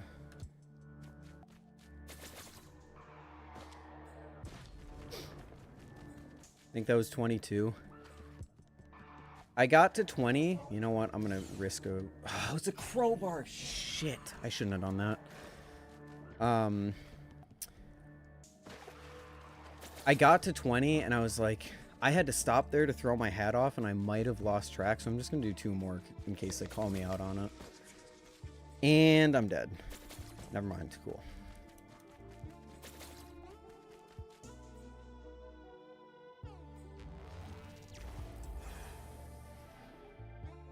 How does the weight of the Superfly compare to the Squid Trainer? It's like the same. I think the Squid Trainer is what, 4.4 ounces? And without the weights, the Superfly is probably very similar.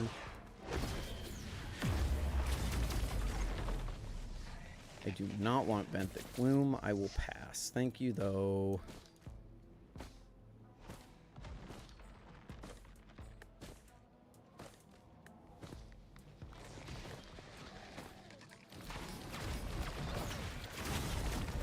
Oh, he blocks. That's not good.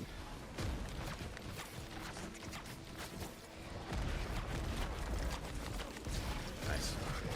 Whoa. Thought he was going to attack me.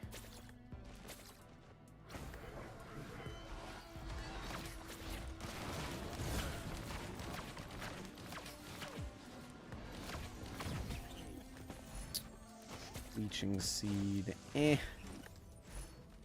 I will take a Soldier Syringe, though. And I will also take money and money. My left pec is cramping up. Don't push yourself. Don't you push yourself.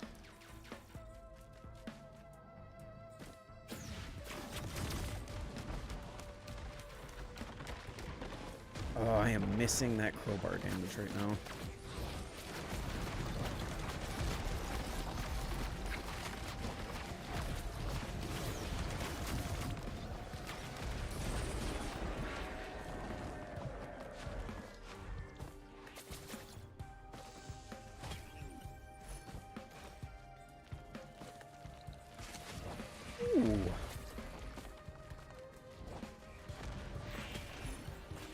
Hoof will take it.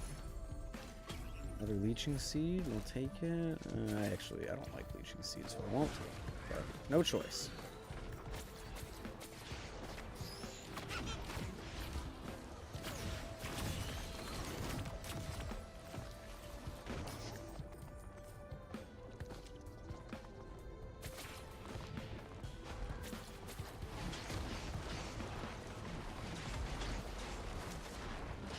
Just did my 20. Nice. Good work, lads. Keep up, keep active. I admittedly could be doing a better job of keeping up and keeping active. But that's okay. I'm not going to be too hard on myself.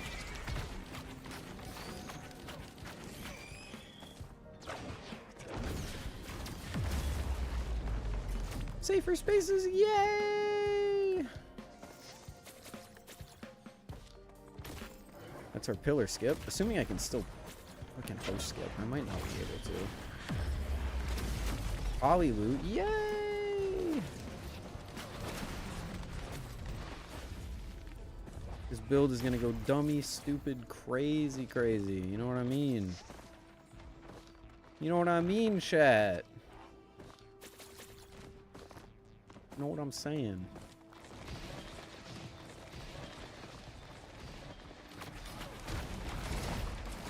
Still V-ups that could be done, dude. V-ups fucking kill. Is that's where you're putting your arms very close together. I used to do those in every set.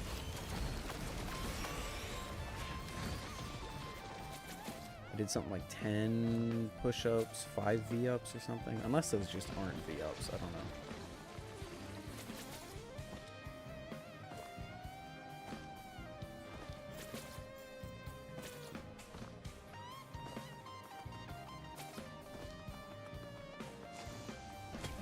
Need to find a green printer.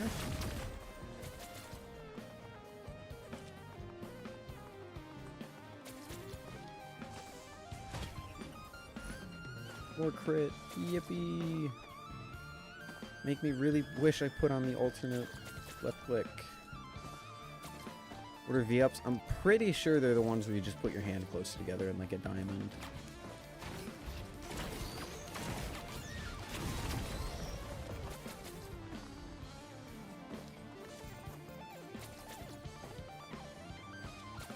That's at least what makes the most sense to me, because your arms are in a V rather than being parallel. Not parallel, but being out.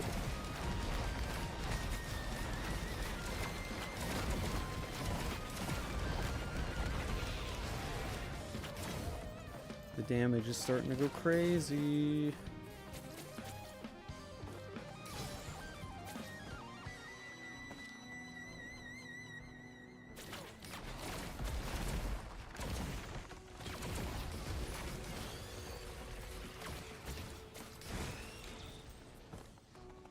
Diamond push-ups? Then I do not know. V-ups when you lay on your butt, hands at your sides, pulling your legs.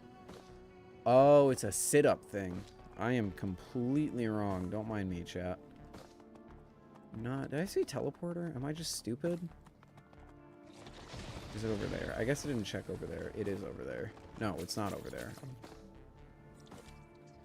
Oh, it was up there. Yeah, I'm dumb.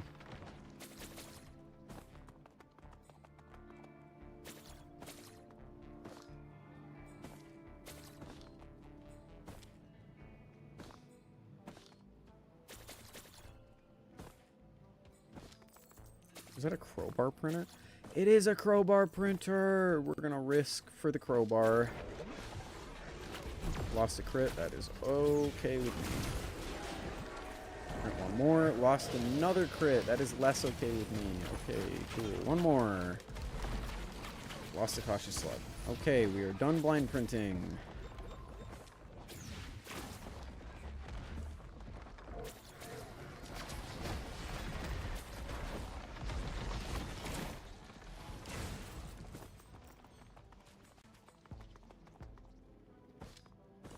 What's your beater bally? I don't really have like a dedicated beater bally. The bally I beat the most is my original Green Arctic.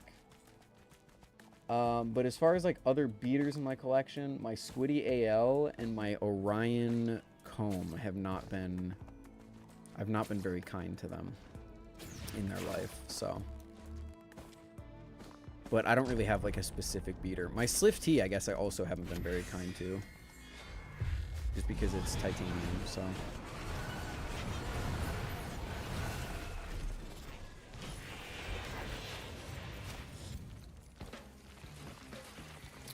Nowhere did it tell me you were streaming, I'm just now seeing it. Hello, Brandon. I missed your live stream earlier, I'm so sad. But hopefully it went well.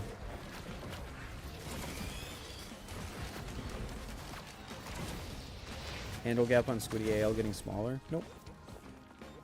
Still seems fine to me. I mean, it might be getting smaller, but it's still a very acceptable gap.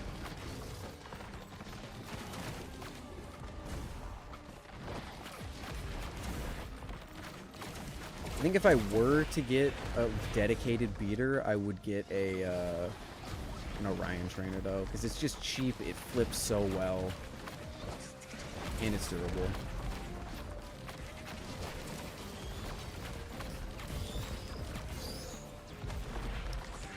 Pyro also didn't insta-live with Armide. I missed a Pyro stream. I missed Pyro's YouTube stream the other day. Was anyone there? Can anyone tell me how that went?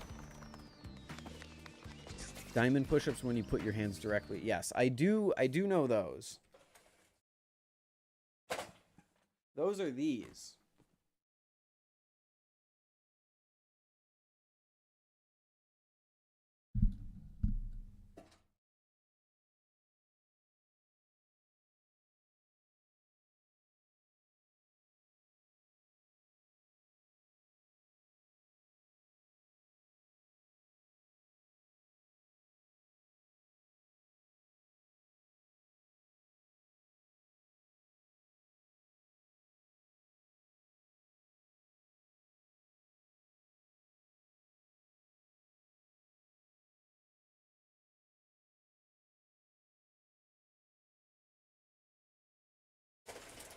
I love diamond. I love diamond push-ups. They feel so good. Because they work out muscles that you don't really work out with a normal push-up. They're working out your traps. Beat so many valleys, beat the Extrusion, Canyon, Marbles, Orion, and Vault. The problem is, every time I buy something, I'm like, I'm gonna beat this, and then never, ever do I beat it.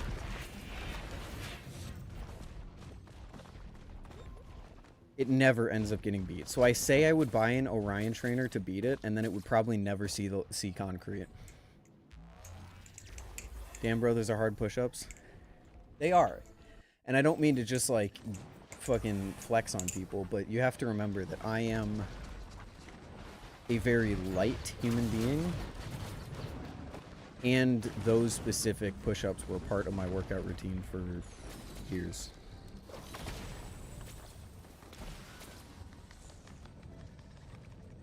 Series V2 would be a good beater. Yeah, the one that I have.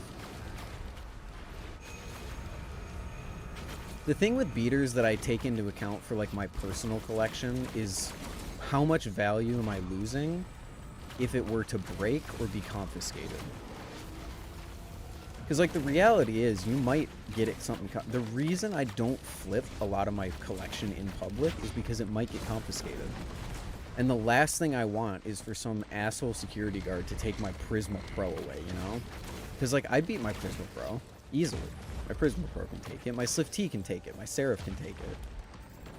But, like, part of the thing with beaters is I want something that is cheap that I won't care if I lose. And that flips good.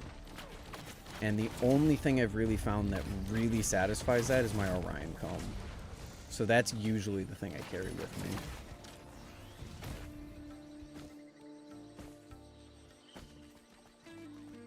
But yeah, Series V2 would be a good beater. 70-75, and it flips really well.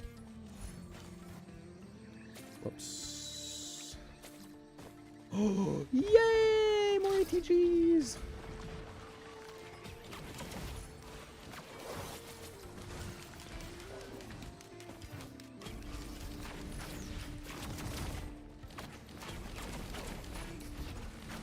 More crit too, yay!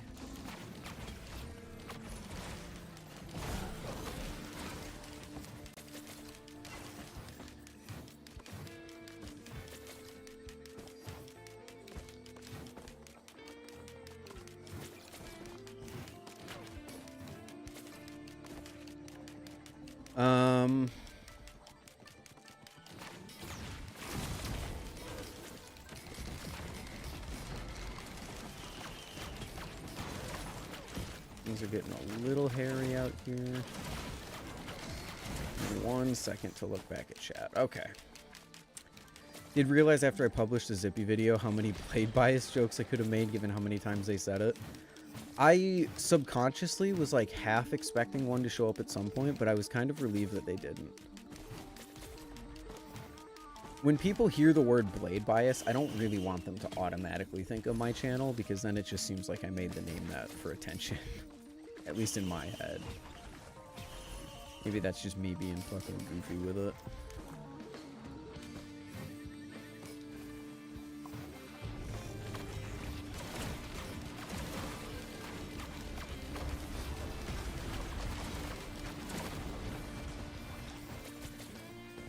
Where is the red chest?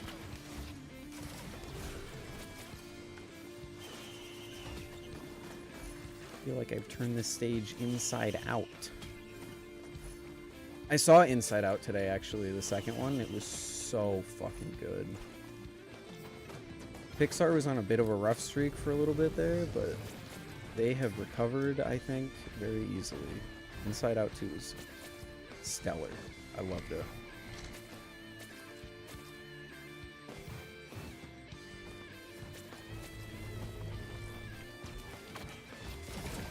There's the chest. 5K. You got it. Where is bro going?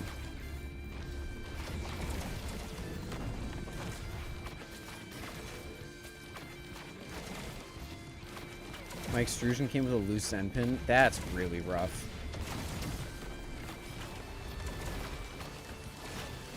Valley still definitely has the QC to work out a little bit.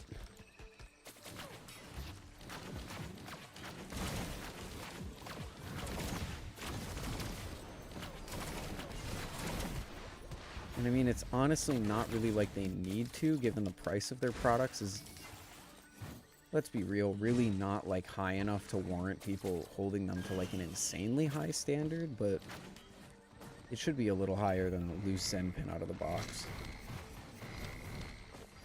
Did they glue in the extrusion Zen pins, or are they press fit? Because I would imagine they're glued in, if that's what they do for the vault.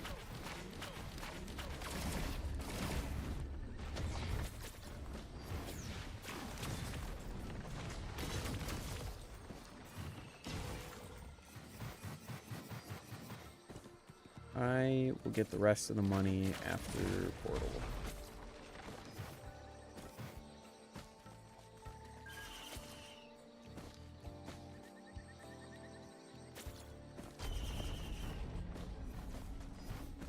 Work out the triceps a lot more than normal push-ups. Yeah, that's what I mean, Nate. I love workouts that work out the triceps.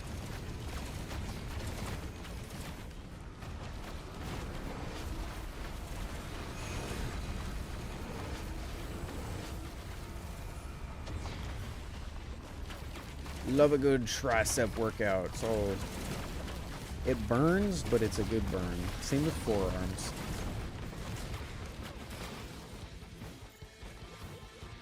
Anyone just flip one Bally as their main flipper for a long time? Yes. Yes, that was my Seraph for a long time. In fact, the only reason I really stopped flipping it as my main flipper is because I put the weights in it, and the weights in it make it just so much more boring for me.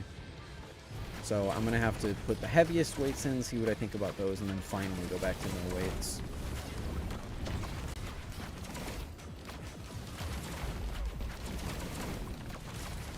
Also, I guess, like, Blade Show and the Sasori also stopped me from using the Seraph as much.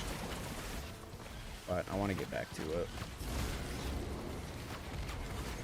The Seraph really is just my perfect Balisong because it's dull, I can flip it, I don't have to worry about cutting myself too bad. Flips so good, and it's just... I've gushed about the Seraph enough, I think. Extrusion came with a... Yeah, I already read that. I'm dumb. Chat, once again, I'm going to shill this game a little bit more. This game is $8 right now. Fucking buy it.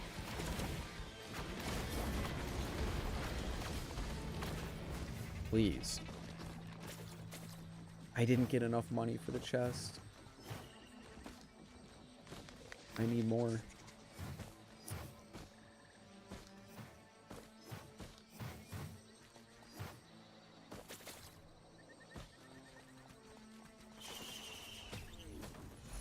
Damn, is there a shrine anywhere I can use?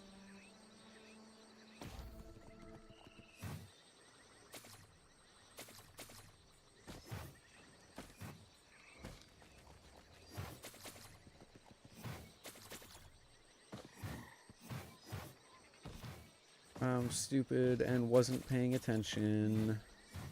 Whoops, whoops, whoops, whoops, whoops. Okay.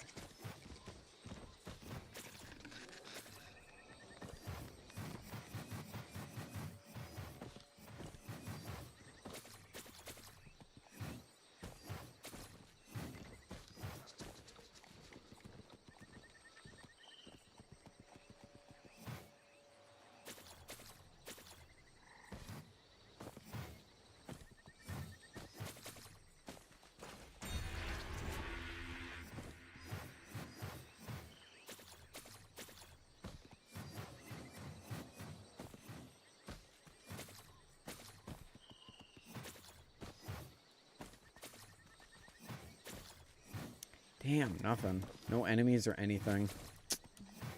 Oh, that's my fault for not extending TP out a little longer.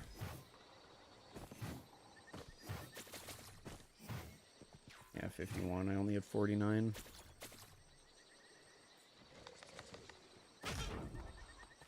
Wait, what was that?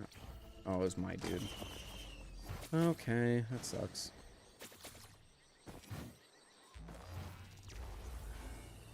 Kind of liking the trainer Thomas Aragon TI Bally, who has tried that in thoughts. I've tried it. I'm not terribly impressed by it, I'll be honest.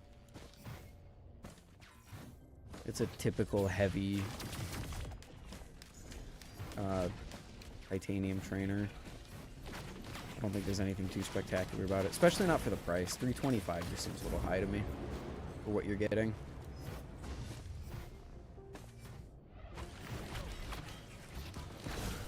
Like, it's a good price, no doubt, but I think the Superfly existing just kind of kills it.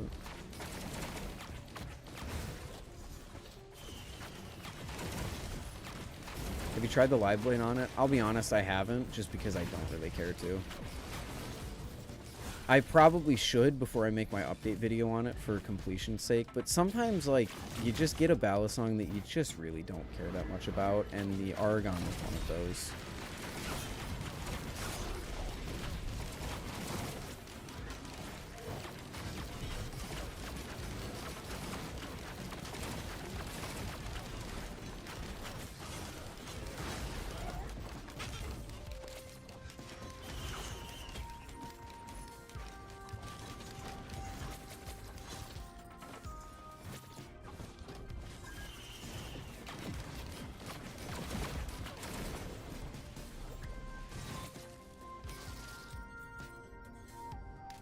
Was it a pain to reassemble?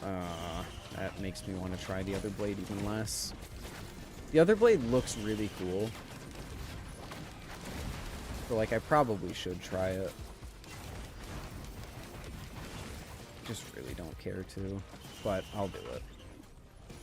I will do it.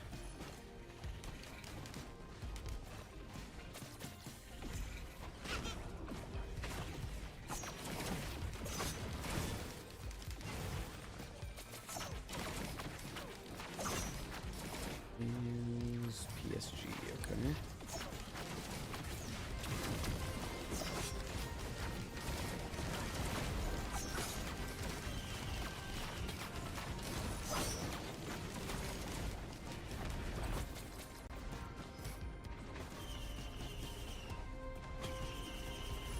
Oh, you were the one who's... I heard someone's live blade Aragon snapped in half.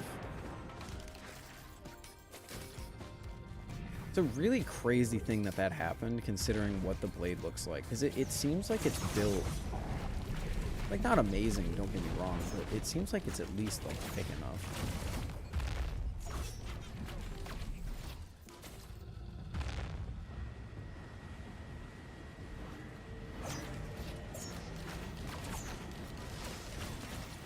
Oh, God. Oh, I'm dead. I'm not dead. I should be fine. Yeah, we're fine. Okay.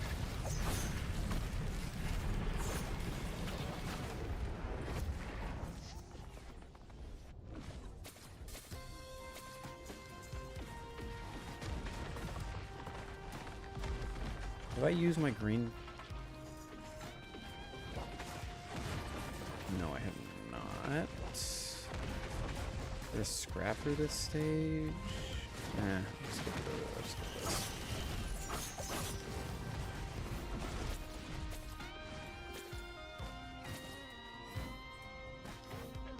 Good night, Cole. Have a good one.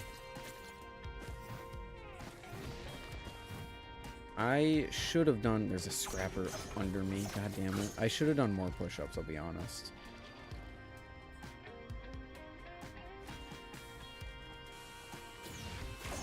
I should have done push-ups at the end of each stage. That would be a fun thing to do. Just to stay in shape. End of each stage, do like 10, 15.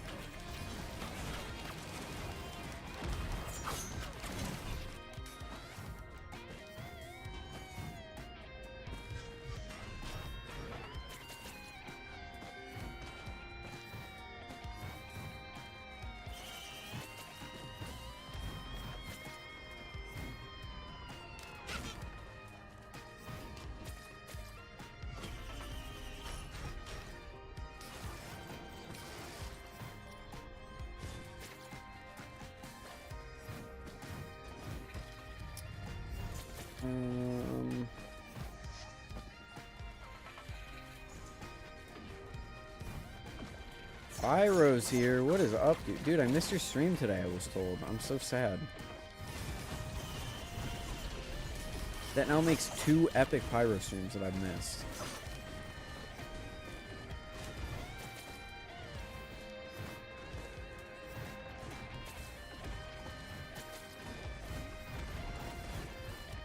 It's like epic mealtime, but like Pyro.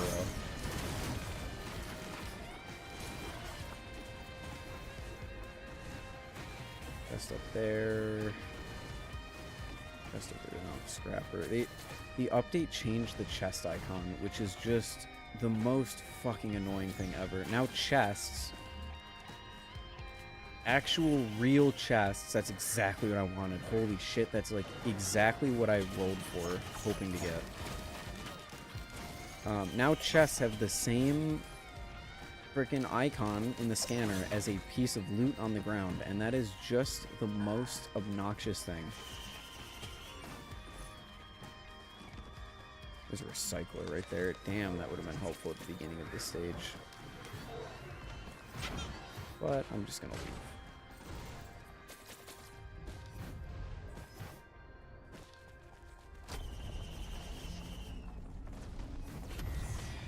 Maybe we should throw some V or setups in there. I love setups. I do setups all the time.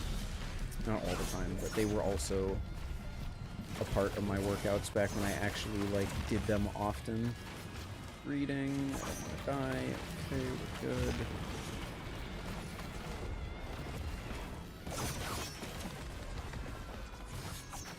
Yeah, I threw some body weight exercises in with my workouts at the gym just to simultaneously cool down, but also continue engaging muscle that I wasn't using at the time.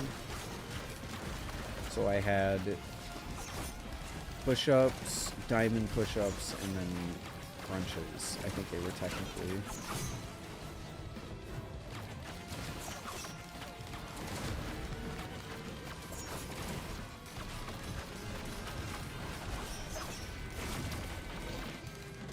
God, I'm getting destroyed.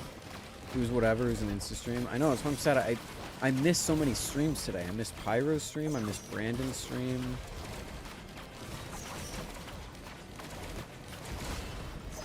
I missed your stream on YouTube the other night, which I'm still upset about. How did that go, by the way, Pyro? Like, you seem to have a lot of viewers when I was watching.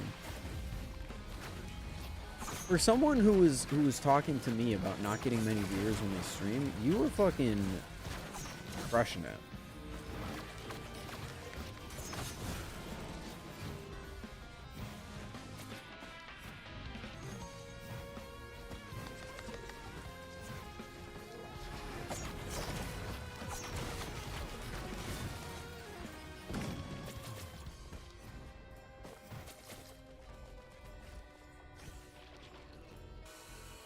Oh, you were streaming at the same time as Brandon. That's strange. Because I came into Brandon's stream for like 5 minutes, and then I had to leave because I didn't have headphones or anything to hear it with.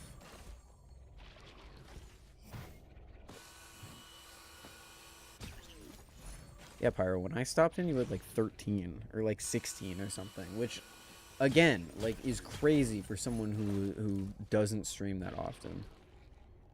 Especially Balisong stuff. Doesn't stream that often. Hell, doesn't stream at all. No offense.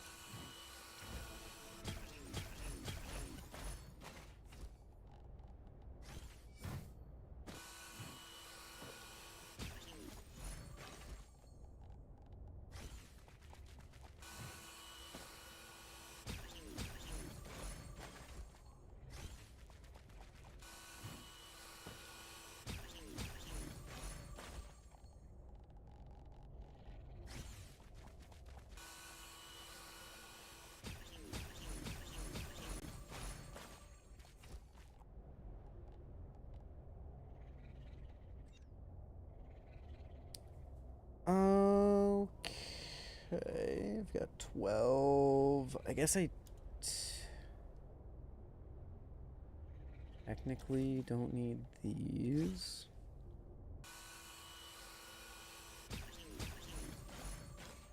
And I can give up the quail, I guess. Which will leave us with 3 legendary items and 3 green items on the moon. Let's hope we get something good, and then we should be able to host skip, so I'm not going to go get that vase. We should be all set. Is it? Yeah, that's extremely good, dude. You kidding me? I average, like, maybe 20, and I've been doing this for almost 3 years. And you were talking about how you didn't have, like, an active chat. I'm sure if you had 16 viewers and your chat was fairly active for most of the stream. That's really good for this community. Especially for, like I said, someone who doesn't stream at all.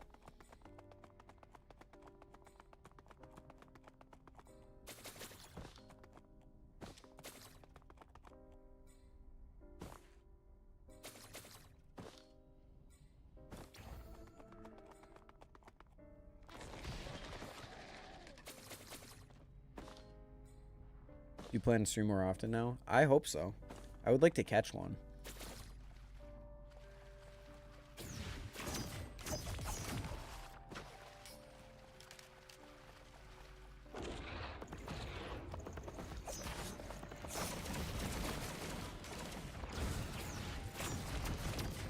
He regens before I have a chance to hit him again. That sucks.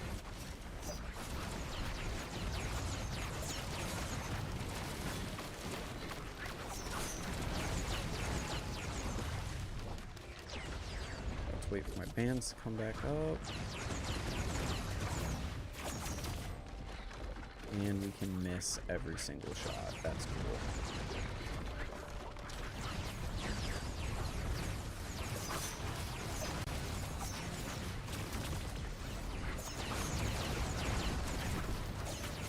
This is a good build we got going here.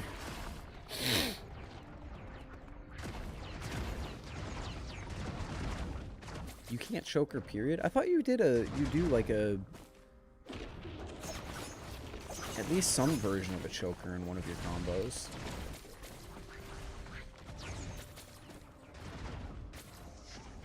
Oh, you can rev choker, okay. Reject, spare drone parts. Good thing all my drones are fucking dead. That is a band. Yes, please.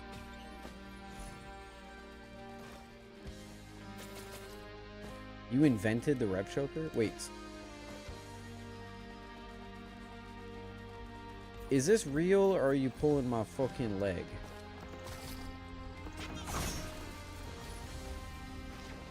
Oh my god, I almost killed myself. That's awesome. This is like real shit.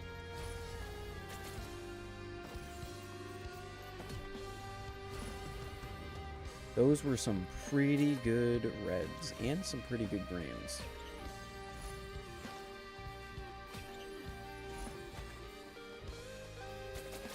Because it really sounds like you're pulling my leg with that one.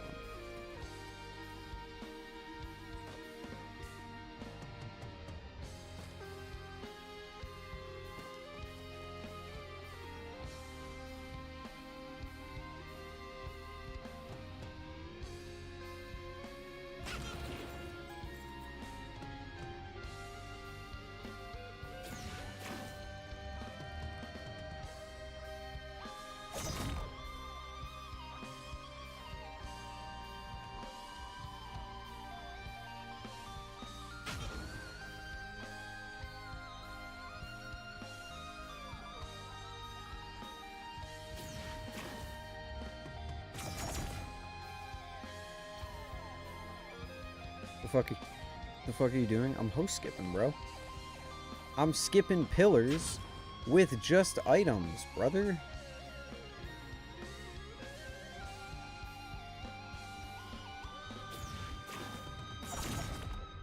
I've never seen this in my life. This is pro strats, man. So I have safer spaces to protect me from fall damage. This specific spot that I'm falling into, if you do it correctly, will launch you up so that you can hit your head on the fucking ceiling like a moron. Damn it.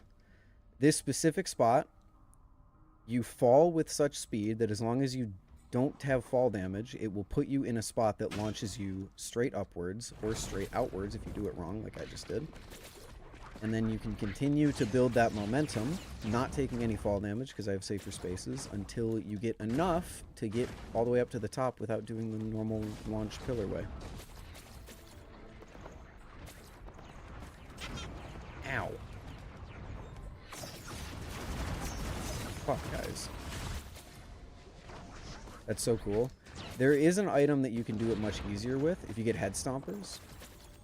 The red that doubles your jump height and takes away fall damage. You can literally just walk off this bridge at a specific point and go straight up, as long as you're sprinting. It's a little more complicated than that. Like, I'm looking all the way down, I'm in this specific spot, I'm sprinting and I'm holding jump, and as long as you get that specific spot, it'll launch you up. But with head stompers, you don't really have to do any of that. You just walk off that bridge, you hold jump, you sprint right before you get to the bottom, and it just puts you straight up. You don't have to do any of the bullshit that I'm doing and failing to do.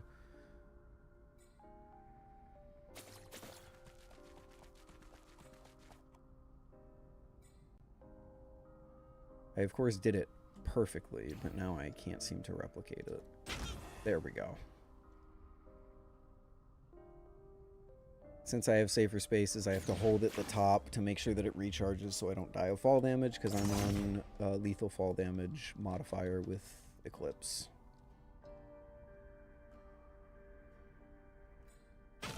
I wasn't holding jump. What is wrong with me today?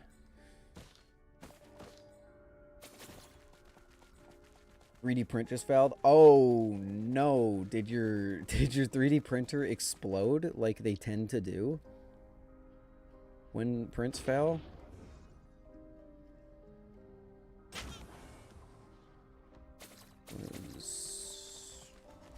Something was wrong there. I don't know what. I think it was too far forward.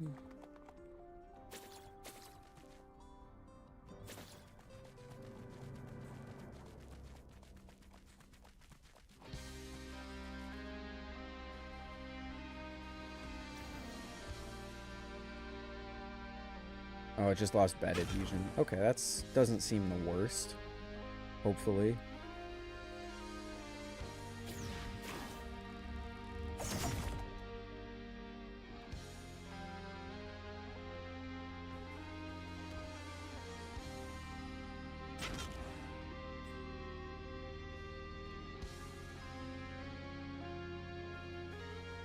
One more and we should be good.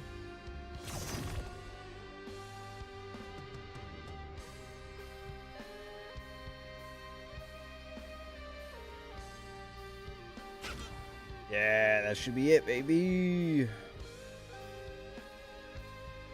Let's go. Never mind. We don't make those. Fuck.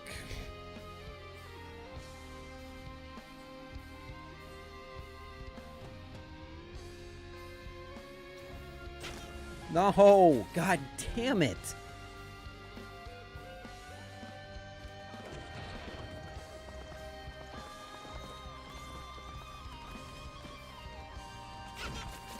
Holy shit.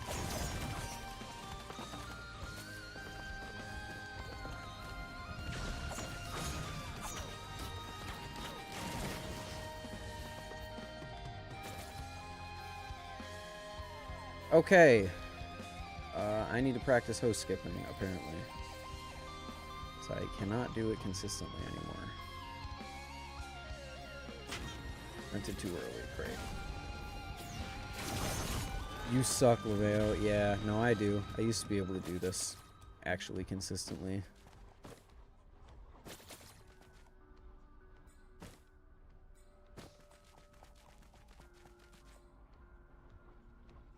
Hit a quad choker. Nice, dude. Maybe I have to be more over here? Yes. Okay. To be like under that ledge. Also, I don't think I need to do this, but better safe than sorry. Yeah, I definitely didn't need to do that. So we need to be like under this ledge, and then we... Fuck!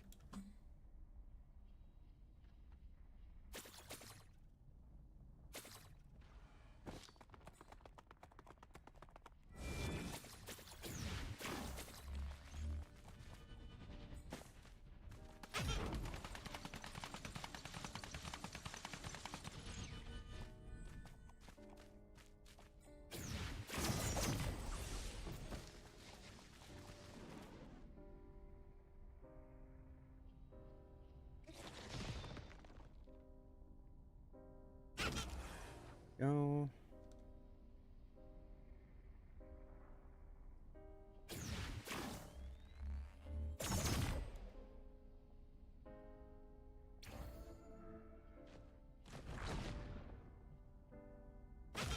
There we go. Okay, so I'm going too far forward the times that I'm failing.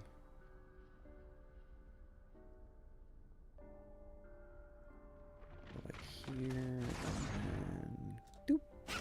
Yes, that should be it if I did it right.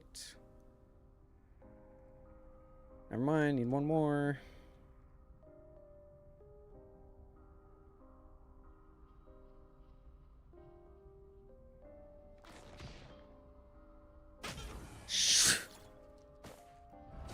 I'm actually so pissed. I'm so pissed. Lowish, I'm so pissed. I could have just done pillars at this point. But it's obvious I need to practice this, so we're practicing it. It's impromptu practice session. I was just too far forward. Okay, that's terrifying.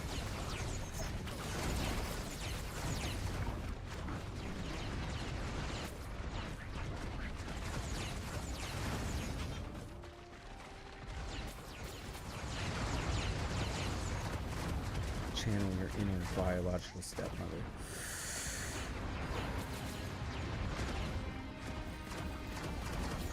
I need to take care of these fucks first.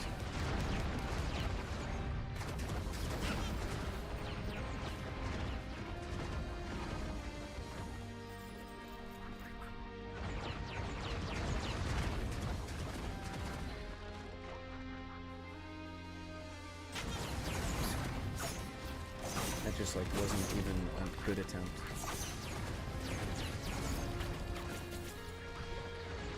And I keep wasting my healing items. If I don't get it, I'm gonna give it 3 more tries. If I don't get it, I'm just gonna do pillars normally.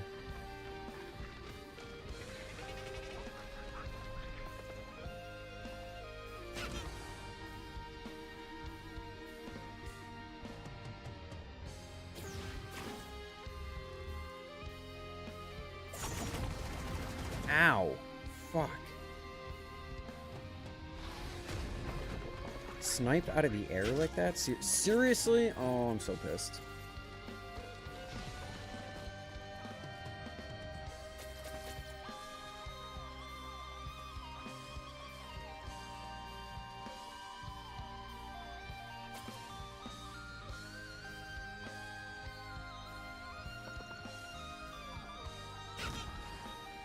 Ooh, there it is.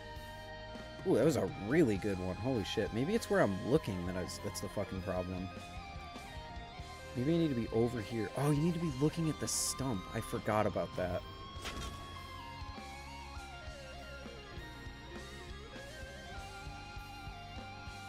Yeah, I need to be looking at the stump. That's what I'm doing wrong. I keep trying to go, like, under this platform, but I need to be, like, over here. There we are. That should be it.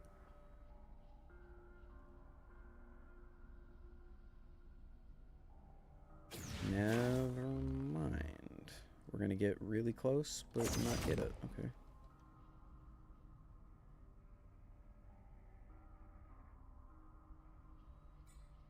Here. Kill me with hammers, please, in a video game.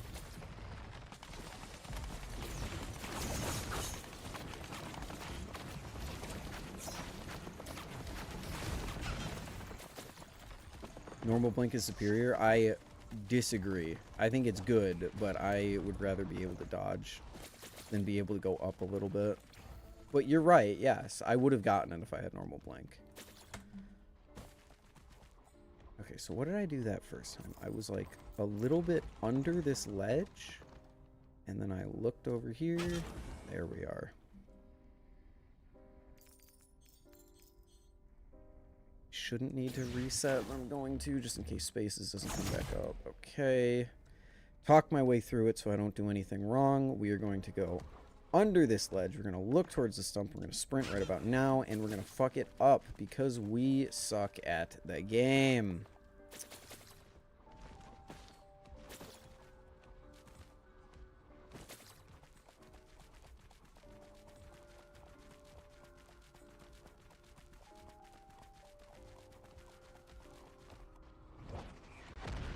You know what? Let's go with the original method. We're going down here.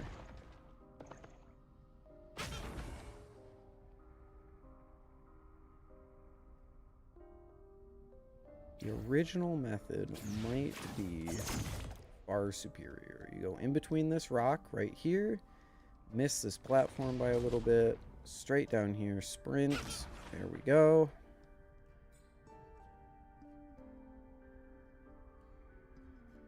Maybe one more. In between the rock and the trunk. Miss this ledge by a little bit. Go down, start to sprint. There we go. Probably gonna need one more because I keep fucking it up a little bit. I don't know why.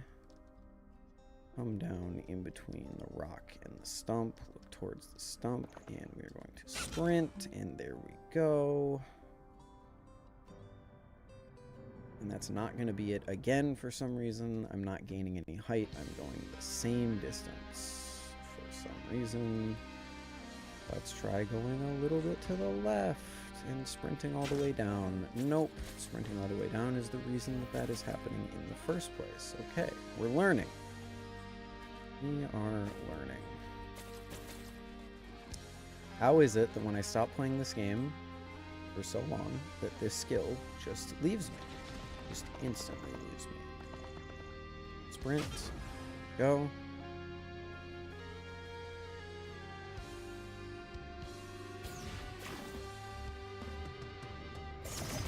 This is like me trying to get back into Elden Ring earlier. It didn't go swimmingly. Blade Show has taken a lot of my skills, I will be honest. There we go. It's good. That's good.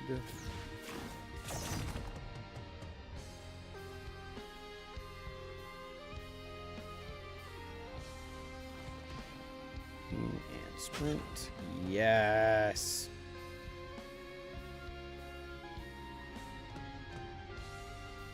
I'm getting it consistently now, but like not consistently enough to hit it 4 times in a row. So we're not going to sprint on this one. We're just going to... Yes! That should be it. That should be it. Here we are, baby. That's a host skip right there. It only took me 15 fucking minutes. I should have just done pillars in the first place.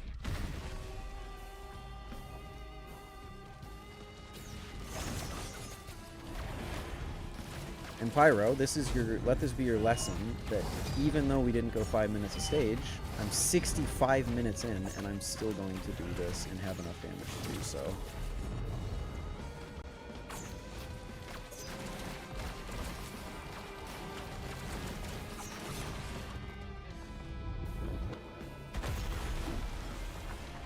Fuck you. And that's what we call the Prion hug. Ow. Okay. He hammer hugged me. You know, I'm now realizing I shouldn't have wished for someone to kill me with hammers because he has a hammer. This might have been a mistake. I agreed that 5-minute stages were stupid. I know, no, but this is me showing you proof that, like, it is not a good strategy. A good build.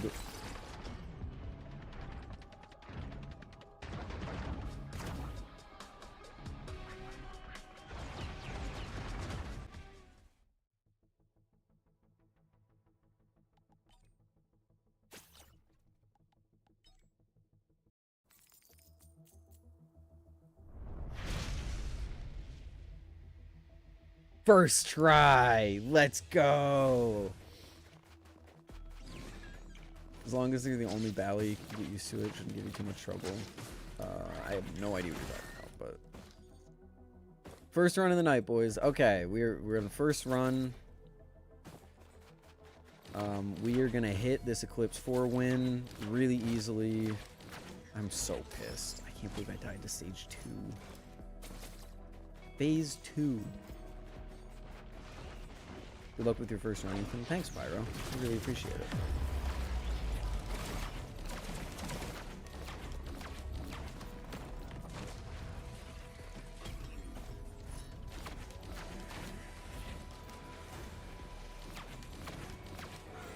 What happened? I was running in a straight line during phase 2, which is just the dumbest thing you can do in this game, to be perfectly real with you. Hey, there's a bunch of guys with machine guns. Let me go in a straight line trying to run for cover. I'm so fucking stupid.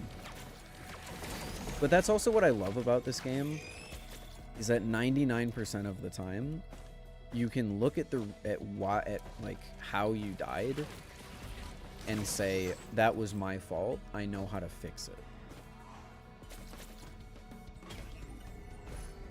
In fact, that's the reason this is my main game, because like in a lot of multiplayer games, you can't really do that. Like in Valorant, if I die, sometimes it could literally just be that guy's better than me. Or that guy had a better angle than me. Or my gun didn't shoot where I needed my gun to shoot. It's like, and it's most PvP. It's most PvP games like that behave like that. It's very rare in a PvP game that you can attribute 100 or even like 90% of your deaths to yourself. A lot of the time you can attribute them to other people. Oh, my teammates. Oh, someone else. So blah, blah, blah. And it's not that you should do that, but it's just that it's easy to. You can't really do that in this game. I died there because I fucked up. Really no way around that.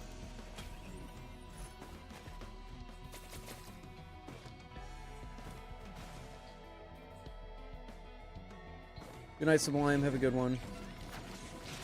If Ori goes on sale tomorrow, I'm gonna buy it. I recommend that you do. Why would it go on sale tomorrow, though? Am I missing something?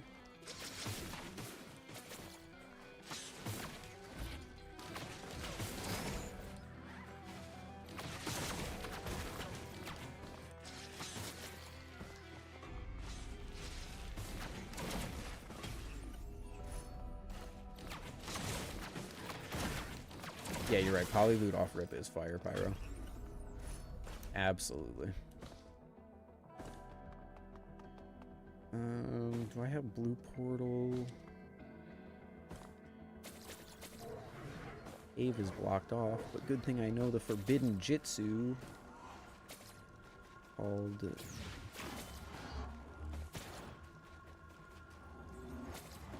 teleport through the fucking wall. Everybody's favorite aluminum bally. Sasori right now. Actually, no, the Orion 1.5 right now, actually, yeah.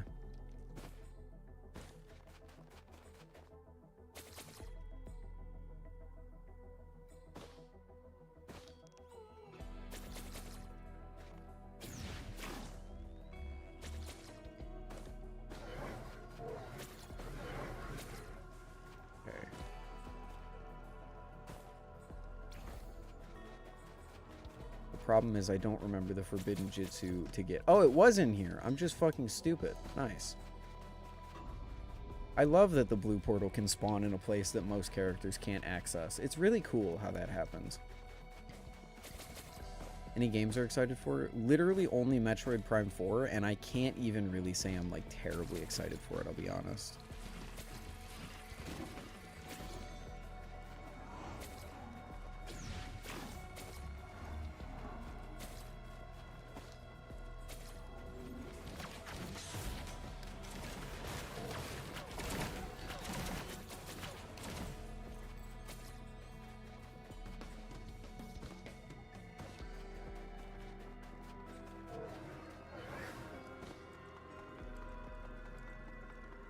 Out of the Erd Tree. Favorite aluminum bally is my custom Vault Pro. That's based. Your Vault Pro is fucking dope.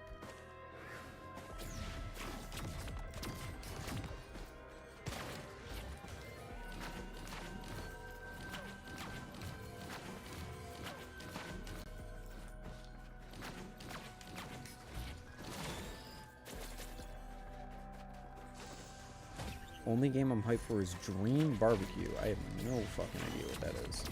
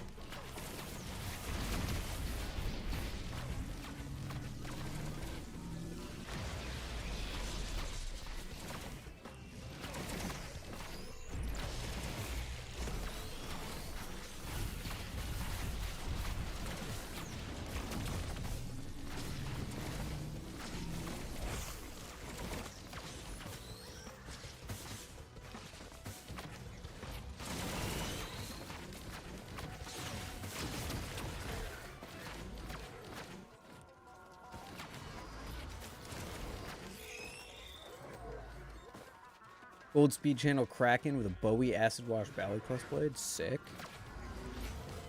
Gonna be a first-person adventure game in the style of a 90s point-and-click. Interesting.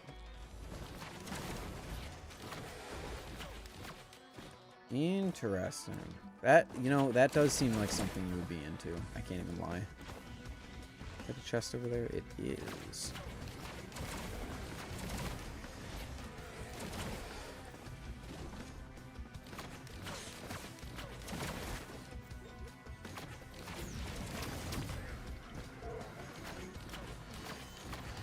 Alright, after that heartbreaking loss of an amazing run last time, we are locked in.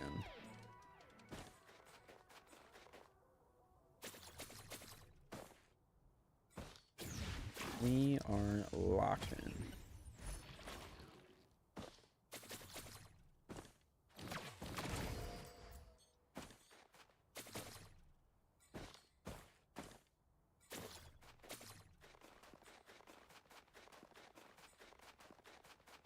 Putt Putt, Spy Fox, Pajama Scam, played all the Sonic games collection, Sonic R. Sonic R, can you feel the sunshine? Does it brighten up your day? Don't you feel that sometimes you just need to run away? Love that song. Does it brighten up your day?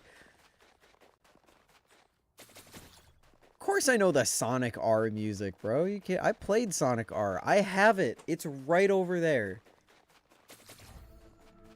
I have the Sonic Gems collection for the GameCube, and I played it on my Wii, and Sonic R was in that game. I played that song, and I remember that music, and then I found that music years later, and it still slaps. Wow. What an amazing selection of stages to go off of. So cool. Can I get this? I cannot. I could get this and then this, but I don't have any crit, so it doesn't even matter. If I was using Flurry, I would get that. We're playing that when you come to visit? Oh, absolutely. I always played Knuckles because he could fly. I always said, hey, it's cool that this guy can glide, even though it absolutely serves no purpose. And then I would play that one map where there's that, like, just absolutely massive drop-off and just glide over it. And it was so sick.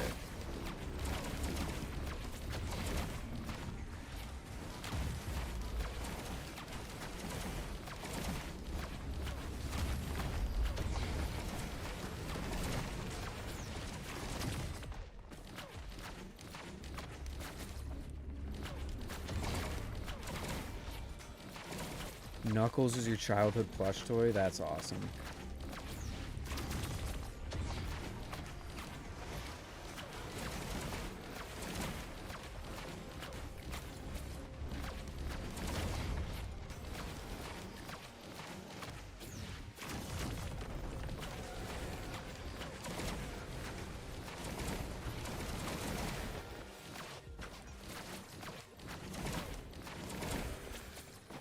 How much are these pillars? Oh, they're only 80. Okay. You know what? I don't have enough. Okay.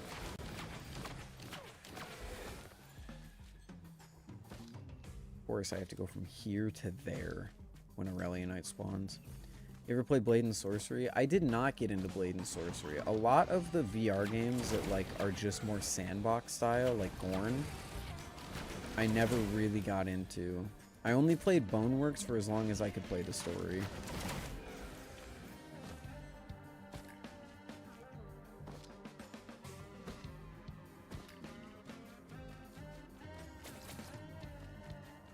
Oh, is the Knuckles plush in your office? That's awesome.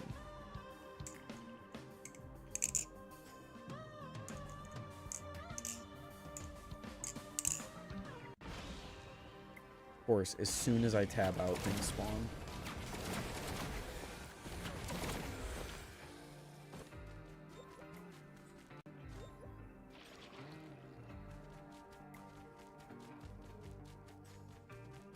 Blade and Sorcery now has a story-based progression mode with skills, buying and trading skill tree, and what functions as a campaign. Seriously? When did they add... Excuse me, when did they add that?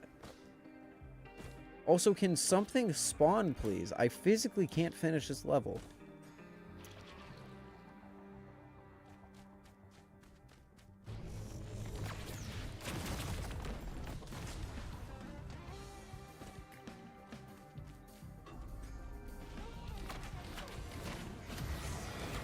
Oh, great, she spawned. Hi, Aurelianite.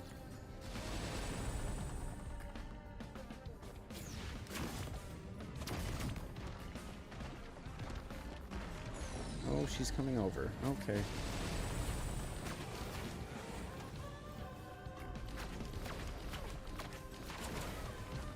Okay, I don't think I have enough damage to one-cycle her. But we can certainly try.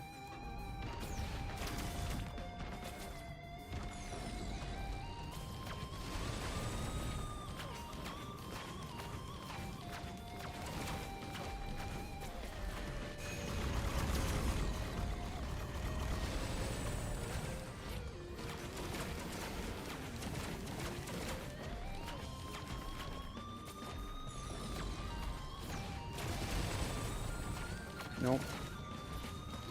I don't even think I'm going to two-cycle her at this stage, at this phase. At this pace.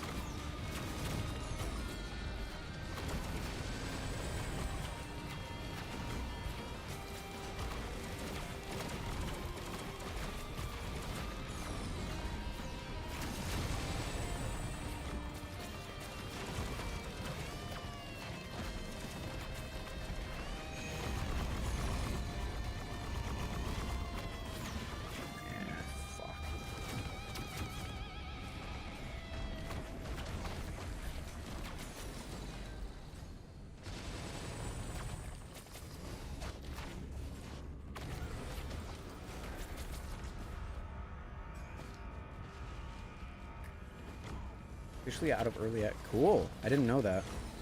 I have not been following VR news for a very long time, I'll be honest.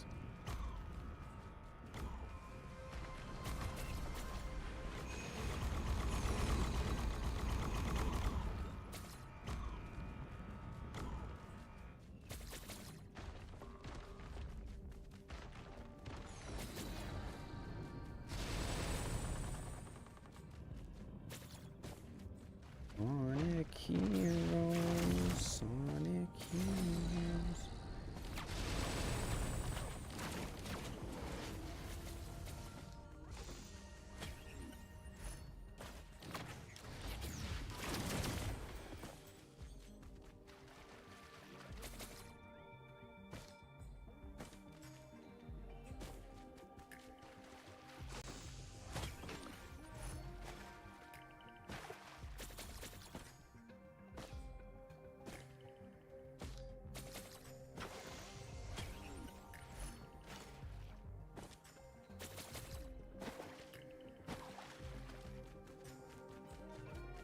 All the Sonic fans shouting off in chat. I was a Mario nerd.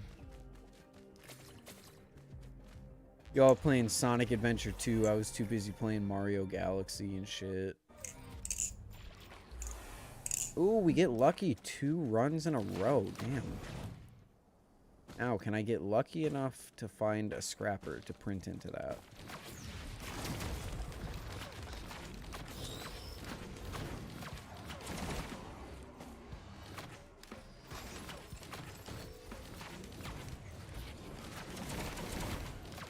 Well, this run isn't as goated as the one that we just lost. I mean, the one that never existed, for sure. It does seem like we're still doing pretty good.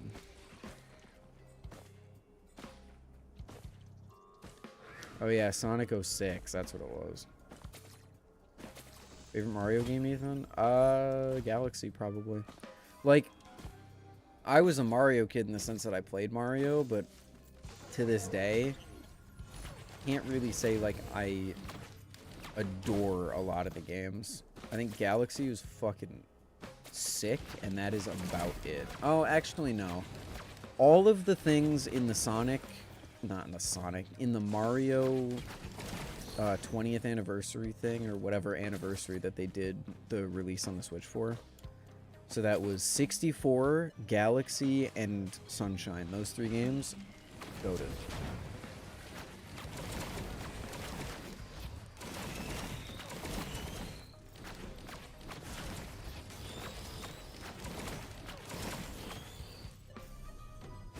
They picked, like, the actual best games to remaster, or not even remaster, to port over to the Switch.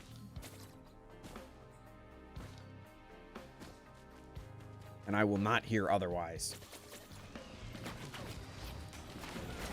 Why does this... Do you guys hear the alarm going off whenever Lemurians spawn? I swear that was not a thing before. The last update fucked up so much stuff.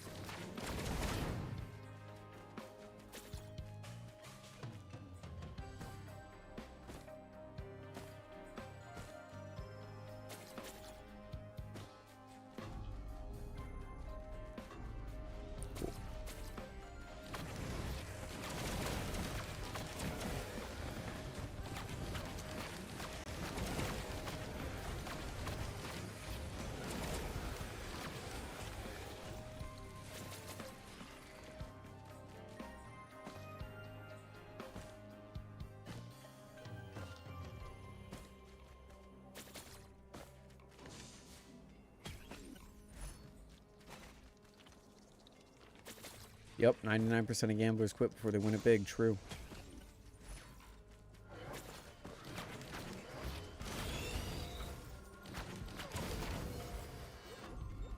Yeah, Sunshine's sick.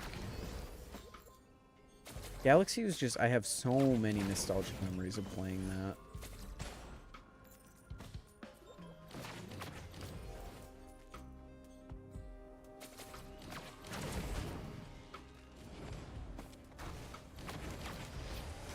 '64 I played on my DS. I played 64 DS edition. Fucking that was lit. Finished that. I never actually ended up finishing Sunshine.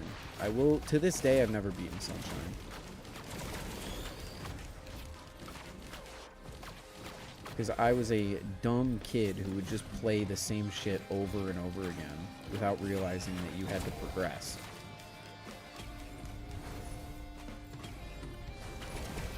See, 99% of gamblers quit before they win it big. If I quit, I wouldn't have won it big.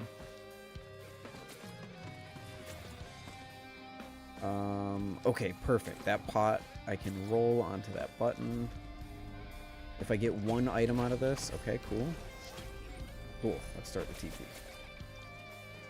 We can loot the rest of the stage later, unless we can pot roll this right now while there's no enemies. Come on, nope, stay there, you bitch. Damn it. I think that pot's gonna get blown up.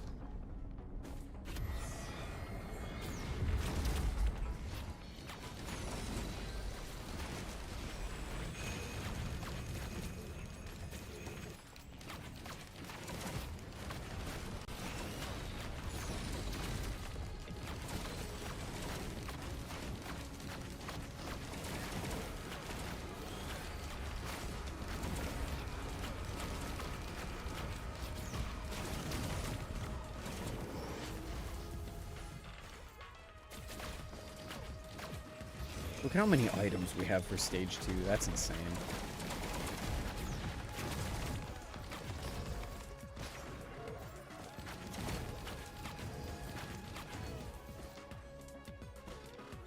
Yeah, the Mario sections where they take away Flood were pretty good. Maybe you should try going to the casino. Horrors of having worked as a games dealer.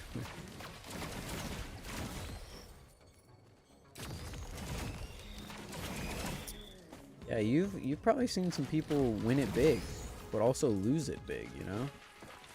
Pot has not been blown up yet. That's sick. Just try and keep it that way.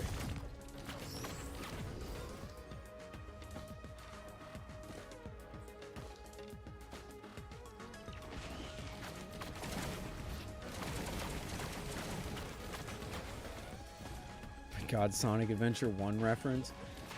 I know 2 things about Sonic Adventure. Maybe you should try going to the casino and the scene where you skateboard down the street while a giant fucking fuck-off truck follows you and chases you. That is all I know.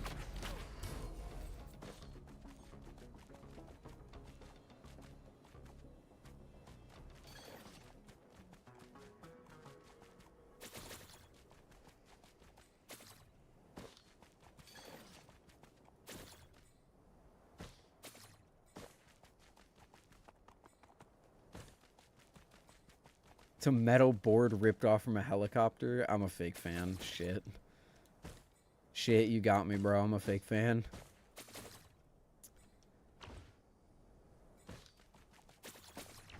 Alrighty, I opened up bands. Let's just see if I missed any chests. I did. It was a war horn.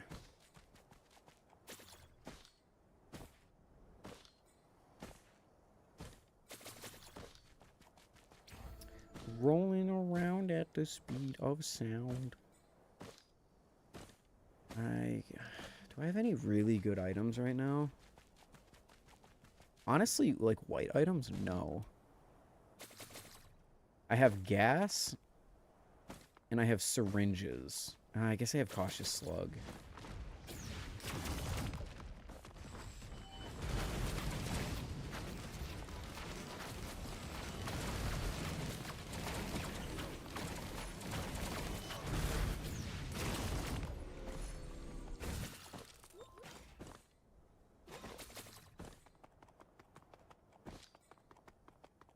We're just singing the theme song. Hell yeah, I love that. I love when game communities come together. Watch, I'm gonna immediately lose my cautious slug. Or my gas. I guess I don't really want to lose my gas either. I will take that. Sprint until we lose a good item. Perfect. Not great, but works. Perfect. Keep it going. Actually, no, don't keep it going. I'm done. That's where we're going to stop. I'm not going to get too greedy with it.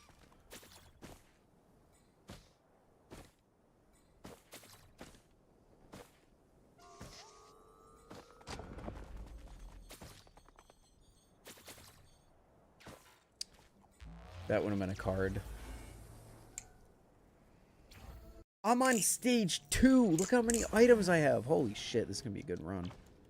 I can't wait to fuck it up by failing to host skip for 20 minutes and then die to stage or phase 2 of the final boss. Ooh, a crowbar. I'll take that. Take an energy drink for that. That's fair.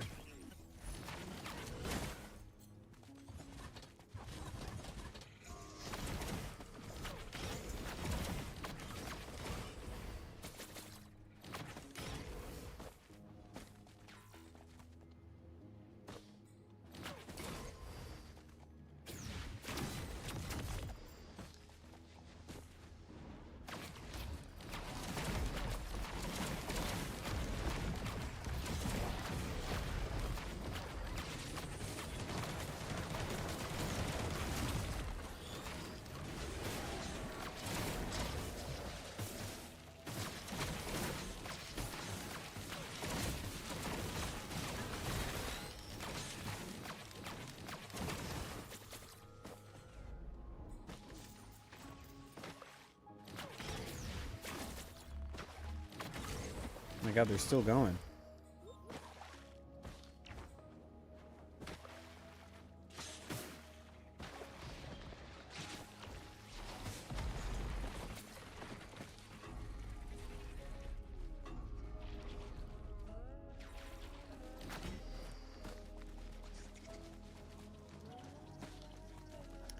I will be honest with you, Sonic fans. I have committed what is probably a terrible crime.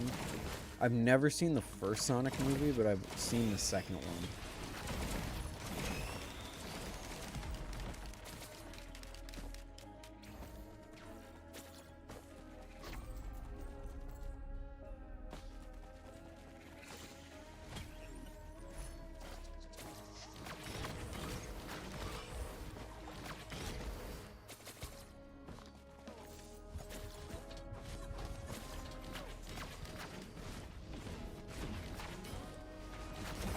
You're weird for that?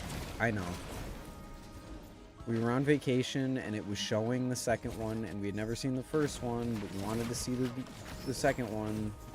Maybe my parents had seen the first one. I don't know. I've never seen the first one. I saw the second one. I like the second one. And I will never watch one of those movies again, probably.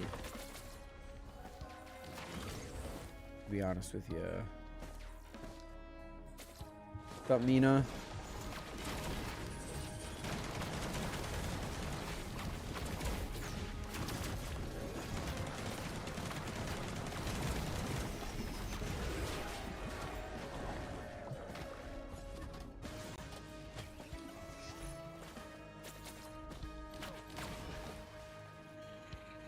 I have, of course, seen Jim Carrey being iconic.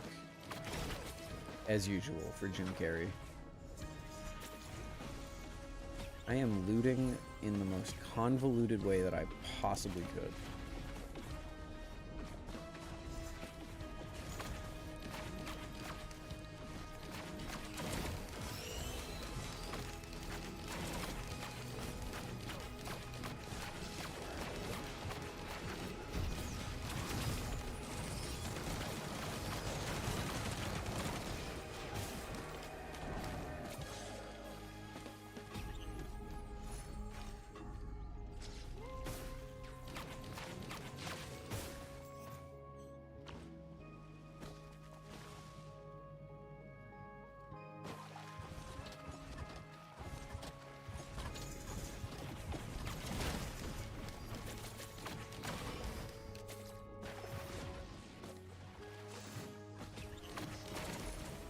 I mean, you know what? Let's find Blue Portal real quick.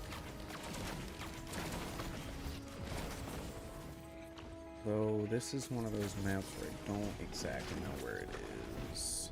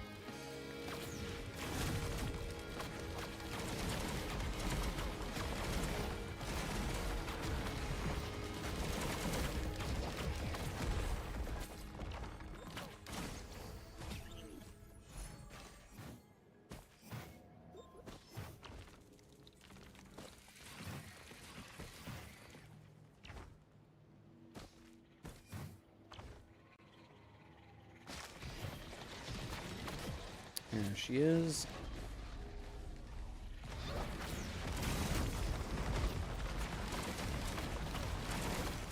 Whoa, what the fuck hit me?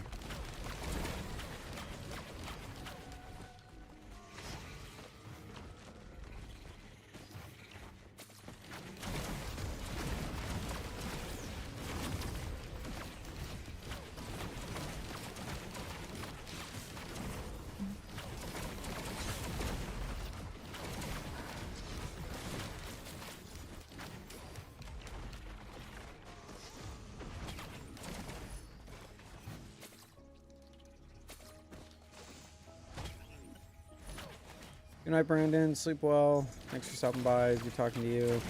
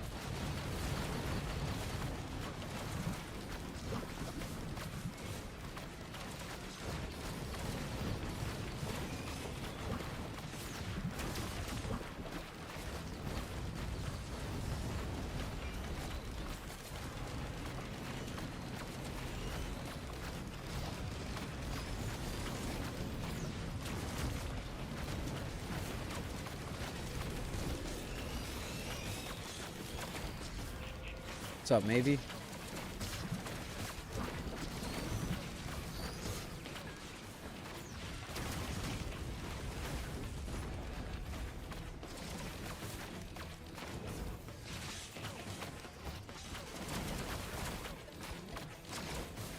Ooh, we can get some money for the next stage too. Nice.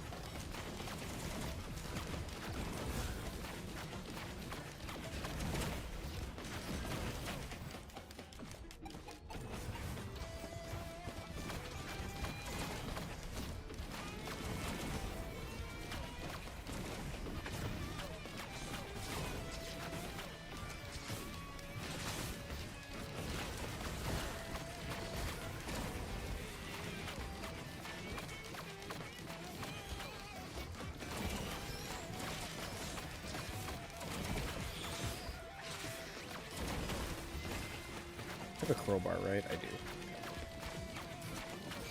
No scrapper this stage is a little disappointing. Oh no, we can't get money for next stage. You know what? I would rather take the random than go to the blue portal and have the money.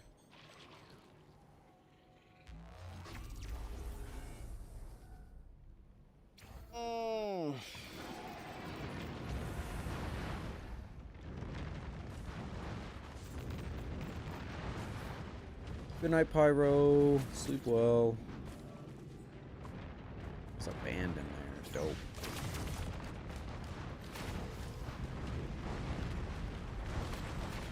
Uh-oh.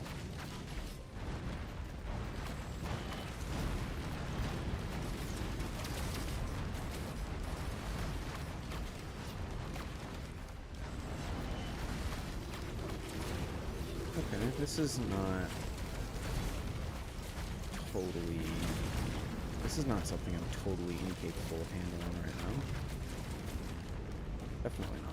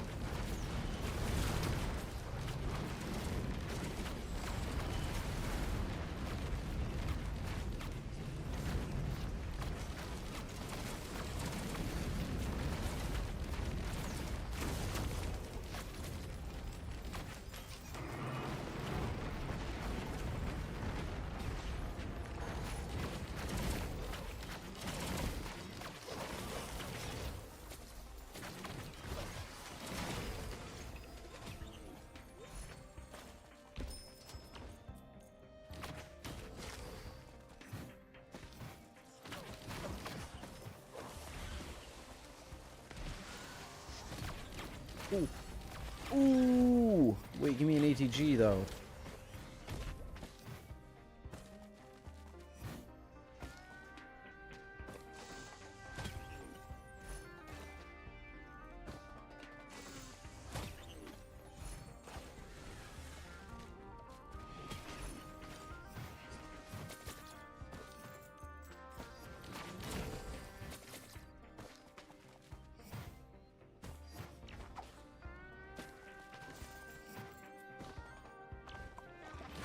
We're gonna hit the craziest AWU skip of all time.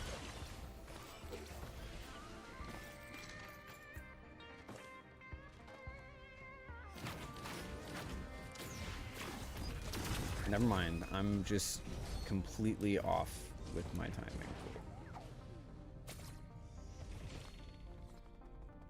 Okay, I can print for all of this stuff later.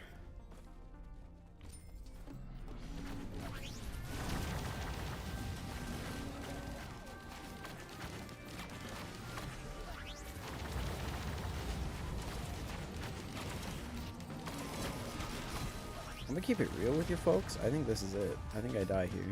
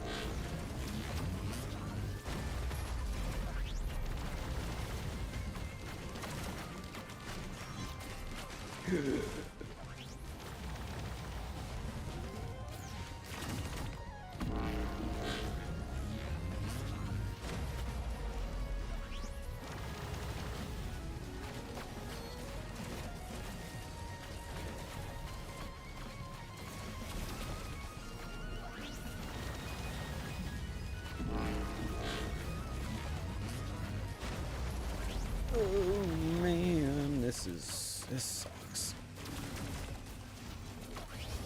Okay. That was not worth it. Fucking hell.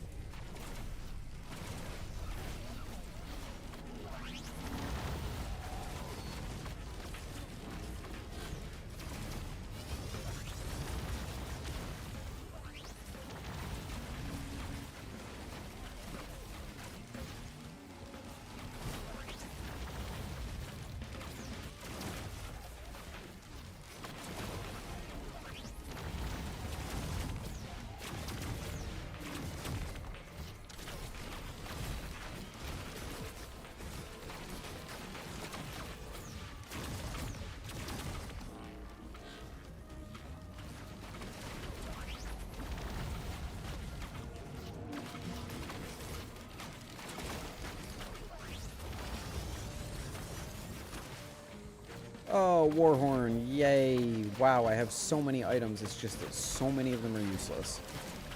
That's crazy.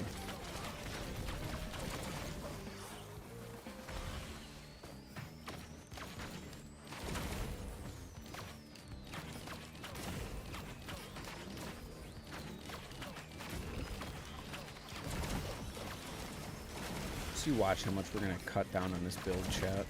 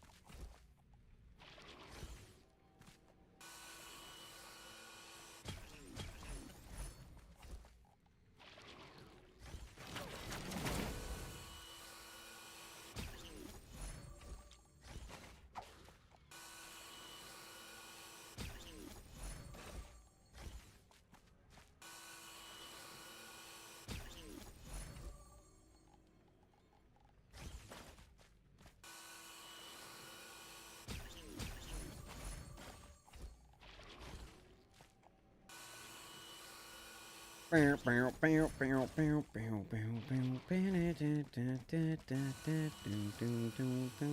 should have kept that. I'm dumb.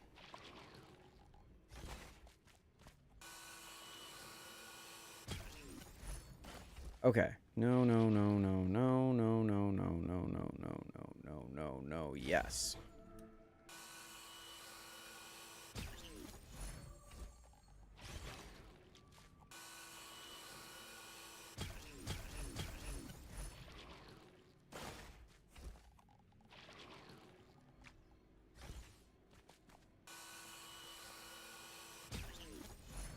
I will keep the bungus for emergency healing because I don't have a cautious slug. All the other healing items can go bye-bye. We don't want to rely on them anyway because Eclipse 6 is coming up. Or Eclipse 5, I don't remember which. We have successfully scrapped 18 items, and I could probably scrap 19...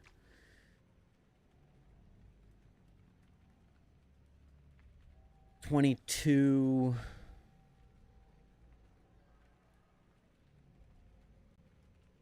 Probably scrap 23, but I'll save them just for the lows. I need an ATG pretty badly. I should have found Blue Portal if I knew I was going to scrap all that stuff, though. That was a big mistake.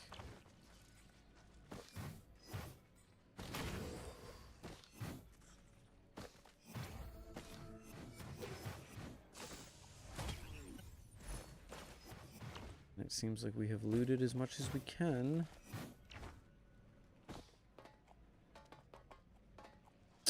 Printers, that's right. There were printers on this stage that were pretty good.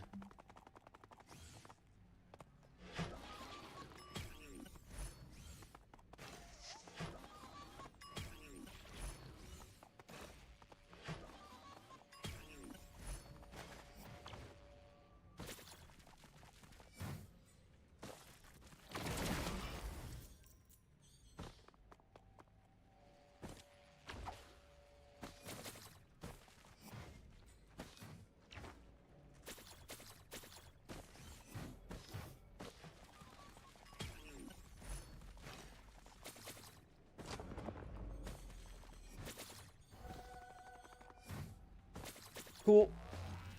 We're looking good. If I can get an ATG, then we are looking so fresh and fine and kooky and cool. Or a plasma shrimp, that would also work.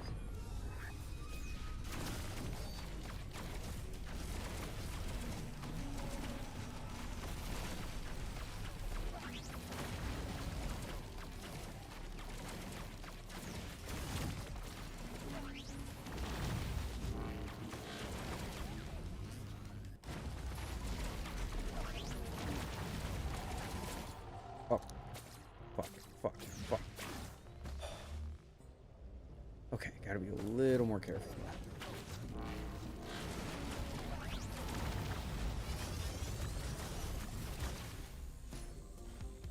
Ooh.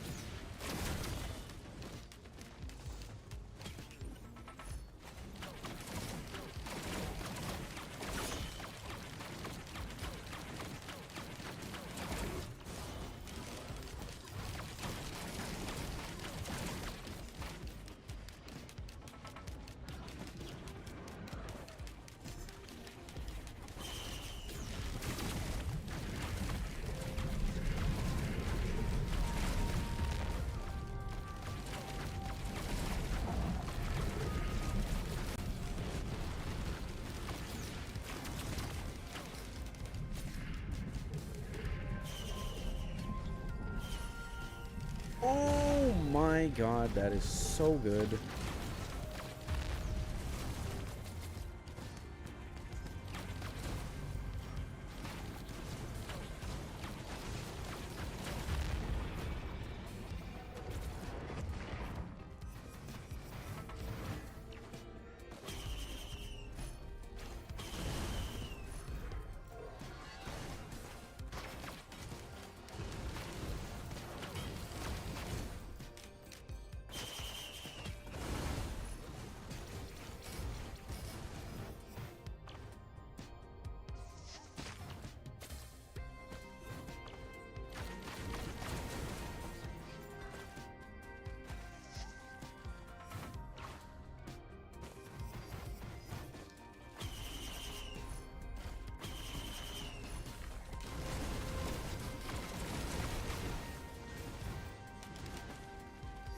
I should keep in mind, I don't have a pillar skip yet.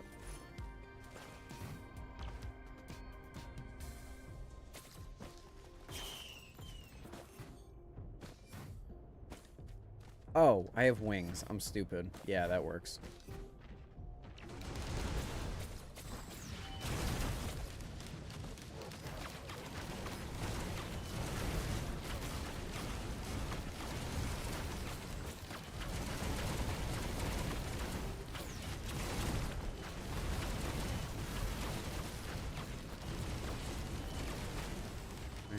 Consumable.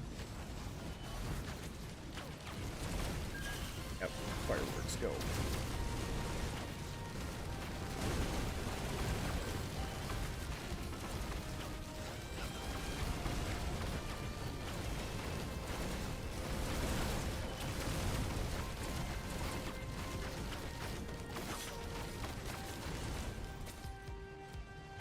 Ooh, nice.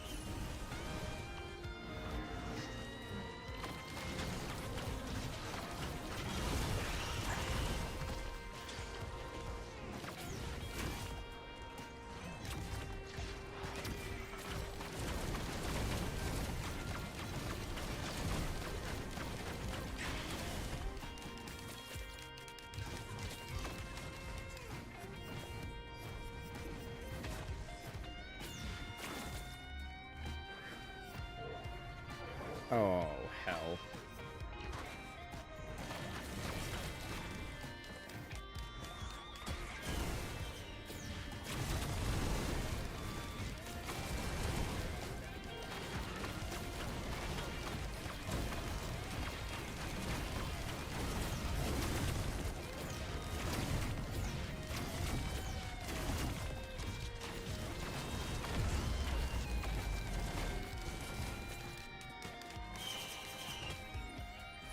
Oh, I'm not stressed out at all. What? What are you talking about? Nope, not at all. Not even a little bit.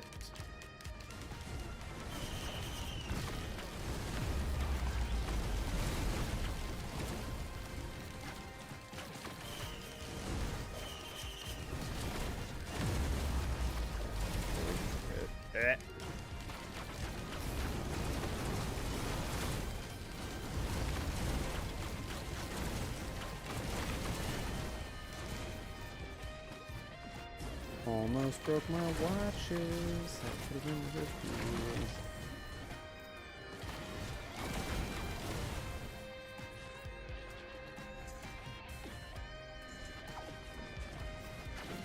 Oh, I do have a cautious slug. I'm just stupid.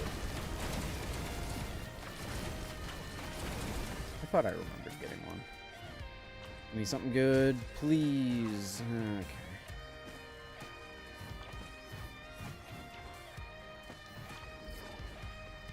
To be fair, it is some of the best healing in the game, so can't complain too much. I will be re-rolling that though.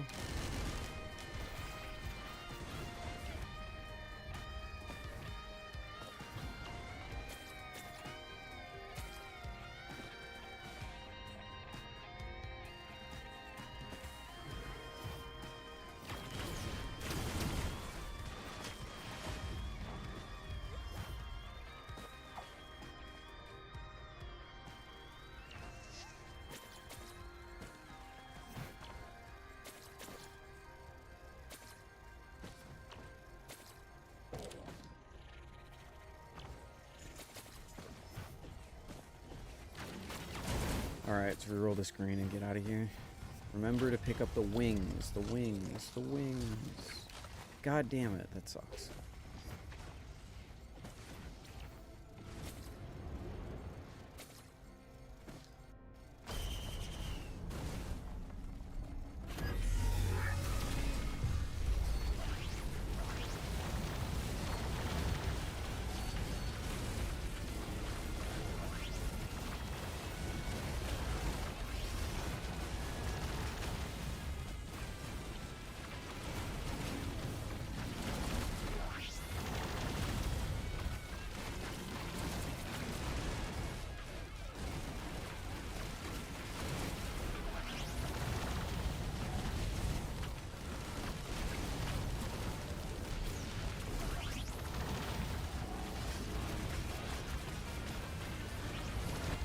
Wow.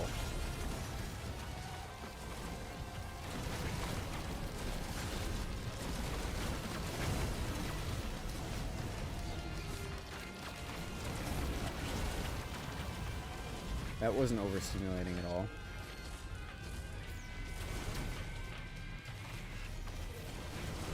Ooh, I'm not gonna die at all. No way.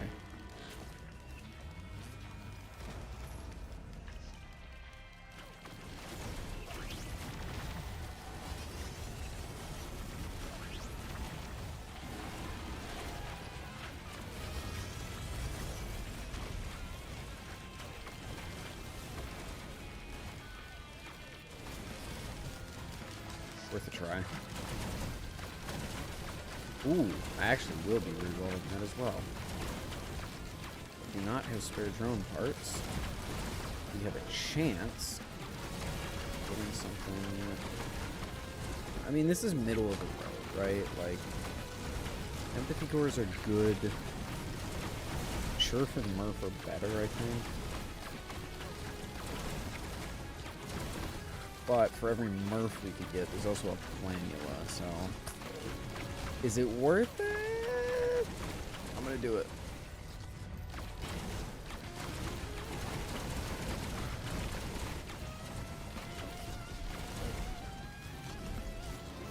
And we got Beetle Queen. Okay.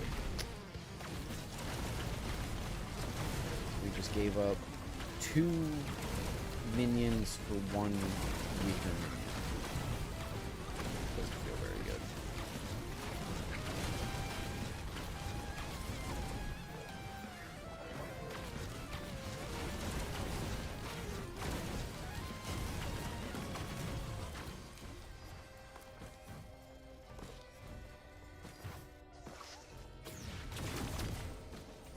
All right, Brainstalks. Brainstalks, Pauldron, Daisy, Fireworks, Medkit.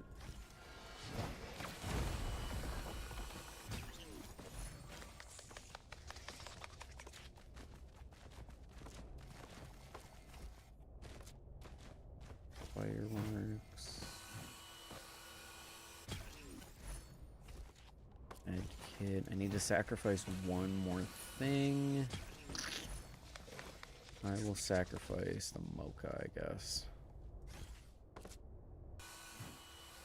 I don't realistically need gas or will-o-wisp, but I'll keep it anyway.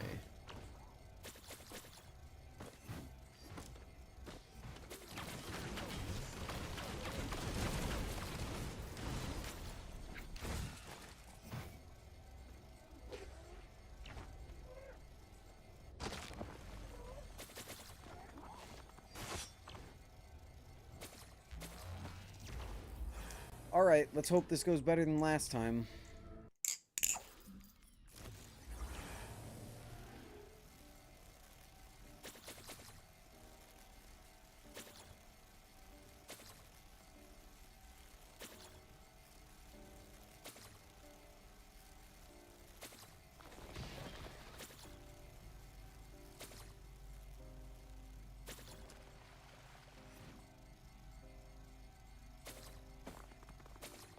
I don't see any perfectives. I think we're good to just go straight.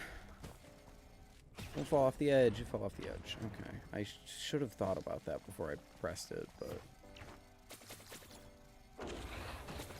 I guess I'm playing the stupid game today. Burner? I mean, why not? Especially since there's nothing else good to get.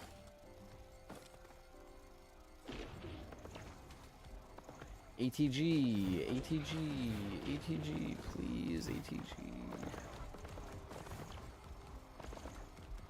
Cool.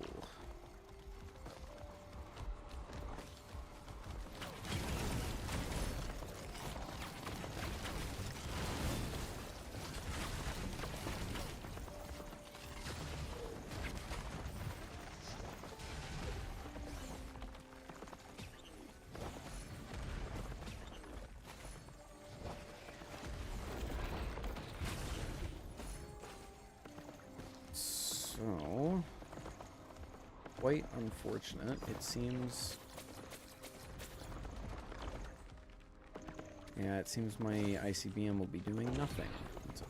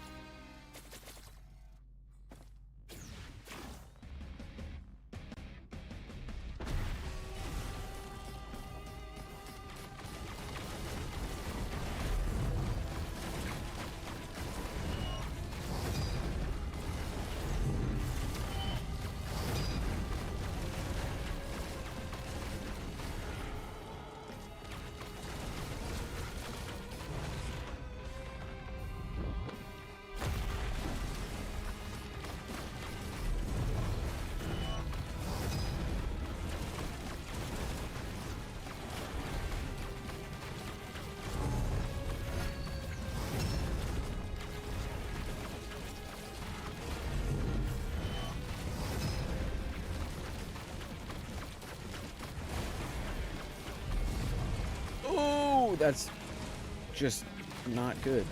What am I doing?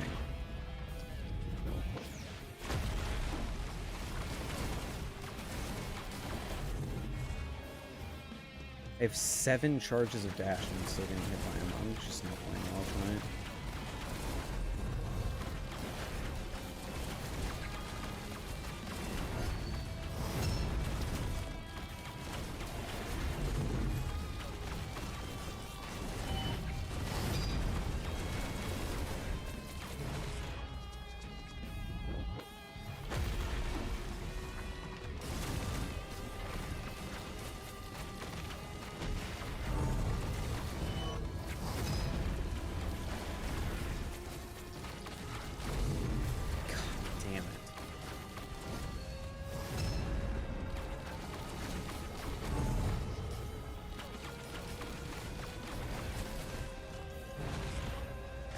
Okay, let's not die to phase 2 this time. Please?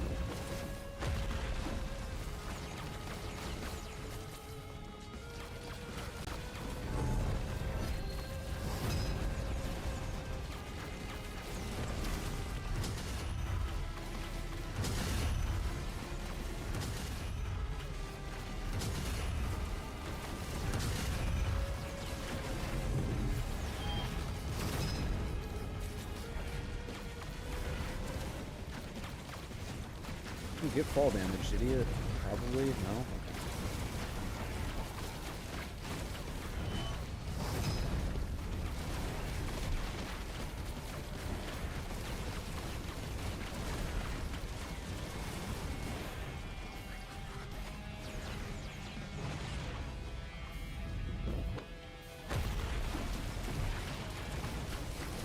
Okay, nice.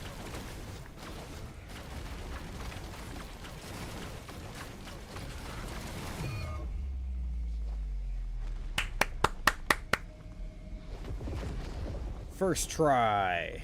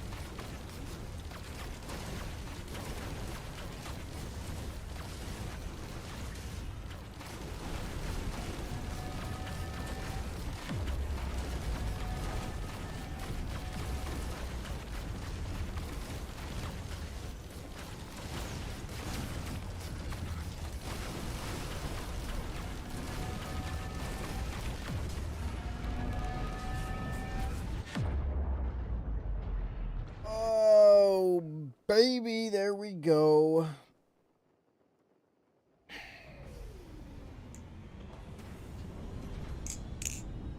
There we go. GG.